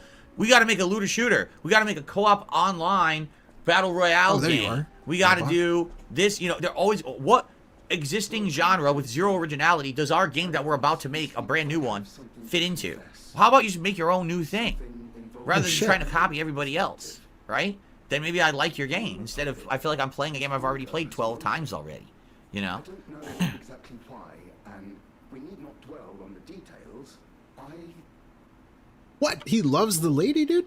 Yeah, and then there's the fact that, like, for example, so Ghostbusters. And Ghostbusters 1 and 2 were great movies in the 1980s, you know, early 90s. They still kind of persisted, even though there was no new content. People still loved the Ghostbusters. For the longest time, people wanted Ghostbusters 3, and I guess what happened was fuck, what do I say here? I mean, this is I keep lying to everybody, so, there you go. Were against it. Certain actors didn't want to be involved in it. So then eventually there was no Ghostbusters 3, and then Harold Ramis passed away, and it seemed like it was never going to happen. But then they decided to reboot Ghostbusters in 2016 with the all-female cast, and it was so fucking bad that there was a monstrous demand for Ghostbusters 3, so then they made Ghostbusters Afterlife, and technically, even though that really is Ghostbusters 3, it's kind of not, because what people have said, I didn't see it yet, I want to see it, is that it's a bridge between, like, the old Ghostbusters plot and a new generation of Ghostbusters that are about to emerge. So now this new movie coming out in March is supposed to actually technically be Ghostbusters 3, where it actually has the original remaining surviving Ghostbusters. So Dan Aykroyd, Harold Ramis, and Ernie Hudson will all be in it. And they all merge, and they're all trying to save New York City. Why is he frozen? Phil? Together. Oh, that's Raw Phil. His stream's fucking rebooting up. them differently. There we go. You see? You see? Okay, moving on. Moving past Ghostbusters. I don't really care, dude. I saw Lost in Translation way, like, when I was in my early 20s. And I liked the movie. But Raw Phil, what's happening? Admittedly, like, it's hard for me to connect with a movie like that because I was so young. But I still liked the movie. Raw Phil, dude. This is raw. This is on Raw Phil's end, not me. I promise. Movie. I don't know if I watched Lost in Translation today if it would mean something different to me. I swear. Yes, I know. Andy says in the UK they were called Teenage Mutant Ninja Hero Turtles, not Ninja Turtles. They thought ninja meant violence. Thanks, Derek. And they actually didn't have nunchucks. They edited them out to make them something different. It was a grapple hook. Yeah, I remember, was so eventually young they at changed it 20. to, at the end of the run of Ninja Turtles, Michelangelo no longer had nunchucks. They gave him a grappling hook instead, which is incredibly stupid. I mean, is it stupid? It's weird. I don't know if it's stupid. Sith, I don't know anything about that. I can't answer your question because I don't even know what you're talking about. I don't know who that is. Yeah, don't read the question. I said Harold Ramis. Oops. So the remaining Ghostbusters would be Bill Murray, Dan Aykroyd, Ernie Hudson. You know, sadly we lost Harold Ramis many years ago. I believe it was to cancer, which sucks. He was a great talent. He was a good writer, a good director, a good actor. Like, everything he did was comedic genius in the 80s and somewhat in the 90s as well. And for him to not be available now because he's passed to actually continue the legacy of Ghostbusters really sucks. The grand exhibition. Rumors say the alchemists there have developed a cure. As a man of invention, I'm skeptical of the alchemists. For now? Both their science and their motives. Okay. Man, he really has nothing to talk about. Won't you help me? If it Oh, will help, Jeff Kaplan was the Overwatch dev who left because he hated the management under Bobby Kotick. Oh, see, I didn't even know that. I don't follow it that much. Again, I liked Overwatch. I wasn't a super fan or anything after that first year of playing it. I never played it again, so I don't even know that story. Excuse me. All right, Derek, I'll see you tonight. Bye-bye. Is this even worth watching? What else do you guys want to chat about today? Like, anything you guys want, man. I'm open. We got time. This was unexpected. I really didn't think we were beating Robocop that fast. I thought maybe we'd beat it today. I didn't think we would have all this extra time. You know, Right. Honestly, I probably would have planned something else out, or I would have purposefully made Robocop a night stream if I had known that. Like, I probably would have done it tomorrow night. I had no idea that we were going to blow through it. I probably would have played more Baldur's Gate today if I had known that.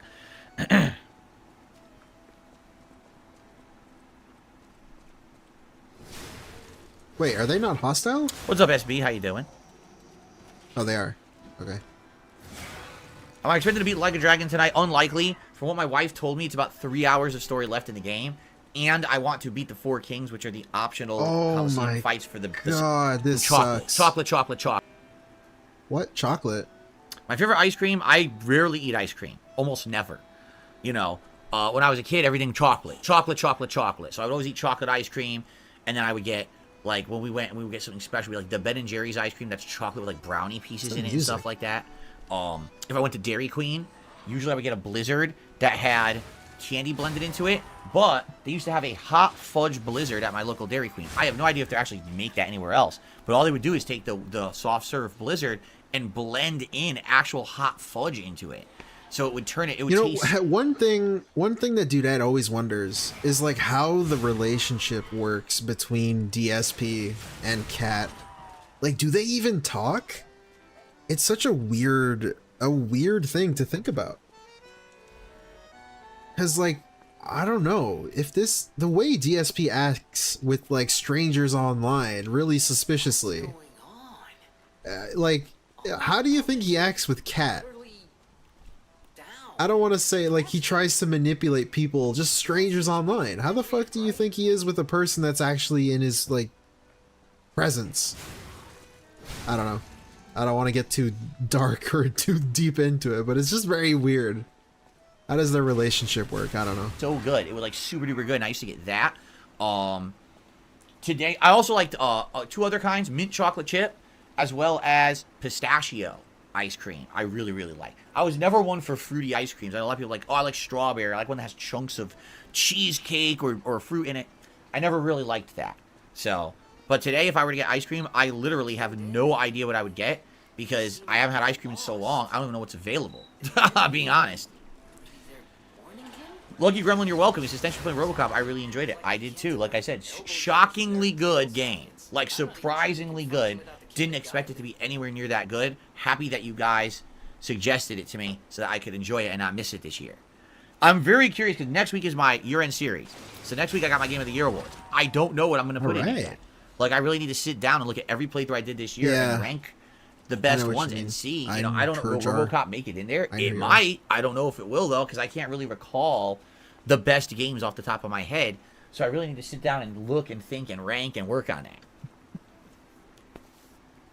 I like that he's trying to imply that he actually like sits down and works really hard to like set his games of the year. I don't know. I doubt that it really takes him that long to figure that out. Come on. See, cookie dough. Cookie dough is okay. I wouldn't want to eat a ton of cookie dough at all. I'm just not I'm not a raw cookie dough kind of guy. You know, I like chocolate chip cookies, but I don't want to just sit there and eat raw cookie dough. SF6 jury, I have no idea what that means. So you can stop with nonsense. I don't know what that means. I've just received a $5 tip from Slurpee. Wow. So what does it say here? Man, this Q&A. What a fun Q&A. Slurpee says, thank you for your gaming content. The Pacific Northwest is in Cascadia Subduction Zone, which is subject to earthquakes, tsunamis, volcanic activity, and lahars. This can interrupt gaming. Stock up on power supplies, food, and redundant internet. Canned goods, sperm banking for possible repopulation, and water filtration are all important. Wow. Well, thanks for warning us on that. Lucky for me, I actually live at high elevation. I do. I live at the very top of a big-ass, like, slowly elevating hill. So when there's things that happen, like when there's bad flooding and stuff, we are never affected. We get wet, but we never see a flood here because it all goes downhill. And the volcanic, like if a volcano erupted, we'd actually be okay. We're high enough up that it would actually go down into what they call the valley. That would be like the danger zone. Yo. Let me hear that again. What do they call it? Hold on. And the volcanic, like if a volcano erupted, we'd actually be okay. We're high enough up that it would actually go down into what they call the valley. That would be like... Damn, it'd go down to what they call the valley. You know what a valley is? I don't know, but they call it that.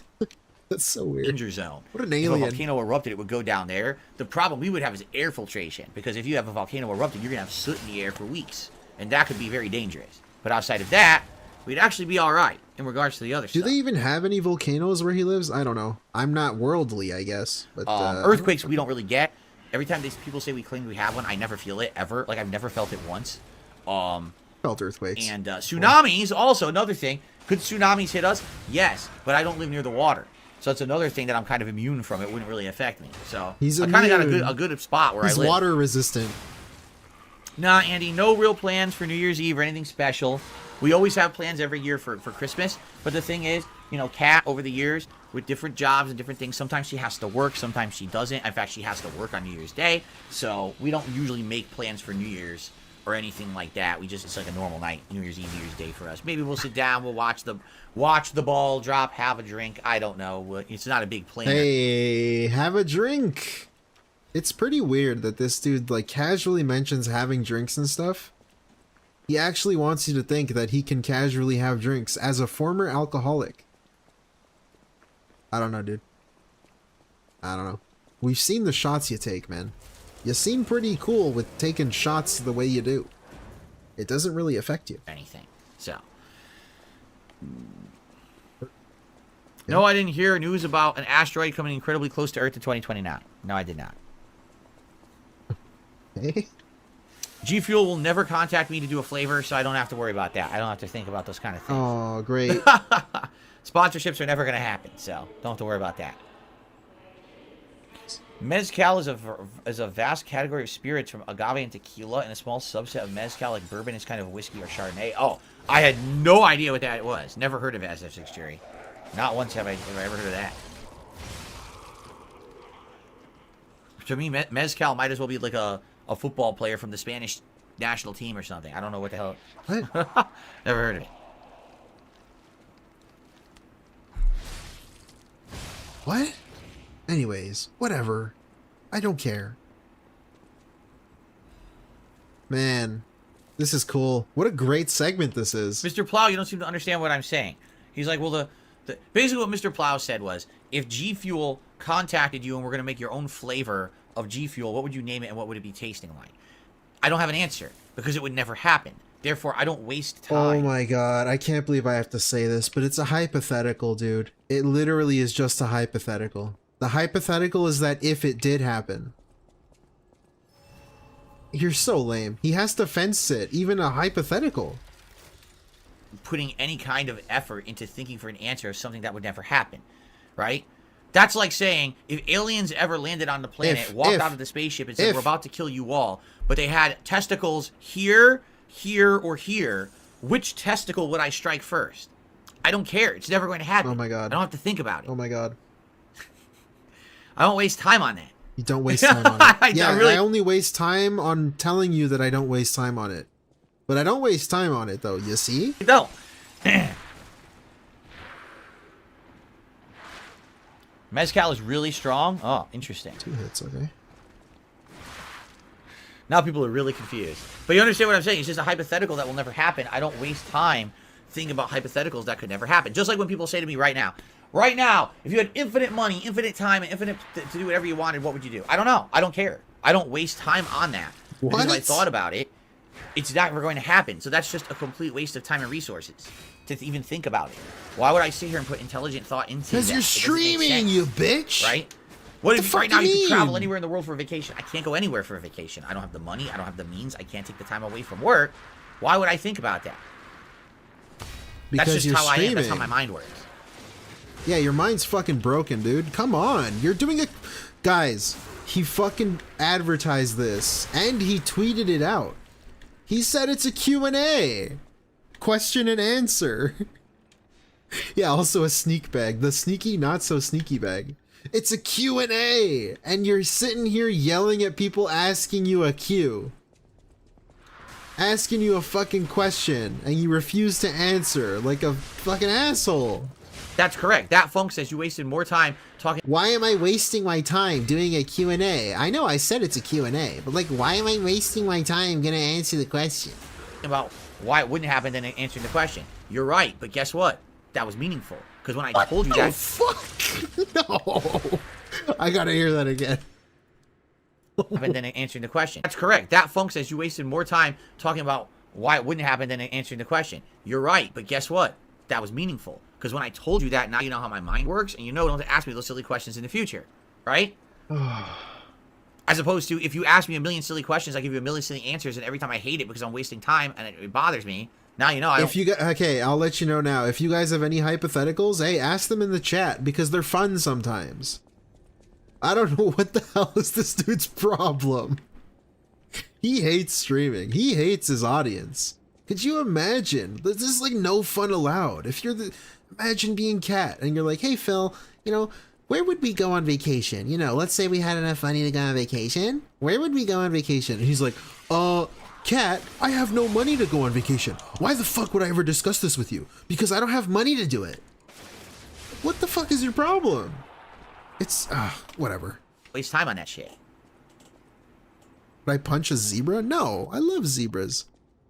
It's like The Last of Us 2. I would save the zebra from a trap so that you feel bad for me when my dad dies later. Spoilers for The Last of Us 2, I guess. But it's at the beginning. Fuck you. I hate that game. Andy Young says, well, if aliens were landing on Earth... Was it a zebra or was it a dog? I don't know. And they said they were going to kill you and they had multiple testicles over their bodies. Which testicle would you strike first? Whichever one was closest to me, strike distance.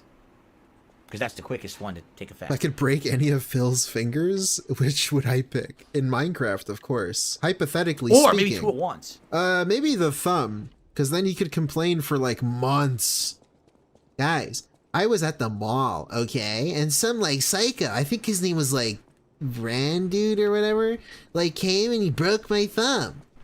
What the fuck? I can't play video games anymore. He actually did me a favor. Fucking idiot. Now I don't have to play video games. That'd be something. If you could strike the head testicle and the chest testicle at the same time, double testicle punch. I'm glad I was talking over this punch bullshit. They do in martial arts, they go like double punch like that, maybe whoo, and knock them back. There you go. Yeah, these enemies look fucking cool, by the way. They're so gross. What's for dinner? I think my wife is making baked chicken thighs that she breads. Yes, I love the meaningful question, what's for dinner? But don't ask me any fun hypotheticals. Okay. She has her own recipe, so we buy this like breading mix, but then she puts in her own seasoning and spices into it. She coats and breads it, bakes it in the oven, and just some green beans and mashed potatoes. I believe, anyway, I think. Oh, they explode. Okay. If I could time travel, would I go back in time or forward? Man, that's a tough question. Because, number one, time travel doesn't exist. Okay. Maybe it will one day. Oh. But I don't really think it matters. Listen to this. Please. Look how annoying he is. He's like he's like someone I knew in high school. Bro. Holy shit. This dude. Like, he's so special. He's a Mr. Know-It-All, Mr. Smartass, Mr. Semantics, Mr. fucking annoying. Nobody liked this dude in high school. I can tell you right now. I'm sure this is not a surprising statement. Nobody fucking liked this guy. I knew a kid like this in fucking high school. Holy shit, you're annoying. Would I go back in time or forward? Man, that's a tough question. Because, number one, time travel doesn't exist. Number one, time travel doesn't exist. I don't know if you knew that. It doesn't exist. Maybe it will one day. Fuck you. But I don't really think it matters.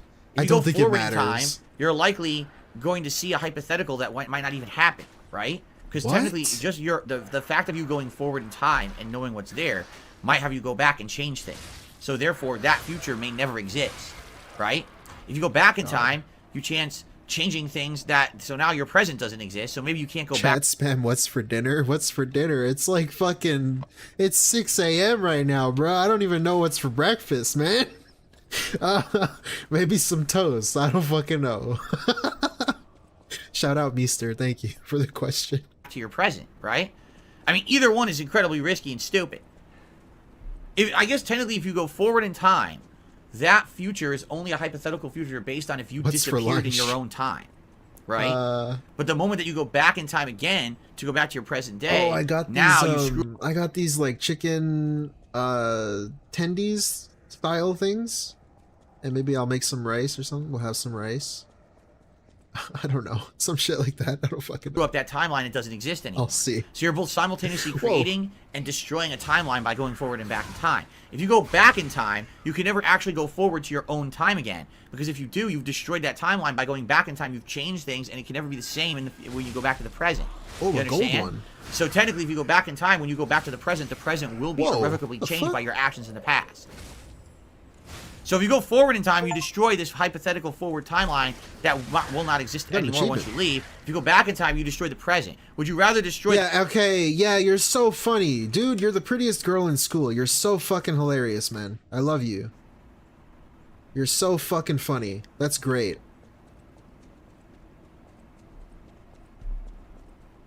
God damn, man.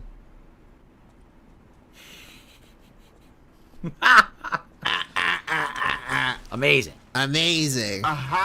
Let's go. Oh, God.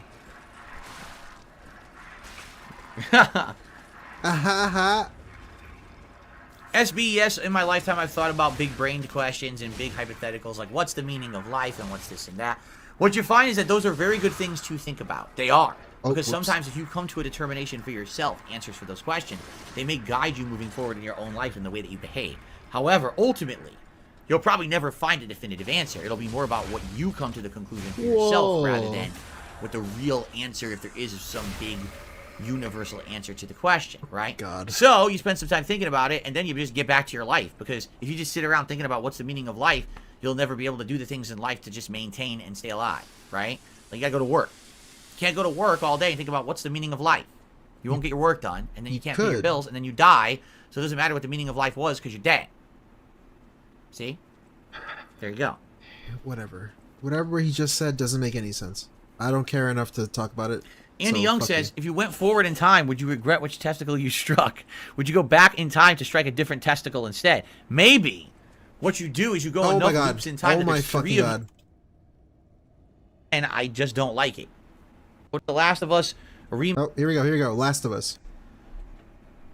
There you go. There you go.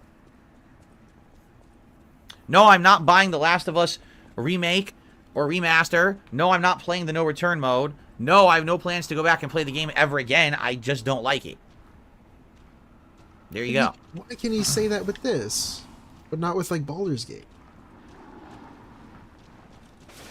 That was bad. That was dumb. That was dumb. I don't know why. I don't know what I'm thinking. You wish I would play Outer Wilds again? Why not? Hey, it was fun. What is your name? You don't have a name. What do I call you? Space? I don't know. What do I call you? For when I played it, but ultimately a game like Outer Wilds is like, if you just want the ultimate time killer game and you don't care about having to do the loop 7,000 times. Yeah, go back in time which on is do kind dying. of annoying, honestly. I feel like Outer Wilds would be a better game if it didn't have the loop. Like, if you could just explore as much as you want. Whoa. This, what? Hold on. I feel like Outer Wilds would be loop 7,000. Outer Wilds is like, if you just want the ultimate time killer game and you don't care about having to do the... Outer Wilds, that's the good one, right? That's like the outer... Yeah, this fucking guy is stupid. Hey, if you haven't played Outer Wilds, go check it out. It's kind of good. It has a cool idea. Trust me. Play 7,000. It's really cool. Listen to this stupid idiot with his fucking folded hands complaining about it. Outer Wilds is like, if you just want the ultimate time killer game and you don't care about having to do the loop 7,000. Oh yeah, Diablo, no problem. I didn't even know he was streaming. Maybe I'll redirect you guys there. Which is kind of annoying, honestly. I feel like Outer Wilds would be a better game if it didn't have the loop. Like, if you could just explore as much as you wanted and then solve a mystery, as opposed to, oh, so, you know, you're exploring this galaxy or this solar system, but you only have a set amount of time before it destroys. That's the whole idea. You gotta fuck around again. I don't like that. I don't like that. Hey, DSP, that's the whole point of the story, though. The story, you know, the story. That's the whole point. Day style of being rushed. I think the game would be better if you weren't rushed. Okay. My take. So, I think it's a fine game, but I'm probably never gonna play it. Stupid ass take. Fuck your take. Your opinion sucks.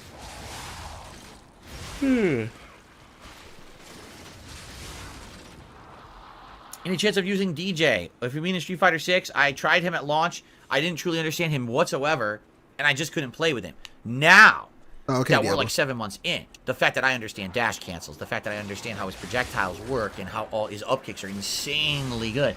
Basically, all I would need to do is learn a few combos and basic strategies, and I could probably do pretty well with him. But at this point, like I told you guys, we played Street Fighter 6 for 7 months. I'm not learning new characters. At this point, there's no time. As you've seen, each time I learn a new character, it takes about a month. Dalsim took about 2 weeks of, 2-3 weeks of offline custom matches, casual matches, whatever you want to say.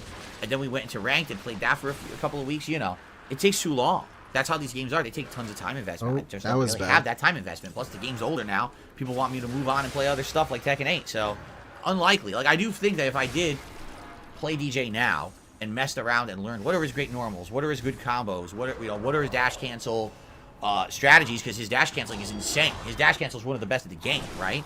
I'd probably do well, but I don't think I'm going to be doing that right now. So.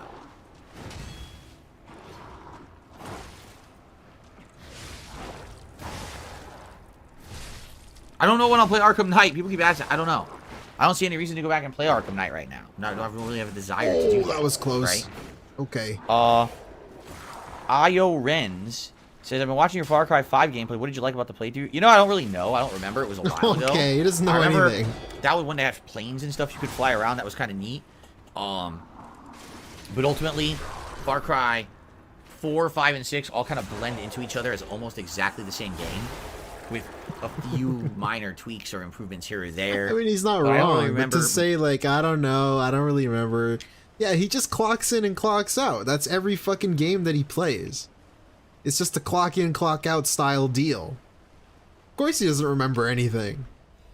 Much that makes it stand out, you know what I'm saying? So, I honestly can't answer the question. It's been too long, and I don't think there was that much there, right, for it that was, like, unique, that I really stood out as something special. So, I didn't like the story. I thought the ending of the story was terrible, by the way. I got a $2 tip from Greeky. What's your opinion on great movies like, for example, Ghostbusters and A Christmas Story, Gremlins having sequels? Like I said, here's the difference.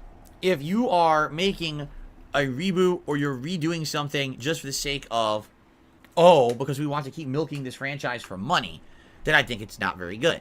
If it's something that people have wanted for 100 years and never got, and now finally they're getting around to it, it's kind of your last chance because the people who were involved in the original project are freaking dying off, then maybe it makes sense. Like right now, this Ghostbusters movie coming out in March may actually be super emotional, because likely this is going to be the final time you will ever see Bill Murray, Dan Aykroyd, and Ernie Hudson dress up like Ghostbusters and play those characters ever. That's it. Like, we always thought, maybe we'll get it, and now we're getting it, but we also know this is not that movie of just about them. It's really about the transition to the new group of Ghostbusters from Ghostbusters Afterlife. So it's going to be very sad and emotional for those of us who grew up watching the Ghostbusters movies, right? And I think that has some meaning behind it, does it not? I think so. Versus oh, look, it's the 17th reboot of Ninja Turtles. I don't want to see another version of Ninja Turtles. I've seen too many already. I don't care anymore. What are they, what are they going to make the dude? The Ninja Turtles are going to age? What do you mean? It's fucking animated. Also, what the fuck is this that I'm looking at? There's a big difference there. Okay, Phil. Have I grappled with the feeling my Street Fighter skills are declining? No, if you want to know the truth, Street Fighter today is way more complicated than it was when I used to play it back in the day competitively. You got to remember, those games I played in the 90s, those were basic. That's basic stuff. I mean, it takes a lot of knowledge and a lot of hand-eye coordination, but it's basic. This Street Fighter 6 is one of, if not the most complex Street Fighter game ever made. It's got insane amounts of knowledge needed, you know, about all the different mechanics and the way that the game works. I would say the one thing it doesn't require, except for a couple characters, like I would say Chun-Li and maybe Aki and a few others, do take a lot of hand-eye coordination and practice, but a lot of these characters are super easy to play compared to old Street Fighter. But really, it's more about having this awareness of all the different mechanics at once. I think it's harder to play Street Fighter 6 than it is to play the games I used to play in the 90s. So the fact that I can play Street Fighter 6 at any capacity and not just get spanked constantly by kids playing it, because the vast majority of people I'm playing online are people like in their teens and 20s, right? Like, you know that. Teens and 20s somehow is kids? The fuck? Whatever. I'm a kid, I guess. These are not fucking 40-year-olds like me I'm facing. These are people much younger than me. What about the ones you do face, the fact that I'm beating them and hanging with them actually is a testament to the fact that I can actually play games at a good level if I care. A lot of times I just don't care. I don't care to play Call of Duty just and like when master Piece it. of Peace I just don't give a shit. It's a fuck around game for me.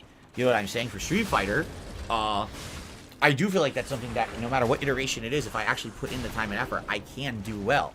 This game, I'm doing better at Street Fighter 6 today than comparatively when I was playing these games back in the 90s and 2000s. I'm being honest. Like, I would say the only time in my career... That doesn't even make any sense. No, that's not even true. You can't even get to legend rank. Of Street Fighter that I was maybe a little better was that very peak, tippity-top 2006, 2007 when I was playing Super Turbo at that high competitive level. That was probably the best I've ever been. Right now is by far the second best I've ever been at Street Fighter. Oh, okay. So there you go. Sure. That's not saying much, dude.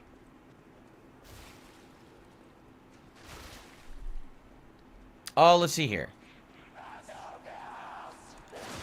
Andy says, with Toy Story 5, Pixar has literally admitted they're making it just because they had a massive loss in profits. In reality, it should have ended at 3. There you go. There you go. No comment. Can't even respond. I mean, yeah, 3 had a perfectly good ending. It absolutely did. That very well could have been just the ending, and it was very emotional and everything. You kind of feel cheated when you watch Toy Story 4. Not to say Toy Story 4 is a bad movie, but you feel cheated when you're watching it, and you're like, dude, all that emotion I felt at the end of 3 was a waste of time. Right? You feel like, wow, they really... Opinion on Flight 1651. What is that? Is that a meme? The 1651 kind of messed us and jerked at our heartstrings for no reason. It was cool. I like when... I can't believe that they're making kept appearing over and over again. I really can't. I think it's really stupid. It's really an Apple dumb. Sponsorship. Fightcade is not off the table. I just said we're not doing it now. There's no point to doing Fightcade when we have less than a month. Wait. What did you say? Yeah, I think it's really stupid. It's really dumb. Fightcade is not off the table. I just said we're not doing it now. There's no point to doing Fightcade when we have less than a month until Tekken 8. Why put effort into... Okay. That is so dumb. That is the dumbest thing. That it's so fucking frustrating when he says that. There's no point in doing X because there's less than a month before Tekken 8. 1 month? The fuck you mean? It's like when he says we can't play new games because in 4 months there is a new game coming out. Like, what the fuck you mean by that? That's a long time. That's a very long time. In less than a month, you could play Fightcade. Like, how many days are in that time? You could play it every day. That's a lot of time. Setting up and learning how to use this Fightcade, starting to get good at retro games, then not playing them for months because I'm playing Tekken 8. Whatever. Right? There's no point. Shut up. There's no point. There's no point. I know I'm a streamer and the whole point of me streaming is to like play shit and entertain you, but there's no point in me doing that. Why would I entertain you? What are you, fucking stupid? Who do you think I am, a streamer? I received another $5 tip from Brian. Last year, most of the people who watch would have said that either Elden Ring or God of War would have been your game of the year. Do you feel this year it's more up in the air? There's no clear favorite. What do you guys think? I don't know, like, in my mind, I'll be honest, I don't want to spoil, so I'm not going to say anything. But in my mind, I can probably think of a handful of games that I'm considering for Game of the Year pick, right? I would probably say there's maybe 5 games this year that come to mind that stand out as Game of the Year for me. I think you guys just can't tell, right? If anything, because I don't review games right after I finish them, this has started to build some big suspense about what games I think are great or aren't, you know? Like, if you take a look, we already looked into these things. Arguably, the game I played the more this, or not arguably, factually, the game I played the most this year was Street Fighter 6. Does that mean Street Fighter 6 is Game of the Year? Does it? I played it more than anything. Probably. Right? What was the best RPG of the year? Well, you gotta think hard about that, because there were quite a few. There were some that were really good. There were some that were incredibly underwhelming. Baldur's Gate 3 now I've played for about 28 hours. Is that true? You can't rank that. You barely played 27 hours and climbing. You know, I'm going to be playing it 2 more streams this week before I get to my Game of the Year awards. If I play the game 30 to 35 hours, does that mean that it's a contender for Game of the Year? I didn't beat it. Can it be a Game of the Year contender? No. No. Right? No, it can't be. What about other games? What other games stood out this year? You got to think about all this in your head, like, right? What were some of the best games and playthroughs of the year? What ones did I really like? What ones didn't I like? So, you know, you be the judge for yourself. But I think this year's Game of the Year awards will be a little bit more interesting. No, they're not interesting. They're like, so ass. In case you're wondering, I've watched 2 of them on stream. They're really bad. Don't watch them. But in case you like to suffer, go check them out. They're on my channel. Check my live streams. Shill, plug. Anyways, they're fucking terrible. I know that's what Phil's going to pick. I don't think anyone even knows that, right? And that's good. That's why I like doing it this way. When I used to do my Game of the Year awards, the funny part was, for as many people were excited for them, most of my hardcore fans already knew the answer. They already know what game was my Game of the Year and what other ones. Like, they already knew because they saw my reviews for the year. What, do you think I'm going to give a game a 9 out of 10 and then say, oh, it sucks later on in the year? Of course not. So if you were watching my old game reviews, you would already know, right? Oh my god, I'm lost. Toto! This is one of my cleaning What? cloths. I'm just trying to shake out any dust and refold it. What did he say? Don't mind the chat, guys. We got a lot of people on the stream. Toto! Right? Toto!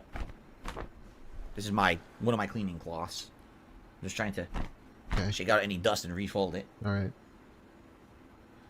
I guess I should change the title of the stream. It's not nighttime anymore. I think there will be some games on the disappointing games list that most people don't expect to be there. Because maybe either you didn't know how disappointed I was, or maybe you've forgotten about them. I think also there will possibly be some games on my Game of the Year countdown that you're not expecting to. It time zoom.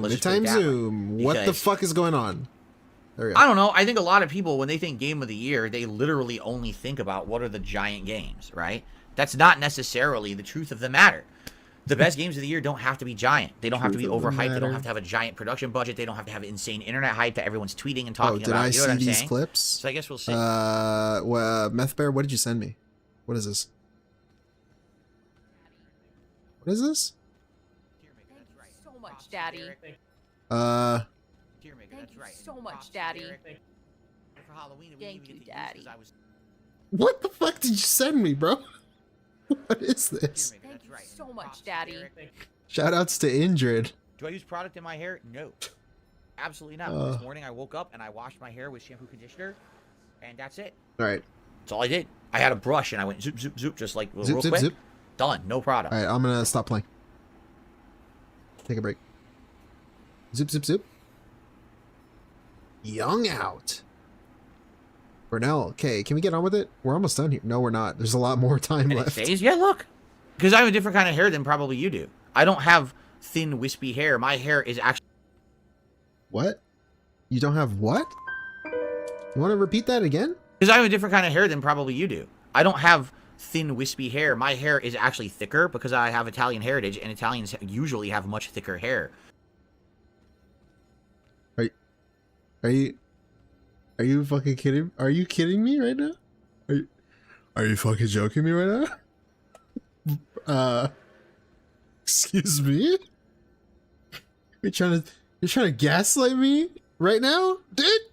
Because I have a different kind of hair than probably you do. I don't have thin, wispy hair. My hair is actually thicker because I have Italian heritage. And No, we got some time, Nugs. Don't worry about it. We got time. Usually have much thicker hair. than a lot of other people. So my hair actually is a little bit greasier and thicker than most.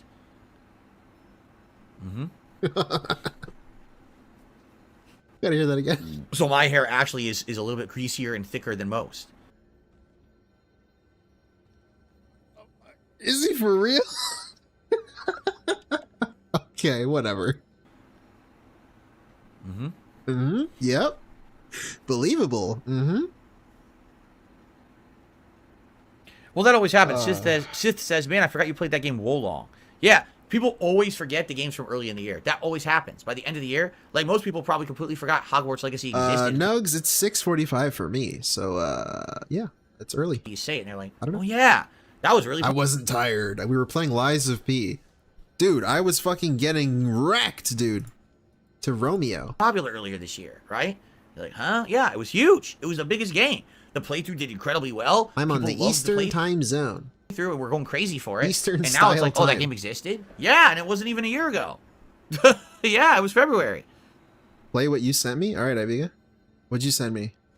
Big ups to Indrid, by the way. We got this hot clip. Thank you so much, Daddy. Thank you right. so much, Daddy. For Halloween, Thank you, Daddy. That's interesting. Very interesting. And we've got this from Iviga. Somebody touch my spaghetti! Thank you, Iviga. Thank you. Thank you. Thank you very much.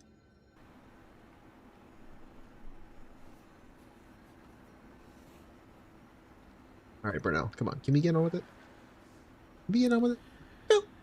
Oh my goodness. Well, we have about 10 minutes left, everybody. I want to say thanks. You've been a great audience today for Robocop and for this impromptu Q&A video. No problem, dude. I hope that you're enjoying.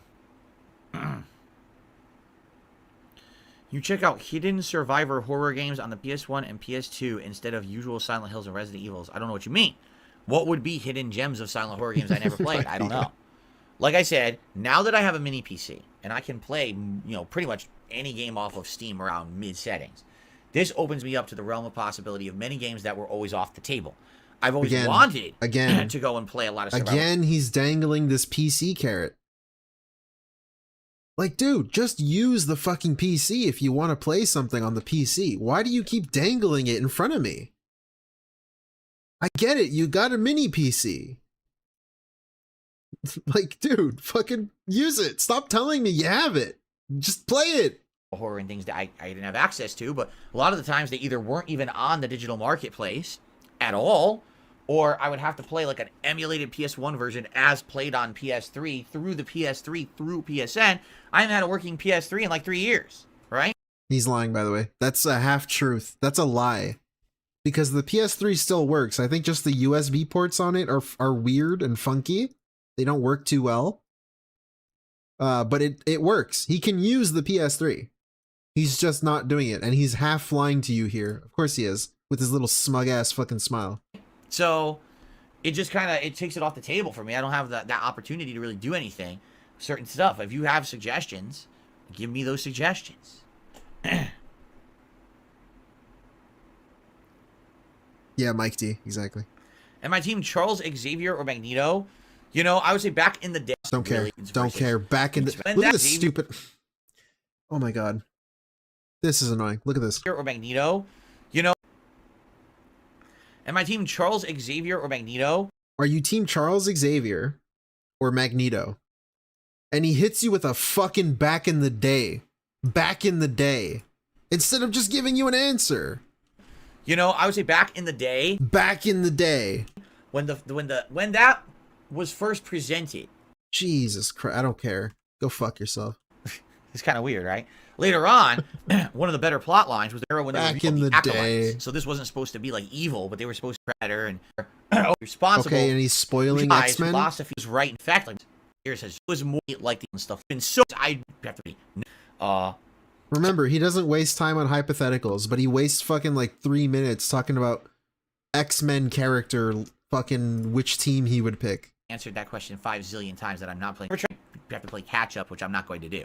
So, Would I ever try Phantom Liberty? No. You can stop asking. I've only answered Hum that along question. if you can't sing along. Thank you for becoming a member, dude. I assume you were a member and YouTube demonetized me and something happened. That's why your alert didn't play. I'm sorry. But thank you. I see it, and I love you. I'm him. That's you, dude. A bad as baller as possible. Thank you, thank you. 5 zillion times that I'm not playing Cyberpunk again. Cyber says, I hope eventually 5K will get a stream or two. 5K will 100,000% get played. All right? Okay. Now, I don't know to what capacity, because I don't know about ease of use. What does that mean? I don't know to what capacity. You just said it's going to be played. What capacity can you play it under? What? You play it or you don't play it? I don't know about what's going Hi, honey. Hi, Koraz. Hi, honey. to happen in regards to stopping trolling. I don't know who's going to accept my matchup requests. You know what I'm saying? I have no idea. But I want to at least give it a shot. I want to at least play those retro fighting games. I love them, you know? Sadly, I get the feeling it's because it is not done professionally. This is not a for-profit style thing. It's not something you paid for that was designed to work on your console. It's going to be messy. I get the feeling it will be. I get the feeling it's going to be like hard to find matches. You get a match, it lags, the guy fucking cheats and pulls the plug. Thank you. Really, thank you. Happy New Year, pimps and pimpstresses, folded hands, poultry leg. Poultry leg. Big ups, hum along if you can't sing along. Thank you for the $2. Yeah, Happy New Year, pimps and pimpettes. Hello, yes. Yeah, hey guys, Happy New Year's. If you are there, where would you have to be? Where would you have to be for it to be tomorrow already? I don't know. Fucking where is it already 2024? Christmas Island? Big ups to my Christmas Islanders. Shoutouts. You get trolls and idiots who are trying to waste everyone's time. You know what I'm saying? Like, yeah, I know what you're saying. I get saying. the feeling no matter what, it's going to be not ease of use like Hello, it is Daddy. designed in a collection on a console. I'll still give it a shot. I want to play retro fighting games. I just don't know how viable it's going to be with Fightcade. So, last day of the year for you, Mark. Well, happy early New Year. 7-7-7-7. My PS3 died this year. I got a Sega Saturn and Sony PS2 when I was in Japan. I posted them back to Australia. They're in my gaming room now. Thumbs up. Saturn is one of those unsung heroes where it was so short-lived. At least in the United States, it was less than a year. Most people never got one or knew about it, but it had a lot of great titles on it. So it's a shame, you know. I think it actually would have done Happy New Year from New pretty Zealand. good. Hey, there you go, New Zealand. My New Zealanders. Big ups. Alex GXXXAI. Welcome. Thank you. Happy New Year. Where circumstances were different. Thank you, Daddy. Thank you, Daddy. Thank you so much, Daddy. Thank you, Daddy. Andy Young says, "Am I returning to Shoutouts to Phasmophobia Indrid. again?" That's something for you guys to determine. I own it now. I could play it whenever I want. You guys saw my attempt at trying to play it during the Christmas marathon. Like, I could not get into a lobby with anybody. No, I'm not going to go out of my way to buy equipment to play it, so I'm not buying a fucking microphone to play it or anything. Wait, what? You know, To play what? I'm like, I could not want. That's something for you. Andy Young says, "Am I returning to Phasmophobia again?" Phasmophobia. I loved the Phasmophobia segment. That's something for you guys to determine. I own it now. I could play it whenever I want. You guys saw my attempt at trying to play it during the Christmas marathon. Like, I could not get into a lobby with anybody. You could. You could, though. You could. You got kicked because you didn't have a mic. No, I'm not going to go out of my way to buy equipment to play it, so I'm not. Yeah, buying equipment to play, he doesn't have to. He owns, like, multiple headsets with microphones on them. And he owns different microphones that he can literally plug into his fucking thing. He doesn't have to buy anything. He's just too lazy or conveniently doesn't remember that he can literally plug shit in. Buying a fucking microphone to play it or Buying a fucking microphone. anything, you know, so I guess we'll see what happens with that, but I don't know. The funny part was when I played Phasmophobia, it was about 90 minutes, right? I had fun with it. 90 minutes, 8 minutes of it was actual gameplay. Most of the 90 minutes was in tutorial and him singing and humming and saying unfunny jokes in the tutorial. 8 minutes of it was actually him playing the game. All right, I did the best I could. I know how to play it, so I had to do the tutorial. That's sad too. That's sad if that's the best you can do. I just gotta say that. The tutorial, I couldn't even finish it because I didn't have a mic. So then I tried to play online. That didn't work. I tried to play solo. That was boring. But I tried to be funny. I tried to make silly commentary. Yeah, that's why it was ass. Just joke around. And then you get people who watch the video and they leave comments, oh my god, he's such an asshole, he ruined this experience. And like, yeah. What the fuck are you talking about? Dude, it was so bad. You know what? Fuck it. Let's check it. Fuck it. We're doing it live. We're doing it live, dude. This fucking guy. Alrighty, everyone. It is Christmas. This fucking guy. Look, it's an hour and 12 minutes. 90 minutes, by the way. 90 minutes. It's a nice lie, dude. Big ups.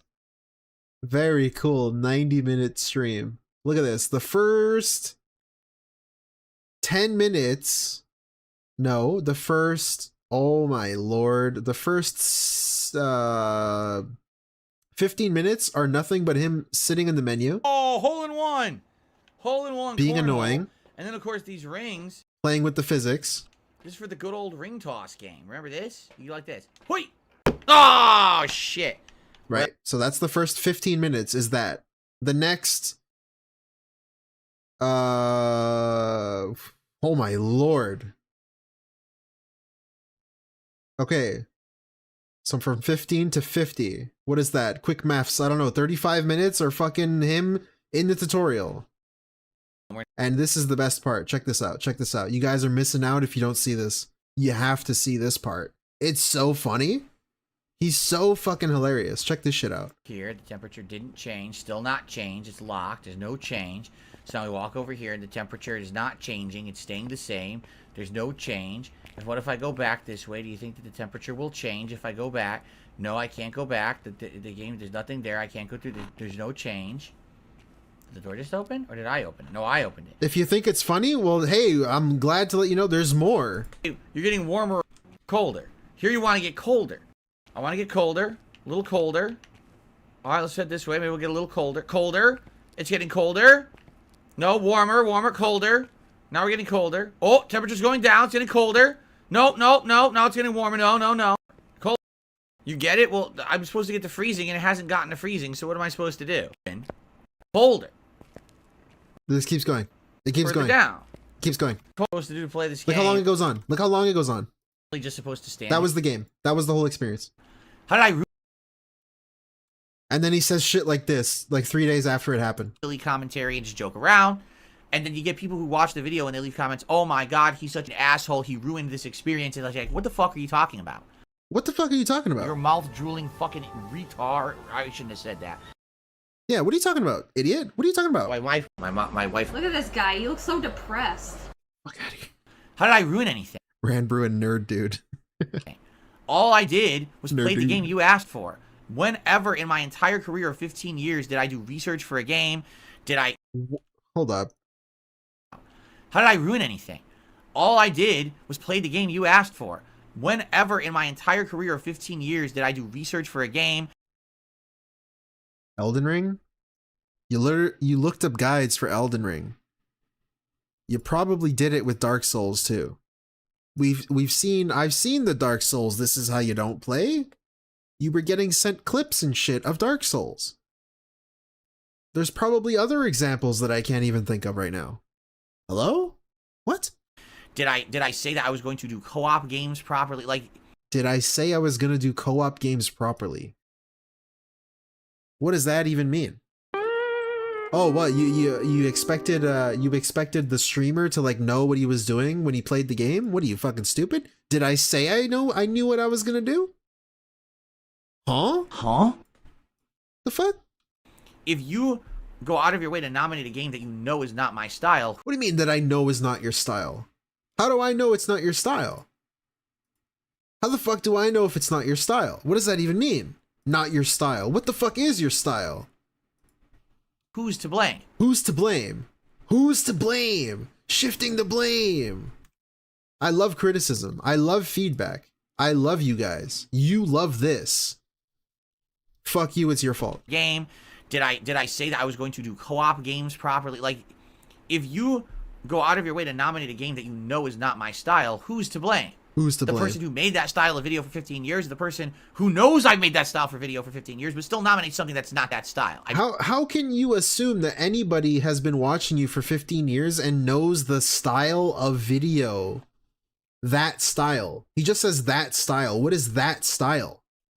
What does that even mean? The fuck? It's nice of you to assume that I've been watching you for 15 years. You know what I'm saying? I don't know. He did it again. This shit. This is my newest nitpick. You know what I'm saying? Who's to blame? He says some weird, vague-ass fucking statement. And then says, you know what I'm saying? Like, bitch, I don't fucking know what you're saying. You barely know what you're saying. The fuck? Ask me if I care about this shit, because I don't give a shit. Get out of here with that. You know what I'm saying. Do you know what you're saying? The person who made that style of video for 15 years, the person who knows I've made that style for video for 15 years, but still nominates something that's not that style. You know what I'm saying? I don't. You see? He says some bullshit. You know what I'm saying. Get the fuck out of here. And by the way, Kat agrees with me. That'd be the same as like, so you nominated, you know, a baseball game, and then I played it during the Christmas marathon, and I sucked at it and didn't do much, but I just joked around instead. You're mad that I didn't actively play the baseball game well. Let me hear this analogy, this weird comparison, because this is literally what happened.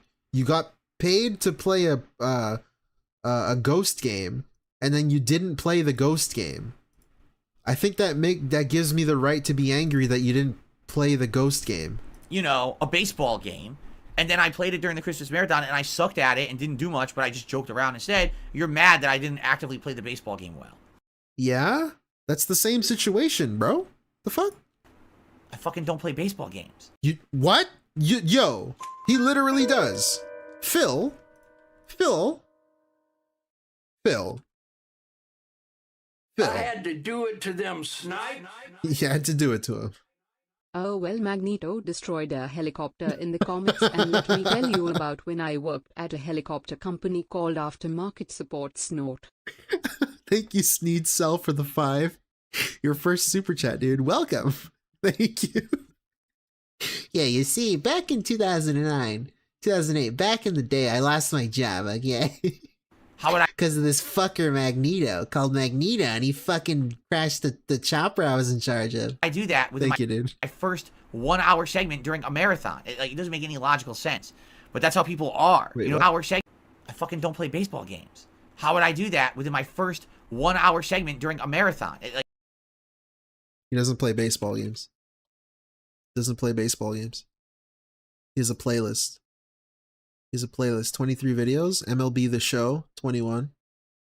He played major MLB The Show, 21. Yeah, he played MLB The Show, 21. These are the restreams where he said, Almighty Tevin is watching me right now, talking crap about me. Hour 2 of MLB The Show 21. Oh, yeah, I don't play it though. It doesn't make any logical sense. Doesn't make logical sense. But that's how people are. You know what I'm saying? I don't. That's how people are? You know what I'm saying? No, I don't know. I really don't. I don't. Can you, like, say a sentence without saying you know what I'm saying? Because I don't know what the fuck you're saying. It would help if you explained it instead of just saying, you know what I'm saying. You know what I'm saying? Bitch? Fuck you. That makes me cringe. Ugh. Oh, man. So, if people wanted that, we would have to talk about it, but I'm telling you, I'm not going crazy with prep. I'm not buying mics. I don't care about online co-op. I don't. So, you're asking me to play something that I know I don't care about. Wait. What? I'm telling you, I'm not going crazy with prep. I'm not buying mics. I don't care about online co-op. I don't. So, you're asking me to play something that I know I don't care about. You're asking me to play something that I know I don't care about. Phil, am I supposed to read your mind? Blood? Bruv, am I supposed to read your mind? Am I supposed to know that? How the fuck would I know that? So, how well do you think it's going to do, right? I'm just saying. I don't know. It's your fault that I'm fucking boring as shit. Thank you. What a cool answer. Okay. Thanks for the feedback. I love feedback, and you guys love my fucking streams. You love me. See, that's the thing. Like, I feel like I can take any kind of game and make entertaining content out of it. Bro. Bro! Your mouth drooling fucking retard. I shouldn't have said that. Oh my god. Look at this guy. He looks so depressed. I do feel that. Like, if you watch... See, that's the thing. Like, I feel like I can take any kind of game and make entertaining content out of it. I do feel that. Like, if you watch that Phasmophobia 90 minutes, I actually think it's entertaining because my... Well, what's the... Hey, what... Hey, bruh. Dude, hey, what is it? What's the entertaining part? Can you let me know? I'm still looking for it. I watched the whole thing live and I'm still looking for it. Is it this part? Got to 41. Whoops, that's Twitter. This one. Is it this part right here? No, now it froze. Now it stopped moving down. So where do I go for it to go further down? No, it stays the same. What about this part? What am I supposed to do? Get colder, colder. I hope I get colder, colder. Right, colder for you. Hold on. I want to get colder, a little colder. Is this it? All right, let's head this way. Maybe we'll get a little colder. Colder. It's getting colder. No, warmer, warmer, colder. Now we're getting colder. Oh, temperature's going down. It's getting colder. No, no, no. Now it's getting warmer. No, no, no. We're getting colder. Colder. Colder. We're getting colder. No, warmer, warmer. Colder. A little Dude, colder. that's so funny, dude. Commentary, I'm kind of, you know, I'm razzing the Yeah, I love the razzing, dude. That's so fucking funny. game. I'm joking. I'm making fun. I think that's entertaining to see. Yeah. If you're a super fan of the game and you were expecting super serious gameplay, you're probably pissed. Why did you think that was going to happen during a Christmas marathon when I'm drinking and not going to learn the game? Right? So, I feel like I could do... Man, this fucking guy. Man, what did you think was going to happen when I'm drinking and I'm not going to learn the game? Dude, I know I suck, but actually you suck because what did you expect? That's what he's saying right there. You're probably pissed. Why did you think that was going to happen during a Christmas marathon when I'm drinking and not going to learn the game? Right? I'm drinking. So, I feel like I could do well. I'm drinking and I'm razzing when you least expect it. With any kind of game. Just don't expect it to be a serious playthrough. That's not what that was supposed to be to begin with, right? It never was. Just like, look at The Grinch. Did I fucking take that seriously? Of course I didn't. What do you mean? He loved the Grinch game. He fucking hinted that he's gonna keep playing the Grinch game. For some reason, he was telling people like, I can do a full playthrough of this if you guys want. We're almost done the game. I guess it's a good thing I didn't, because, man, if I was planning on playing that seriously, it really was boring, right? I spent $30 on The Grinch, by the way. 30. Oh, the bag. The subtle, not so subtle bag. I'm playing that seriously, it really was boring, right? I spent $30 on The Grinch, by the way. $30 stinking dollars on that game. Do you think that was worth it? I don't think so. How much money did you make? How much money did you make on that stream? Let me check once more. Let's see. Grinch game. Grinch game? How much money? He had $334. You already netted $30 right there. I mean, not netted. Sorry. You lost $30 from the 300. So that's $300. Bruh. You made $300. Who the fuck cares? $30. Who the fuck gives a shit? All right, guys, last chance for a question or two before we adjourn. Fuck off, bro. Play fashion designer on the Switch. Sounds great. Yeah, by the end, he had almost 400. So it was even more than that. Man, he stays Do for I ever a while. fantasize about streaming on Kick? No. No. No. What would from what I'm to understand on Kick, there is zero moderation. So can you imagine the day I turn to stream on Kick, immediately you get 10,000 trolls show up to the stream and just people saying gout, people saying panda, people saying Tevin, people saying why am I toxic? Destroy the chat. So no one with a brain could speak. It would just be this insane, toxic, nonsensical stuff spammed nonstop, and harmful stuff too, because you know people would be doxing people and doing fucked up things. Doxing people. What the So it wouldn't even be worth it. Like, why would I stream on Kick when they don't allow you to have any kind of control, right? That would be pretty harmful to people. So I don't see how that would ever happen. No, there's no New Year's event. We just did a Christmas one. There won't be any events for a bit You know, maybe the next event would actually be like a Super Bowl event, like we did last year. Remember the Super Bowl event we did? People really liked it. No. We'll probably do something similar to that again. That was so fucking ass. He didn't even play Madden. He didn't even play Madden. This fucking guy. He played fucking some NES ass bullshit. Tecmo Bowl. Now I know. Hello. I know it's a good game, right? But fucking DSP playing it? Are you kidding? Talking about a Super Bowl event, play some fucking NES ass shit. What the fuck's wrong with you? Go play Madden, you broke bitch. What the fuck? Get the fuck out of here with that. That'll probably be the next big fucking boring ass bitch.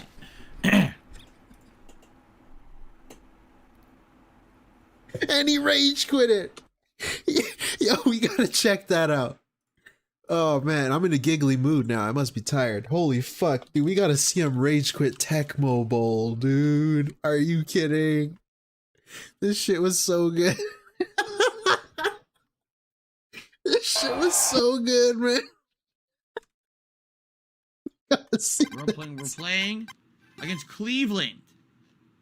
Look how fucking blurry his ass looks. They're not the Indians anymore, right? This is before he put the filter on. Look at this oversaturated shit. This is so oversaturated. This is what he's supposed to look like. Some gray blob. Some fucking ghoul in a mask. He's like a fucking... He's a Plants vs. Zombies fucking... looking ass fucking ghoul. That's racially offensive, so what are they called now?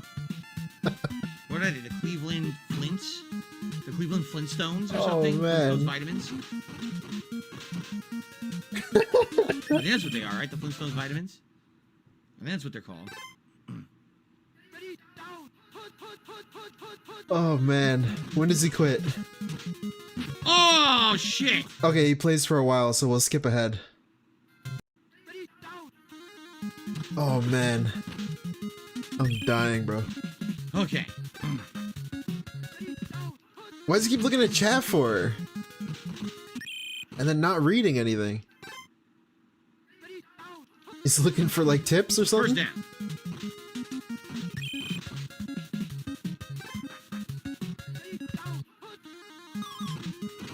Shout out Snort Hogan, by the way. Thank you for this clip. Wow. Right.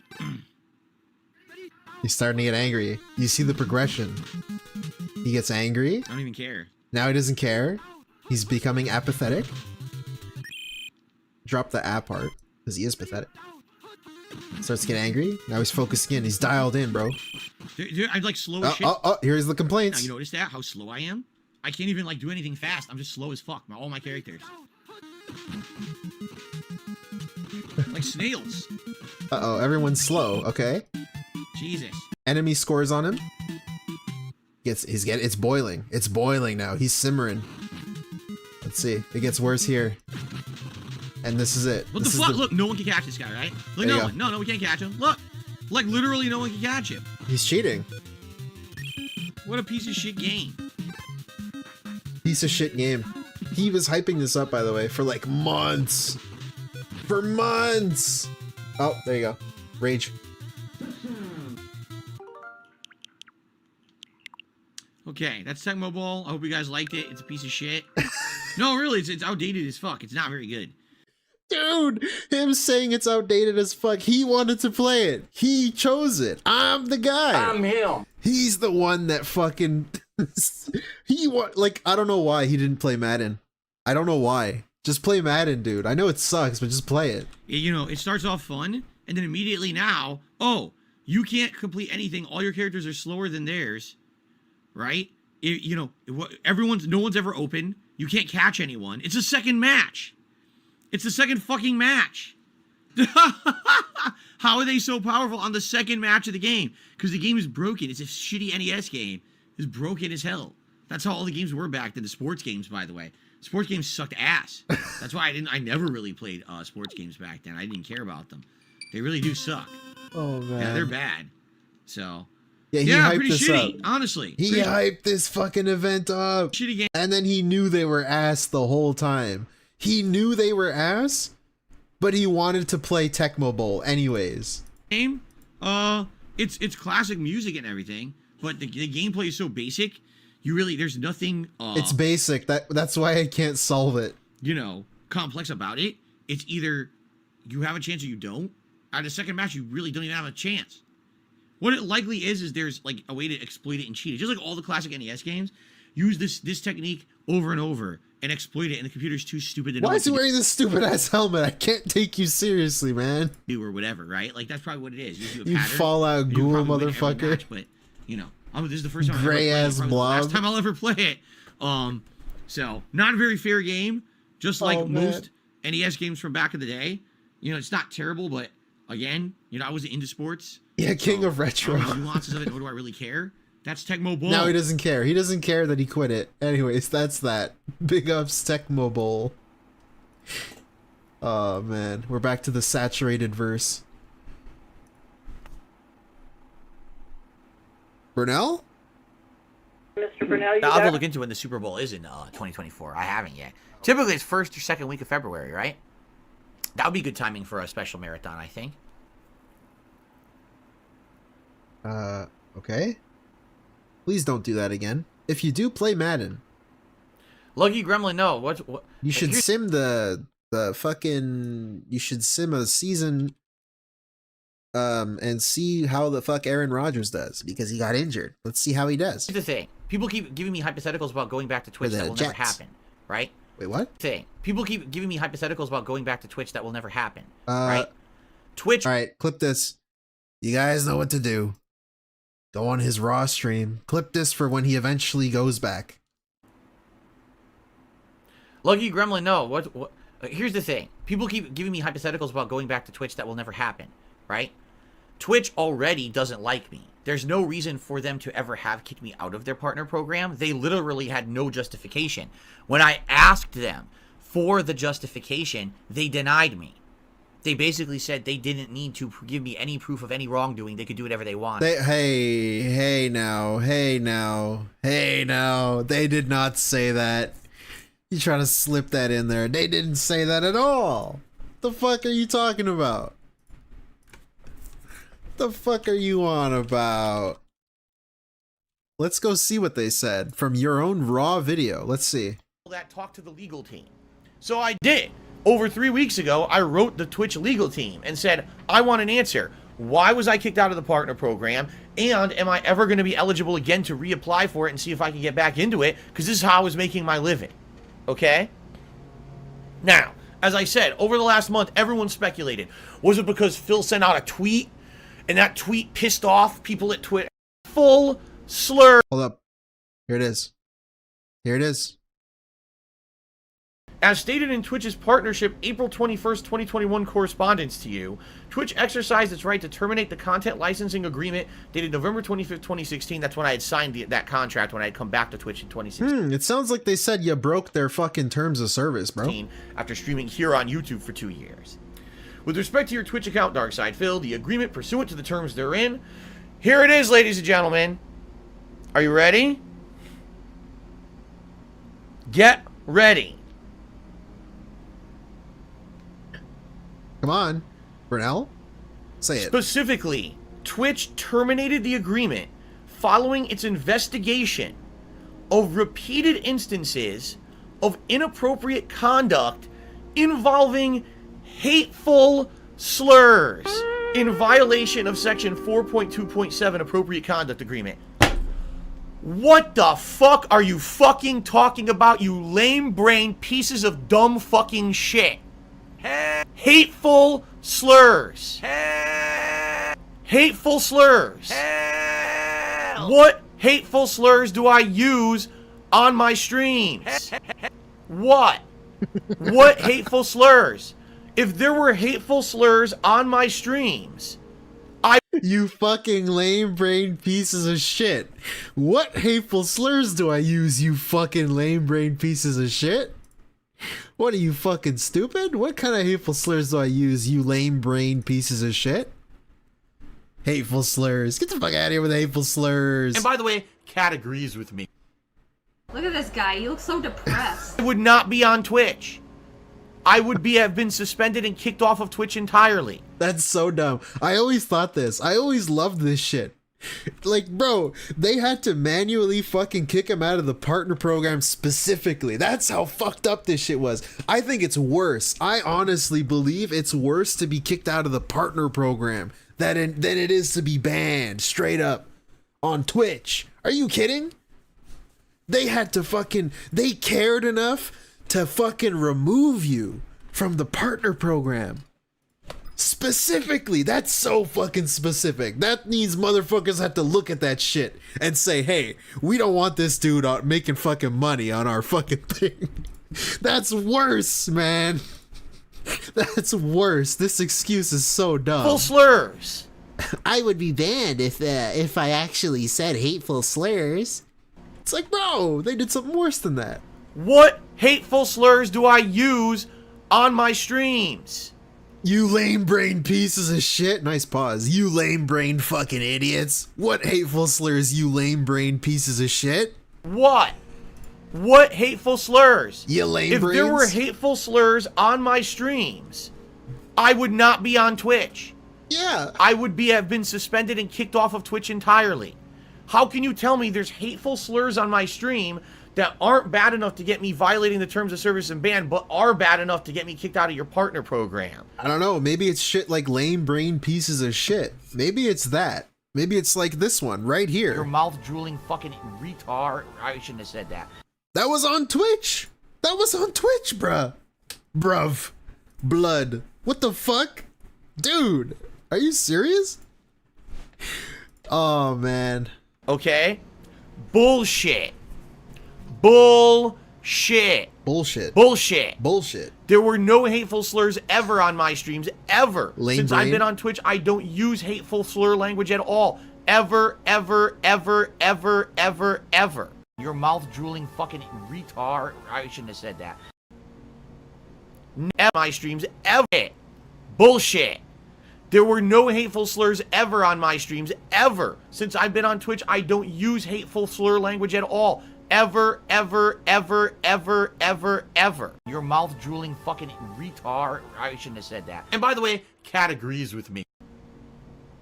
Never. I just was falsely suspended and immediately reinstated because I did not use a hateful slur. All right? So here's what I think. I think these fuckhead trolls have been sitting on my streams for the last couple of months, literally clipping every instance where it kind of sounds like I'm saying a hateful slur. Filza? And sending it to Twitch. Now, Twitch themselves, there's two different teams. There's an actual team for partnerships, and there's a team for the terms of service. Yeah, bro, that's what I'm saying. That's what I mean. That shit's worse. In my opinion, in my humble opinion. What do I know, though? I'm just a mouth-drooling person.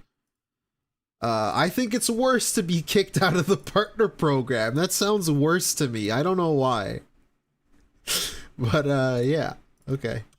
They had to look through your shit and realize, wait a minute. We don't want this guy making money. Not using this language. Terms of service team are reviewing and saying, no, in context to Phil's streams, he's not saying any hateful slurs at all. There's nothing. He's never said anything like that whatsoever. So therefore, they never hit me with anything. The one instance was 2 days ago, or was it 3 days? Wait a minute. Thank you. Sneed Sal for the Really, two. thank Thank you. Jade is down ramp crying right now. Oh, thank you. That made me laugh. He's crying right now. And by the way, Kat agrees with me. Thank you, Sneed Cell. So therefore, they never hit me with anything. They never hit me with anything. Never. Never. The one instance. Oh, except the one instance. Except the one instance. You guys know that? They never did anything except the one instance. So they never did it except for when they did it. Since was 2 days ago. 2 days ago. 2 days ago. And it was 2 days ago. I've never been banned except when I was banned 2 days ago.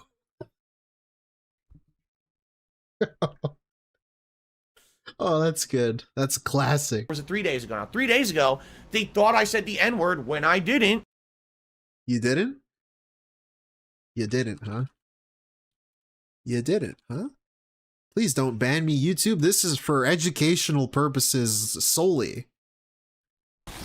This is solely for educational purposes, okay, YouTube? If you will just just like to hear what... I don't want that. Big ups and Leet, by the way. That's a Thank bad you. one. Hopefully there's a better one. Where is it? That's a bad... Ugh. I don't want that. It's a bad one. Hopefully there's a better one. A better... Shit. Here it is. Where is it? Fuck! I wish I had it queued up. Ugh. What the fuck? Am I stupid? Yes, but also... Just like to hear what my wife is good at making or whatever? I don't know. Oh, man. That's terrible. When stationary, It's my first stream, hold on. 75% damage, that's really bad. Wait, what? Where does he say it? The fuck up, I didn't say anything. No. Where'd he say it?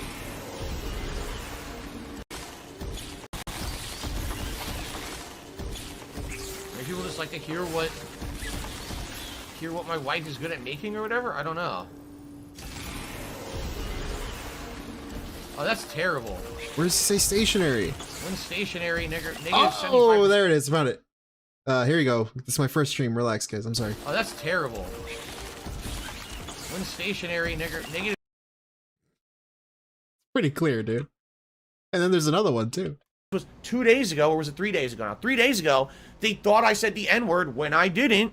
I was saying something completely different, but someone took it out of context, sent them a clip. Somehow I got auto-flagged and suspended. Within an hour, they reviewed the situation, said he didn't say that, and then they reinstated the account. Okay? So, yeah, this bullshit. It never... Oh, this one's... Alright, YouTube, this is for... Right? This one's for educational purposes. YouTube, please? Please. Fiddle's a nigger. What? Phil's a what? Fiddle's a nigger. What? Huh? I didn't say it? So, yeah, this bullshit. It never happened. Twitch suspended my partnership, terminated my partnership for something that never happened. It didn't happen? Fiddle's a nigger. What? You have punished me legally for something I legally didn't do. In the United States of America, that's not legal. You can't punish someone for something they didn't do. In a court of law, it would never hold up. It would be one thing if they had said, oh, you did this, I did it. I've never done it. It never done it? If I had done it, I wouldn't have been able to keep streaming on Twitch. They literally, in this email, just shot themselves. Hey, you can use this. What's on his phone? You could Photoshop something on his phone. Themselves in the fucking foot and proved their own statement is wrong because I wouldn't be streaming on Twitch if I actually used hateful slurs. So they are wrong. Wrong. This is completely wrong. I am... Oh, that's a good one right here. This is a good pause right here. Hold up. Where is it? Come on, Phil. Right there. Somewhere here. There you go. That's a good pause. You can Photoshop whatever in his hand. Champions. Wrong. I am innocent, and this actual email proves my fucking innocence. How? I was punished for nothing. How? Twitch is a piece of fucking shit. I'm sorry. It is. It is. Sorry. If you can false report someone... No, Meester, they have the right to terminate it whenever they want. You literally signed the contract with it saying that. They hold the right to terminate you if they want to. Repeatedly on Twitch? Without needing to give you a reason, of course. That's in the contract. Over and over for something that's not happening, and Twitch's people there are so fucking stupid, they kick you out of the partnership program despite the fact you never did it. That's not a place where I want to ever do business ever again. Ever. I'm not done with the email, by the way. There's more to it. I'm going to read more. There's more. I did nothing wrong. Never used a hateful slur. Was never punished for using a hateful slur. Now, after the fact of me losing my partnership for a month, I get suspended and immediately reinstated because I never used a hateful slur. So, fuck whoever the fuck made that decision. You're an idiot.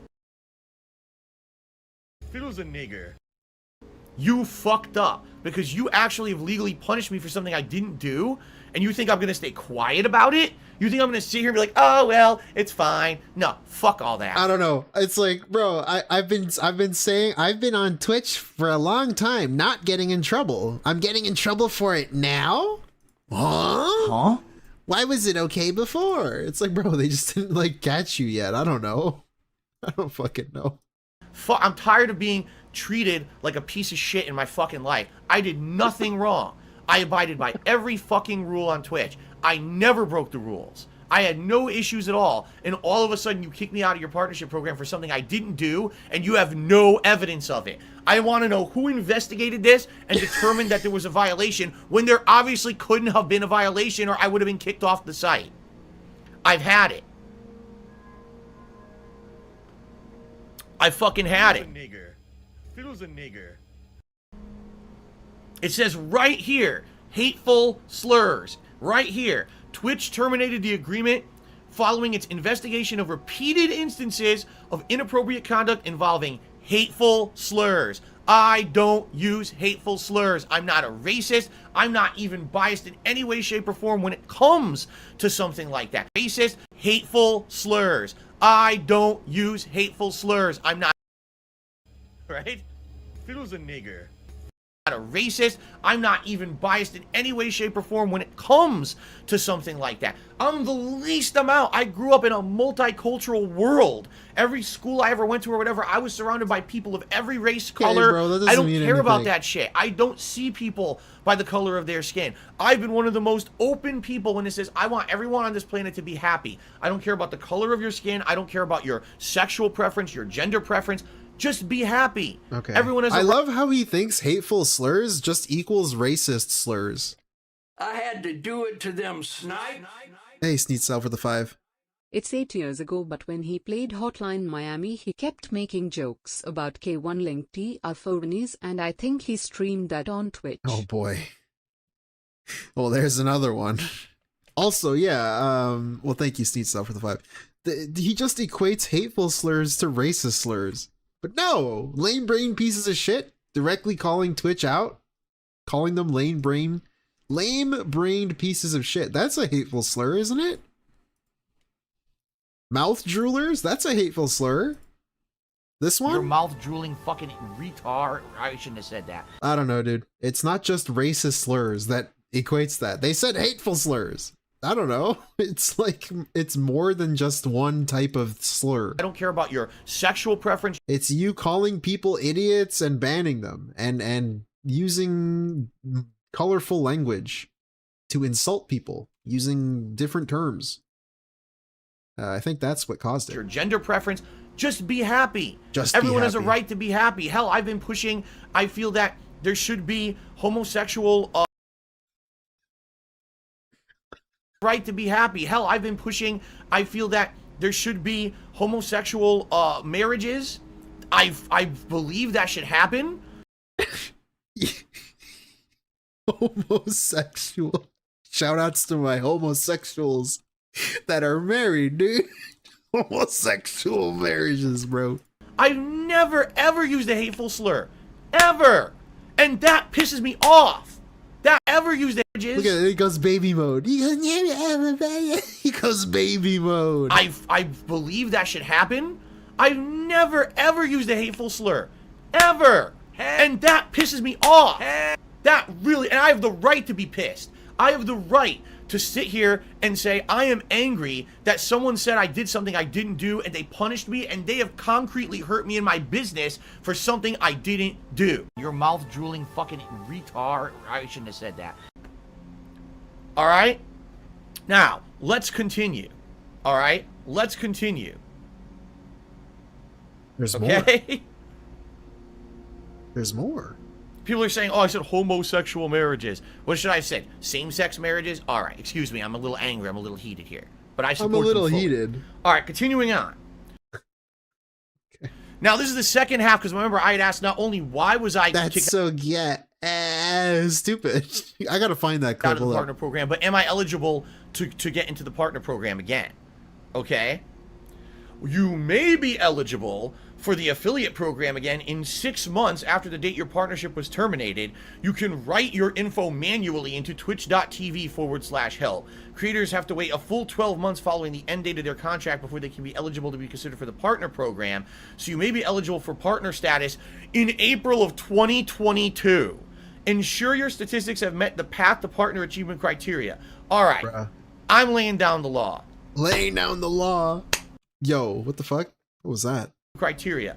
All right, I'm laying down the law. The fuck's he looking at, bro? This is totally a detractor beam style thumbnail. AI fucking fill this out, Snood.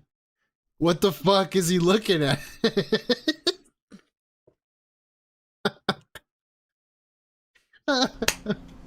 Dear Twitch, watch this video and listen to me very carefully. It was at like 11 minutes. I want a public apology from you. Oh my God. I never did what you were telling me I did. There cannot possibly be evidence I did because it never happened. Not once have I used a hateful slur on a stream on twitch.tv. Never. Never. Ever. Ever. I don't want to fucking retard. I shouldn't have said that. Hear it. Unless you can concretely prove to the world that this happened repeatedly in a manner that I would be terminated from your partnership program, but somehow magically not terminated from your website, go on and do it. They did. They had departnered you. But since you can't because it didn't happen, you owe me an apology. In addition to that, yo, he's setting out a list of demands. The fuck? I demand that if you do the right thing here, you're going to reinstate my partnership. Damn. All right? You are. Because if you don't, you're basically telling the world, the entire world, you can terminate someone's partnership for something they didn't do with zero evidence that they did, and too bad. You're basically saying we're an inept business. We have actual no checks and balances for what our employees do. We have no checks and balances for troll activity, and absolutely anyone can be punished for something they didn't do. Okay. You're saying you have an unjust, unprofessional business. All right? All right. It's this simple. I demand it. And if I don't... It's this simple. I demand it. Okay? What the fuck? Just because you demand it doesn't mean it's gonna happen. Don't get it? I'm never going back to Twitch. Oh no. Oh my God. I can't believe he's never coming back to Twitch. No. Phil?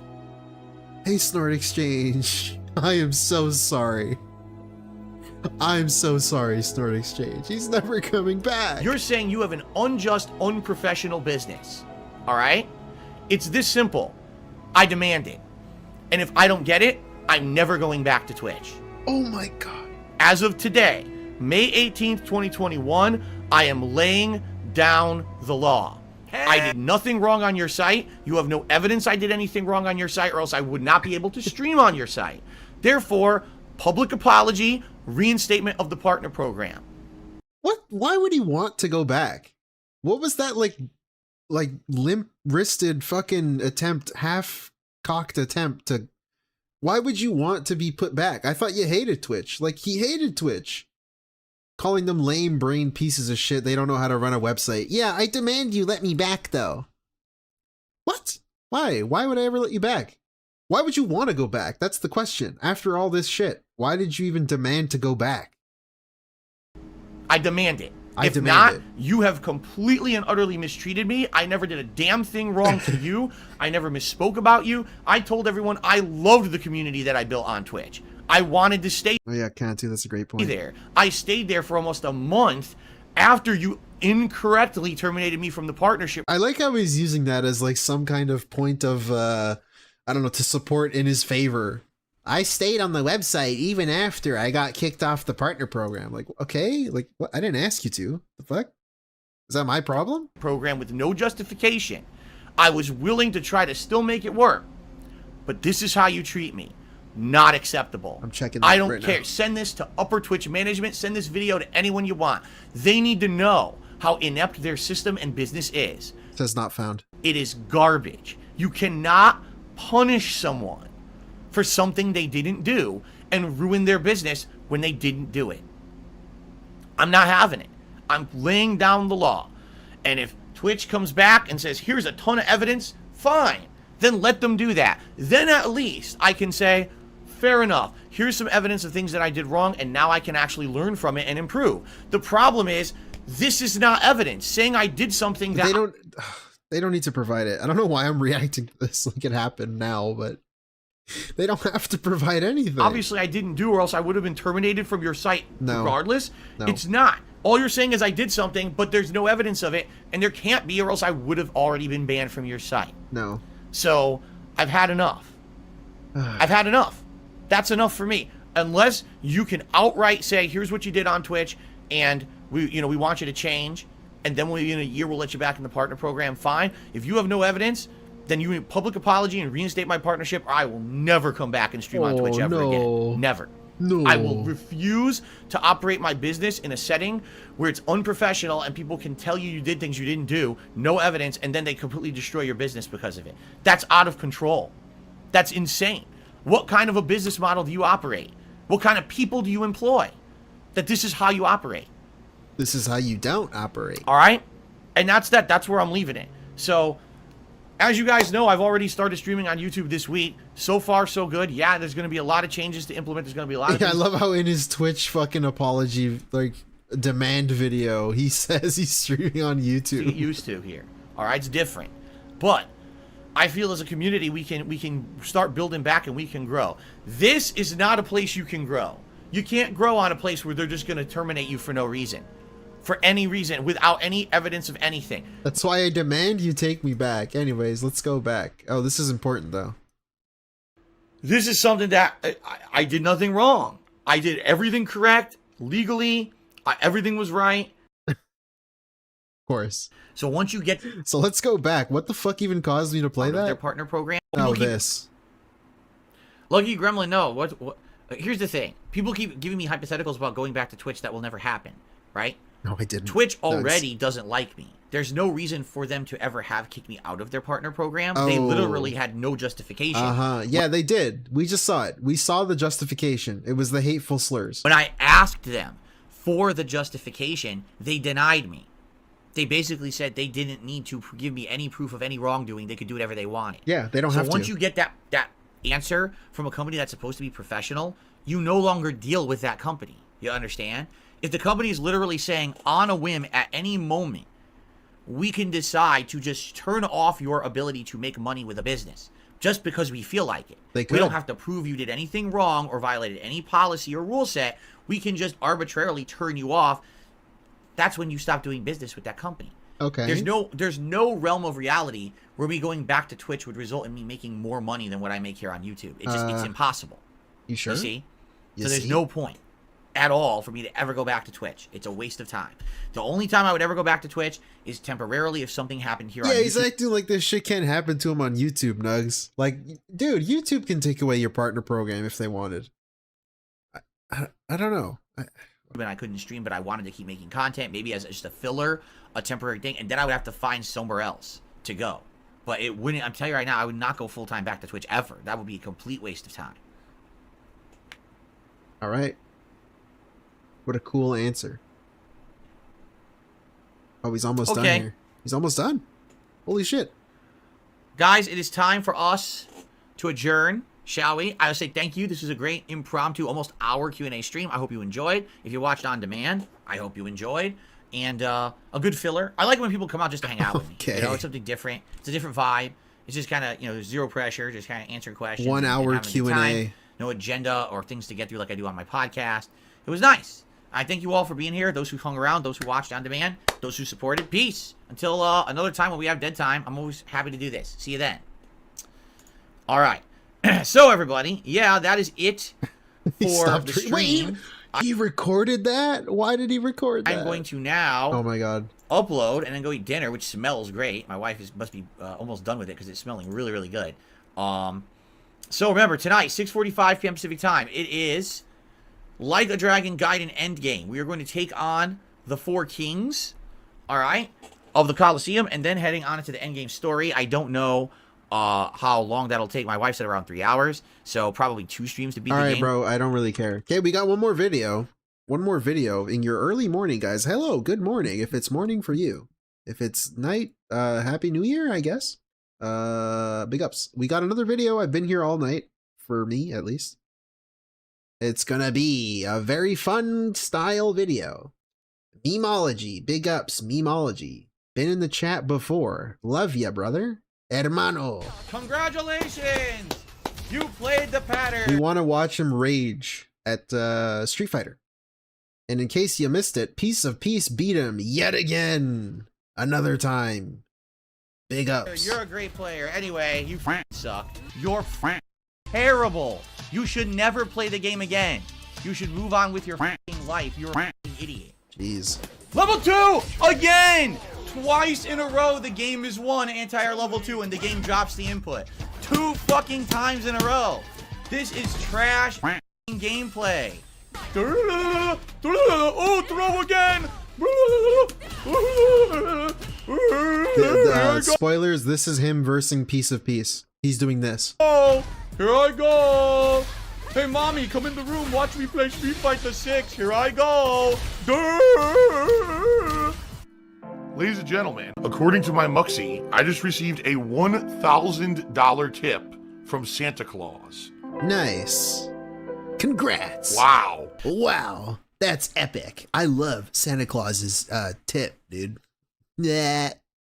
You guys get my joke? Yeah. For Halloween, we Thank didn't you, even get to Daddy. Use 'cause I was tier maker. Thank That's you right. so And much, props to Daddy. Derek. Why do I gotta use these? Oh, there's another one, Meth Bear. You know what I'm saying? What is that from? Like when I was younger, I loved chocolate. Now, we have chocolate in the house. Maybe once or twice a week, I have 1 or 2 little chocolate nuggets. That's it. We haven't sitting in a bowl on our countertop. We bought them around early December. It's almost been a month. I've maybe had, 2 butters every couple days. When I was younger, I'd be like, wow, no control.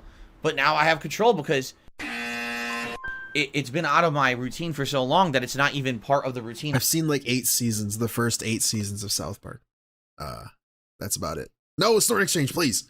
Please, I've seen like 8 seasons worth. I don't know. I just don't remember. It was a long time ago.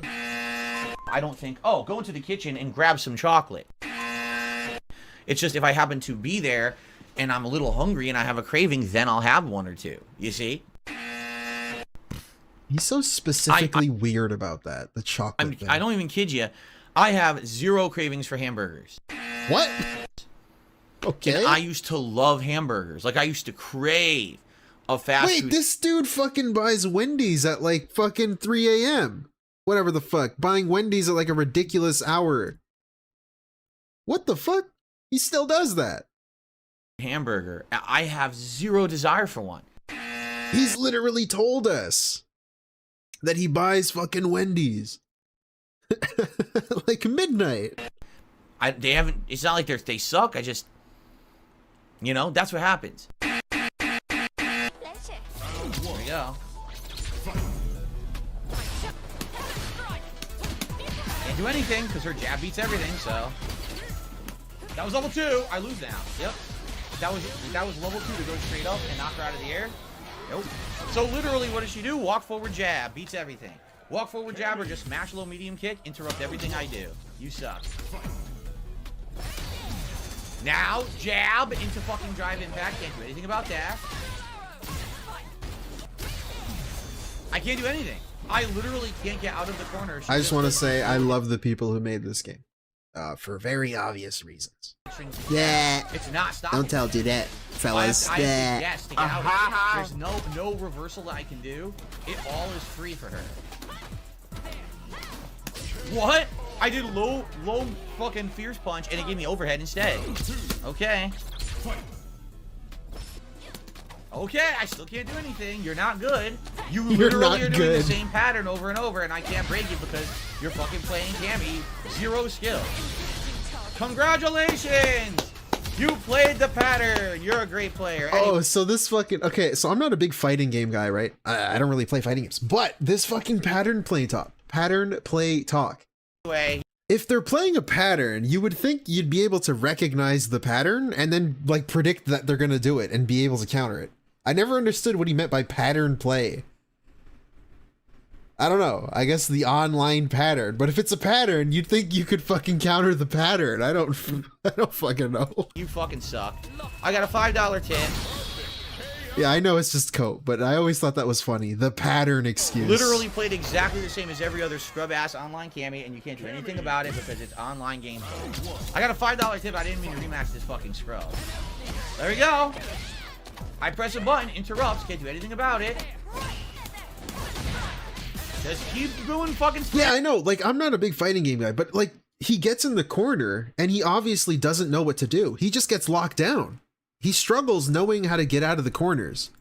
And so they're just able to fucking be aggressive on him and just kill him, pretty much. Moves. They'll all hit me. Okay, you're such a good player. Just keep walking forward, pressing the insanely overpowered button, you fucking scrub. What the fuck does that mean, overpowered button? Just mash jab! Just mash jab, you fucking scrub. Mash jab. What happened? I never did anything and it hit me. What a terrible player. So I do my move. I can't super cancel into fucking level 3. It gives me the knockback version of the move instead of the one that I wanted to finish the match. How did it hit me? Is he playing casuals? No, she gets the block. You're shitting me. She gets the block. Even though she... I want to see that again. No. So she jabbed. She has a fast jab. I know that. She gets the block. I mean, yeah, it looked like she had enough time to recover there. You're shitting me. She gets the block. You just did Even too though late. she's just spamming, she gets to block my reversal. I can't do anything about this. Here we go. Can't do anything about this. There you go. You can't break throws Fell for it online. again. You cannot break throws Fell for it again. online. I pressed it. One more? Can't do anything because I don't have get super. fucked. Free combo for her. Hey, Miss What a Mute. these players are all terrible pattern players. Every one of them sucks. You've done exactly the same pattern over and over. You suck ass. They fucked me again, left and right. Base equals sat on. I wish, brother. Wow, it's called actually timing and skill versus playing pattern. You notice there was zero pattern playing what I did. Koraz, yeah. That's a good point. Oh, here we go. Just keep going. Same exact thing. Same pattern. Nothing at all. Just keep attacking. Keep attacking. Yeah, he's playing casual. Okay. Doi, doi, doi. Doi, doi, doi. I'm a fucking idiot. Doi, doi, doi. She recovers instantly from the air move and gets a free drive impact. What a great player. I don't know why I'm getting hit.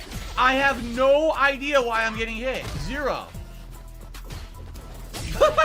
Here we go. I did nothing. She's just doing the same bullshit. I'm just down backing and it still hits me. This player sucks ass. It's so lame that these fucking pattern players just get away with everything. You can't do shit. Random jump in. Random jump in from mid-screen stuffs everything I do. The game is terrible. Why? How is that the game's fault? It's so stupid. It's not fun to play this shit. It's just not.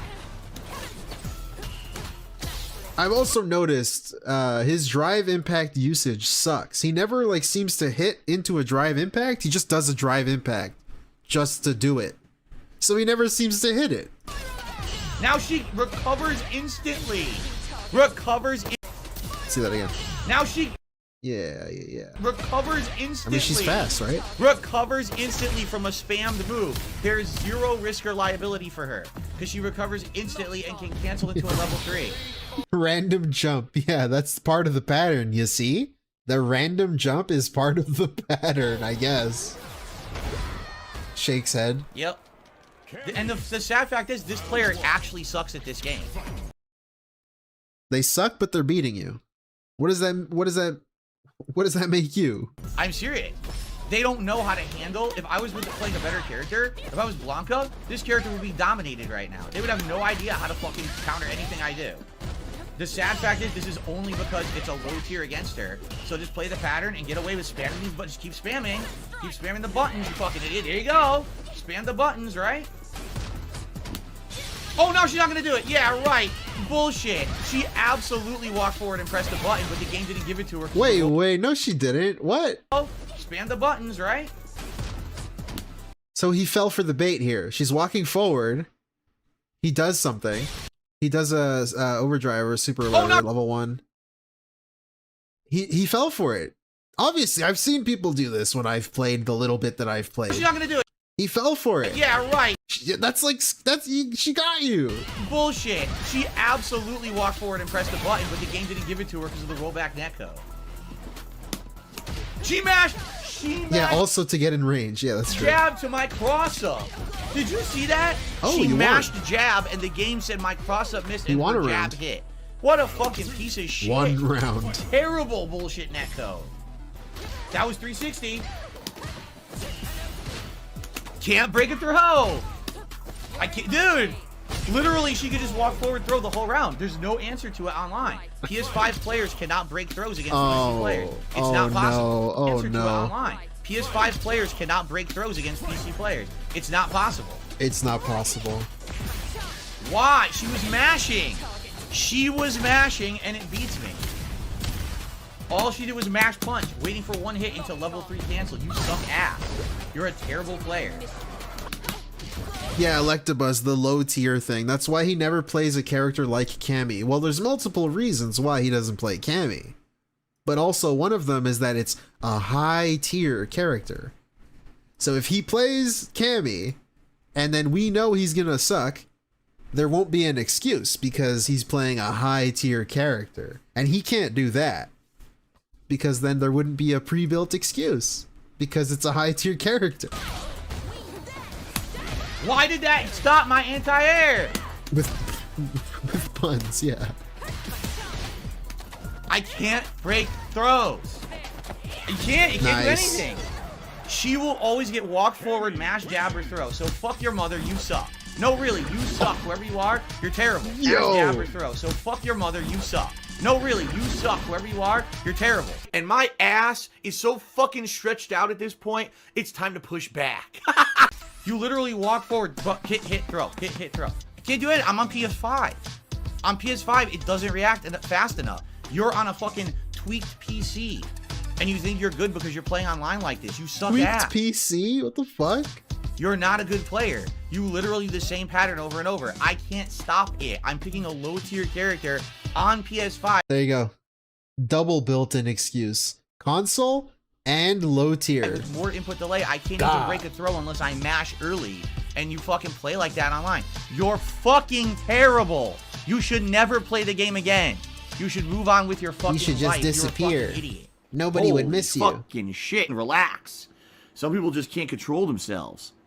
What a horrible player. Seriously. And that's the sad fact, is that's the online play in this fucking game now. Oh my god.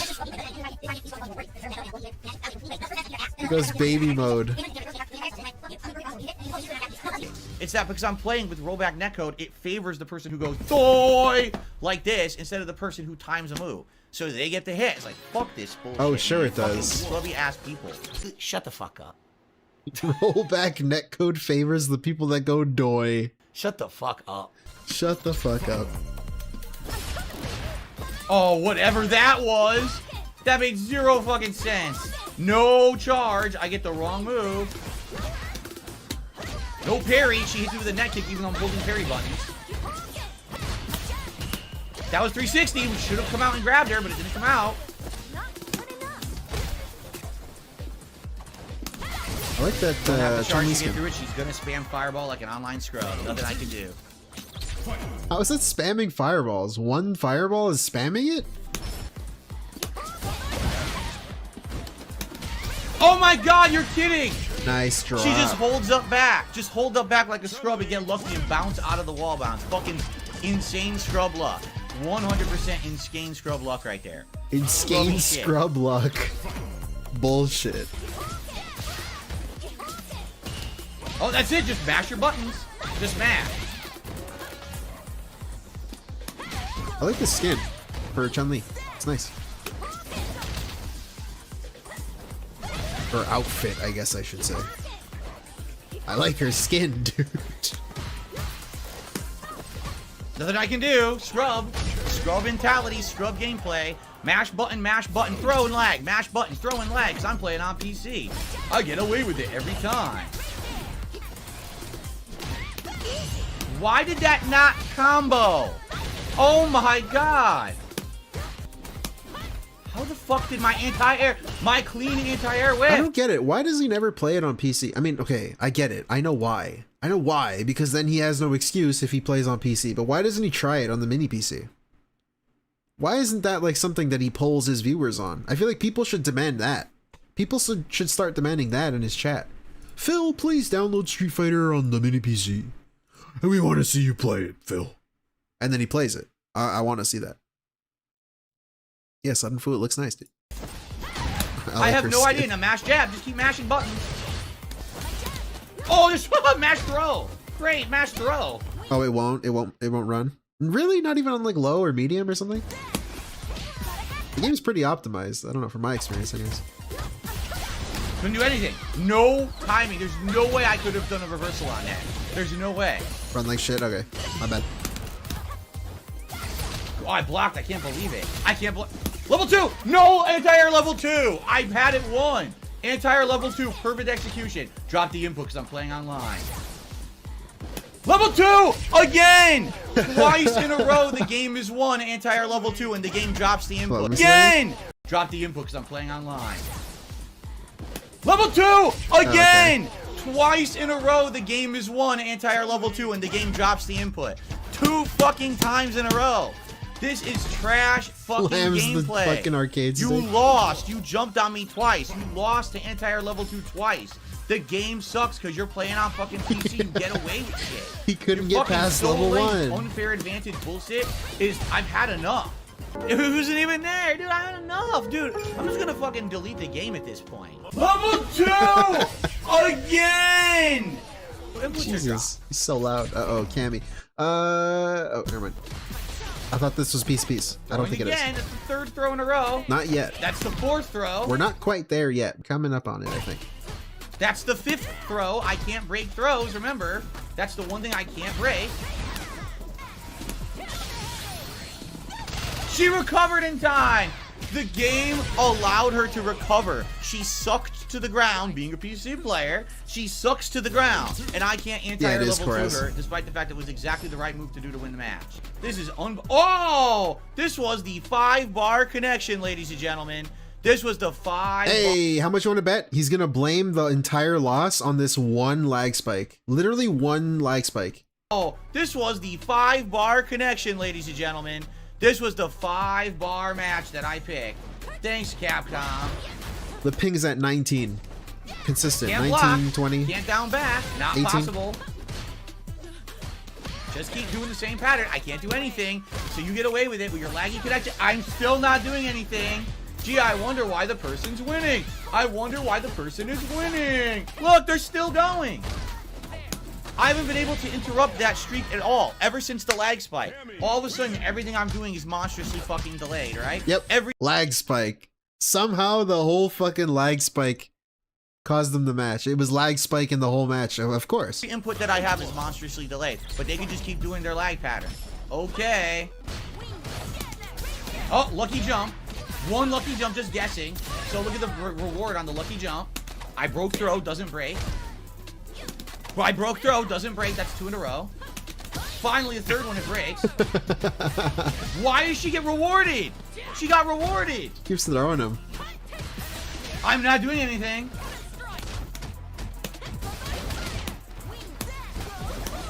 What? Oh my god. Lucky neutral jump in lag and it perfectly crosses up. You fucking suck. I haven't done anything yet. All I did was neutral jump block. She gets a giant reward combo for online lag play. Okay, just random dive kick. You notice everything she does is spammed. Christ, fellas. It's all spammed. It's not timed. It's everything she knows. I love when he smashed. I love when he gets, like right here, he gets angry and he slams it. Everything she does is spammed. It's all spammed. It's not timed. It's everything she knows is top tier and is free. And I can't do anything about it. You suck. You literally haven't hit me once. You haven't hit me once the whole game.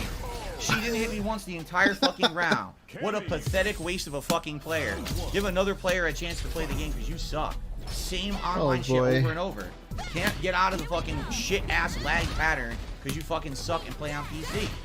But what does he say? He says, oh yeah, rage quitting, you know, when you get one of those players that just, you know, they're losing so badly in a game and, you know, they're getting completely ass whooped and they just can't stop making excuses for their loss. And of course, oh, it's never has to do with them just not being good or, not, you know, not having skill. It's always an excuse. And then they just rage quit out of the game. You know, guys like Darkside Phil.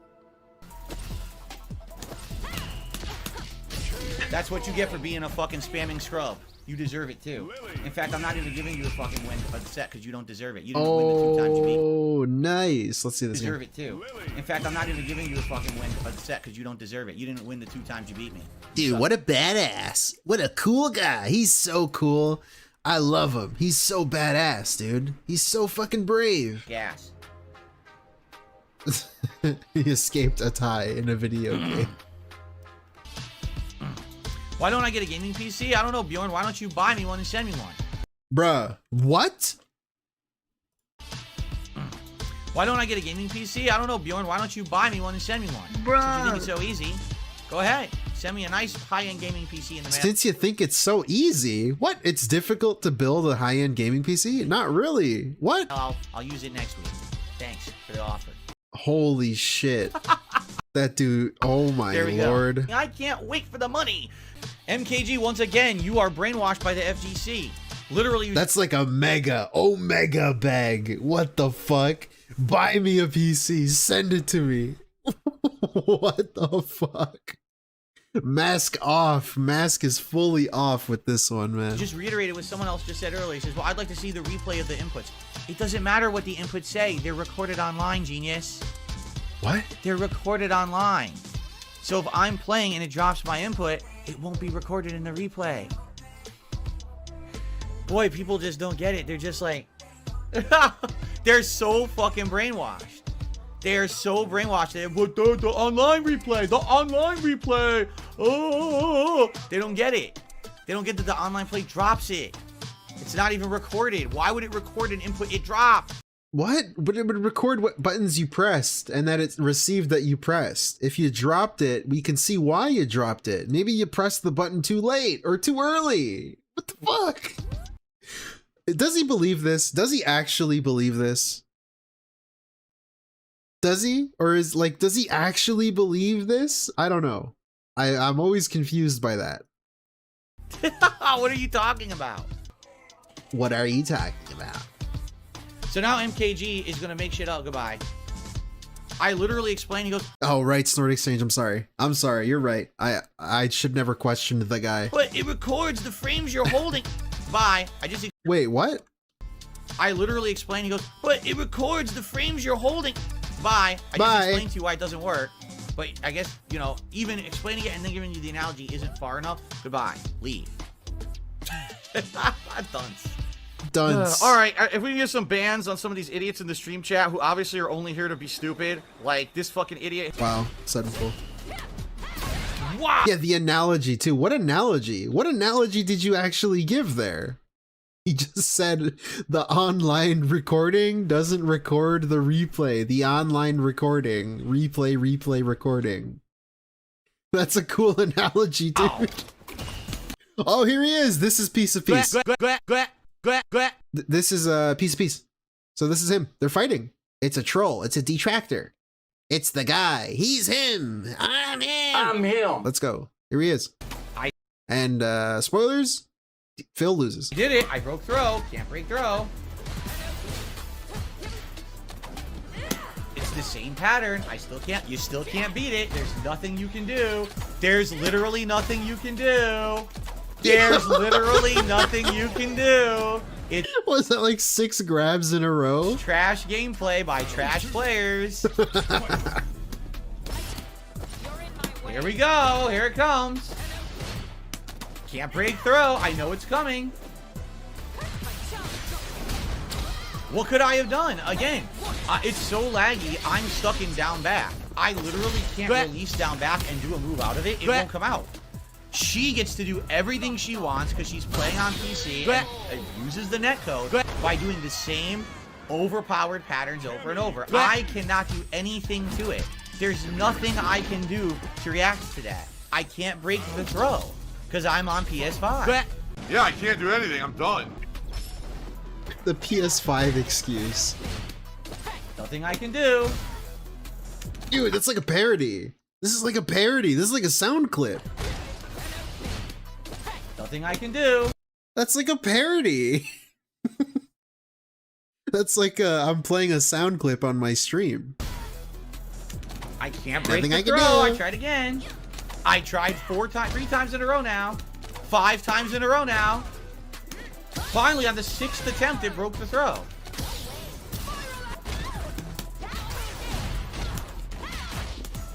Of course, mash.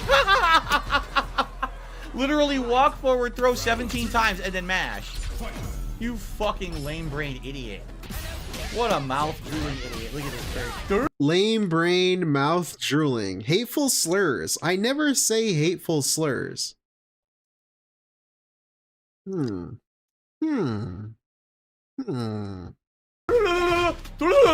throw again! Here I go! Here I go! Hey, mommy, come in the room. Watch me play Street Fighter 6. Here I go! But people need to grow up. Nice. Seriously. Stop being such reactionary, dramatic nitties. What?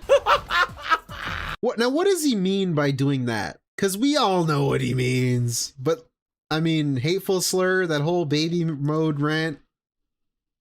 Come on, dude. Like, who are you trying to fool here? What do you mean when you do that? It's obvious what you mean. Oh my god, you fucking idiot.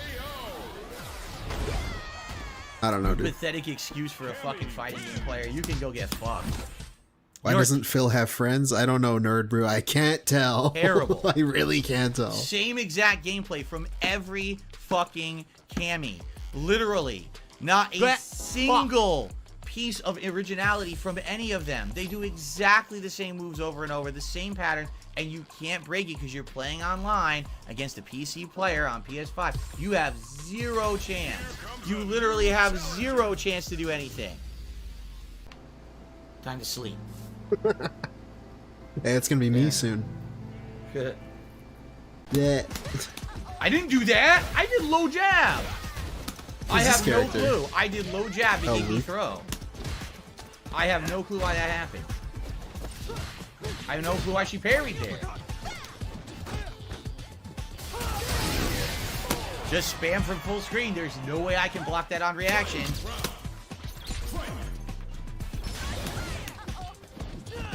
Block! Can't block on reaction. I like how he says block. That's pretty good. Yeah, I wanted to like see this slower because he walked forward. I saw him. Block! There, he went forward for like half a frame. You could see it there. He walked forward. Can't block on reaction.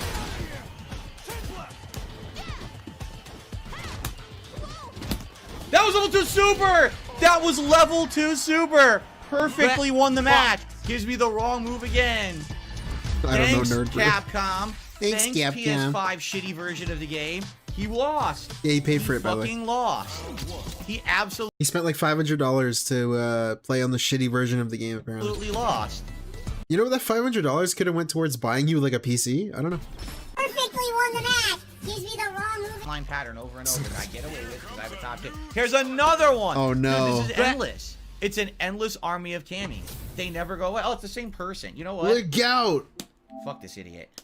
I'm not Fun fact, that meant the taste in French. That's a troll, though, obviously. There's no way that's a coincidence. Here's another one. Dude, this is endless. It's an endless army of cammies. They never go away. Oh, it's the same person. You know what? Le goût. Fuck this idiot. I'm not wasting any fucking time on this idiot. The gout.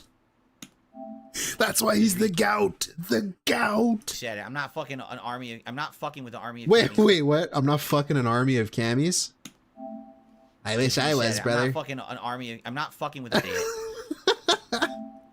Just reset it. I'm not fucking an army of, I'm not fucking with the army of cammies tonight. I'm not wasting my time.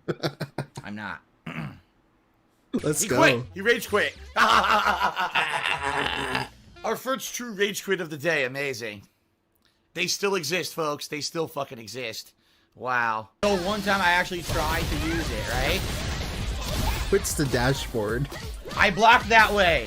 That's where my joystick is holding right now. Seeing the name Lurgu, the gout, if you will. You could read that as the gout because obviously that's what it means. Just made him fucking quit the dashboard. Just the name. That's really good. Literally, it's blocking that way. Nothing. So she just, what, took, how much damage is that? And that's game now. So she took 60 to 70% of my health, even though I did block the other direction. And then after that, unstoppable drive impact, and then she teabagged because you're a fucking pathetic loser of a person. What? Teabagging someone online because you think you have she the other direction. And then after that, unstoppable drive impact, and then she teabagged because you're a fucking pathetic loser of a person.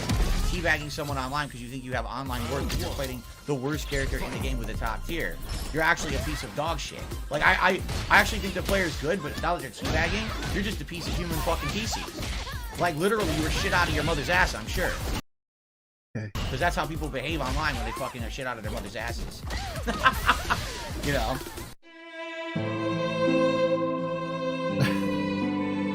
Scat humor. I love scat humor. Very funny. Drive rush kick throw. Instant. Can't look. Every time she drive rush jabs or kicks, it's an instant throw after. You can't do anything about it at all. It hits you no matter what. You have no chance to get out of range. You can't throw break.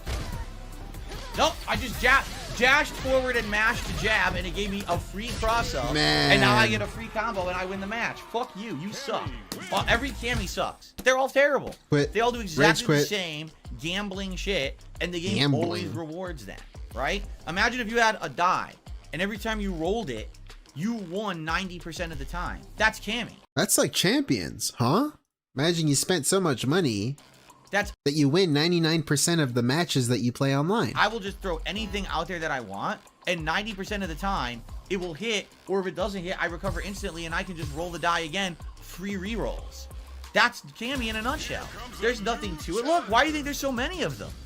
Why the fuck do you think... I love the Cammy army. Yes! Hulk Hogan fan. I love the Cammy army. I love him. I love him. This fucking... Oh, please keep playing as Cammy and trying to join this fucking guy. That's great. There are so fucking many of them. Seriously. That's why there's so many Cammy. Because she's the easiest character right now. Ken and Cammy are broken to fuck. He's married, guys. Don't play as Cammy. Jab, jab, jab. Jab, jab, fucking jab, jab, jab, jab, throw. Jab, jab, fucking jab, jab, jab, throw. Jab, jab, jab, fucking jab, jab, jab, throw. Why did I just get hit? I have no idea. I'm not doing anything. Just random jump around, press a button, it hits me. I can't stop. I can't block. I'm still waiting for an actual opening where I can do something. I still don't have one. We were both jabbing. It showed the jab trade, and she got a combo. It showed the jabs trade, and then she proceeded to continuously hit me and get a combo. Jesus Christ. She's landing. She's not on the ground yet. I'm doing a meaty. The game, the netcode says, let's just give her a fucking spammed move. Let's give her a spammed EX, even though she's not on the ground yet, and she should be landing on a meaty. Just give her the ability to fucking recover instantly and mash the play-by-play. Anyway. Okay, rollback netcode. Whatever you say, you fucking dumb piece of shit. Okay, Cannon brother, you dumb piece of shit. Whatever you say, you're really great viable matches here, right? Like, these are terrible matches. Wow, whatever. Countering characters, I don't know what you're talking about, but thanks. Okay. Time for another 1 to 2 matches before we wrap it up tonight. Is the netcode in the room with us right now, Phil? What is the netcode saying to you now, Phil? Is it in the room with us? Please. Here comes a new challenger. Cammy Army? No! LTG! Like I said, time for another 1 to 2 matches before we wrap it up tonight. No, not 100 Cammies. I'm tired. Why is it that since I played with Dalsim, and now that I want to get back into Lily, 90% of my matches are against Cammy, which are horrible matchups against them, right? Like, quit to desktop. It's just quit to dashboard. He fucking quits to dashboard when he sees... He criticized LTG for this. He actually did. Fair. And he's doing it now. Can I please get... I mean, how many... Out of all the matches we did tonight, how many were camis? Think about it. Insane amounts. Where the fuck is the variety of content and combat here? It's almost all camis at this point. And there's nothing you can do about it. It's all the same gameplay over and over. You can't stop it with these low tiers. Nope.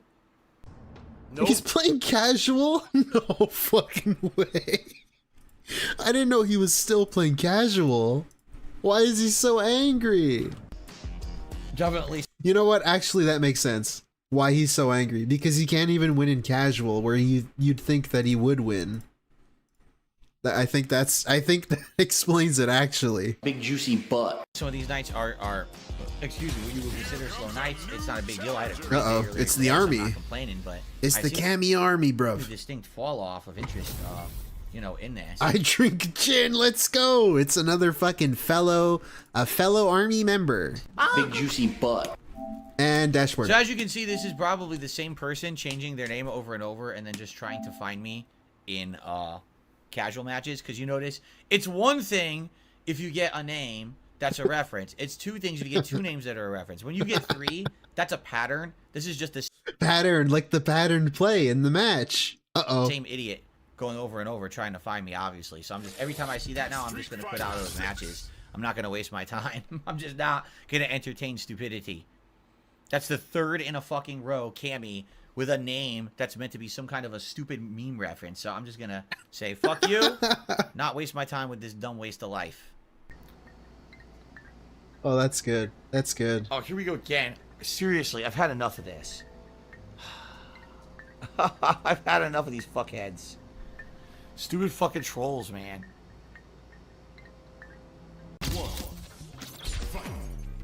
Look at this guy, he looks so depressed. Oh my god, I hate my job so much. I can't do anything. Job done. It's just, I can't play. I might as well let him win. There's no point. Everything He's I'm doing, losing to a gold? it doesn't come out, so just let him win the round. Not even push a button. There's no point. Oh my god. At this point. Anyway. Hey, Renee. So I like Lily. The problem is, as you can see, nothing's changed. Half the time I'm playing with her, half of my fucking inputs are dropping. So every time you have a chance, and this is the same thing that was the problem playing with her months ago. You have a chance to win. You need to capitalize on that chance. You need to have your moves to come out. And when the game drops your inputs half the time because you're What, playing Brunel? on I can't hear you. You can't win. I mean, how many matches did I say level 2 super? And I get, okay, anti-air, move, and it gives me low jab.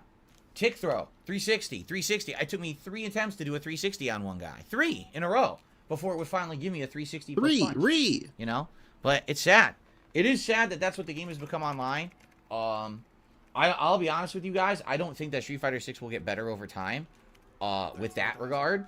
If they do rebalance the game to make characters that I like for example, Lily and Dalsim, if they rebalance the game to give them more tools or the like, then it might be more fun to play with those characters. But honestly, yeah, it is not fun to play with those characters in any way, shape, or form. Like, at this point, even playing against mashing scrubs, these fucking shitty mashing camis, you can't do anything. They get away with your fucking little jab, jab, mash and lag, jab, jab, walk up, throw. You can't break the throw. So why play? We'll see what happens as the game progresses further with other DLC characters. And of course, usually what they do is once a year they update the game to patch it differently, to make characters play differently. But right now, I would say, sadly, you've now reached the point 7+ months in where this is what the game is. It's just the same people playing the same pattern play mashing, and they will get away with it. It's the same basic combos, the same mash jab, walk up throw, can't stop it. It's trash. And that's sadly what I will play with. That's all I can say. I don't play offline. I'm never going to go to a tournament. So he was playing casual too. This guy, man. I'm not going to buy a high-end gaming PC. Yeah, I'll only buy like a $400 or $500 gaming arcade stick, so I can take the game competitive. I can think more competitively. Think competitive. But I'm not gonna play offline. No way. to get my gaming experience to be better just to play Street Fighter 6. That would be pretty stupid. It would be stupid, right? So it is what it is. You know? It is what it is. Oh my god. Jeez Louise, man. Hey, well, this has been a fun stream. We got a long one in there. I did not expect it to be that long. If you're just joining me, big ups. The stream will be time-stamped. And yeah, so give me some time to do that, and we'll do that. Detailed timestamps, I promise. Thank you for joining me, guys. That was a fun fucking stream. Hey.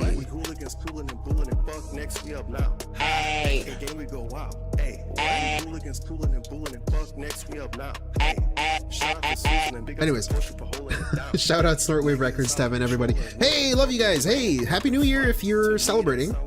If you're not, then Happy New Year's anyways. Love ya. Alien, Mike D, Stewer Mo, Invisible Mute, Electrobuzz, Richard Parker, Right Hype. All you guys, Nerd Brew, hey, Snood, if you're still here. Guy with long hair, Richard Parker. I said you before, but you get a second one. Great White Hype. Nugs, of course, Renee. You're not doing shit, but Happy New Year. Yeah, Happy New Year, guys. Hey, Sorta. Smoke One Mo Gaming. All you guys. Now, guys. You have all. Happy New Year. Enjoy. I hope you've enjoyed your holidays. We will be back. I will be streaming. And yeah, I'll let the song play you out. I'll be looking at chat. I love you. Thank you for the views. Thank you for the likes. Thank you for the thanks for chatting. Thanks for just watching. I hope I could have killed some time for you today. And again, it will be time-stamped if you want to check it out. Is anybody streaming? I don't think so. It's a weird hour. Okay, nobody's streaming. Oh, hey, I will you know what? Hey, I'm gonna redirect you somewhere, so please don't go anywhere. Please give me 1 second. 1 second. I recommend you check out this channel. Let's see. Here we go. King DD Duke. Great channel. Great, this is how you don't plays. Please check it out. I'll redirect you there now. Hey guys, remember, I'm him. I've been him. I'm him. I've been him. I will continue to be him. Let's go. Love you. Thank you. Like the stream if you like it. If you don't, then it doesn't matter. Dislike it, lets me know. And okay, enjoy. Please enjoy your day of detracting. I need your buy-in and some funds in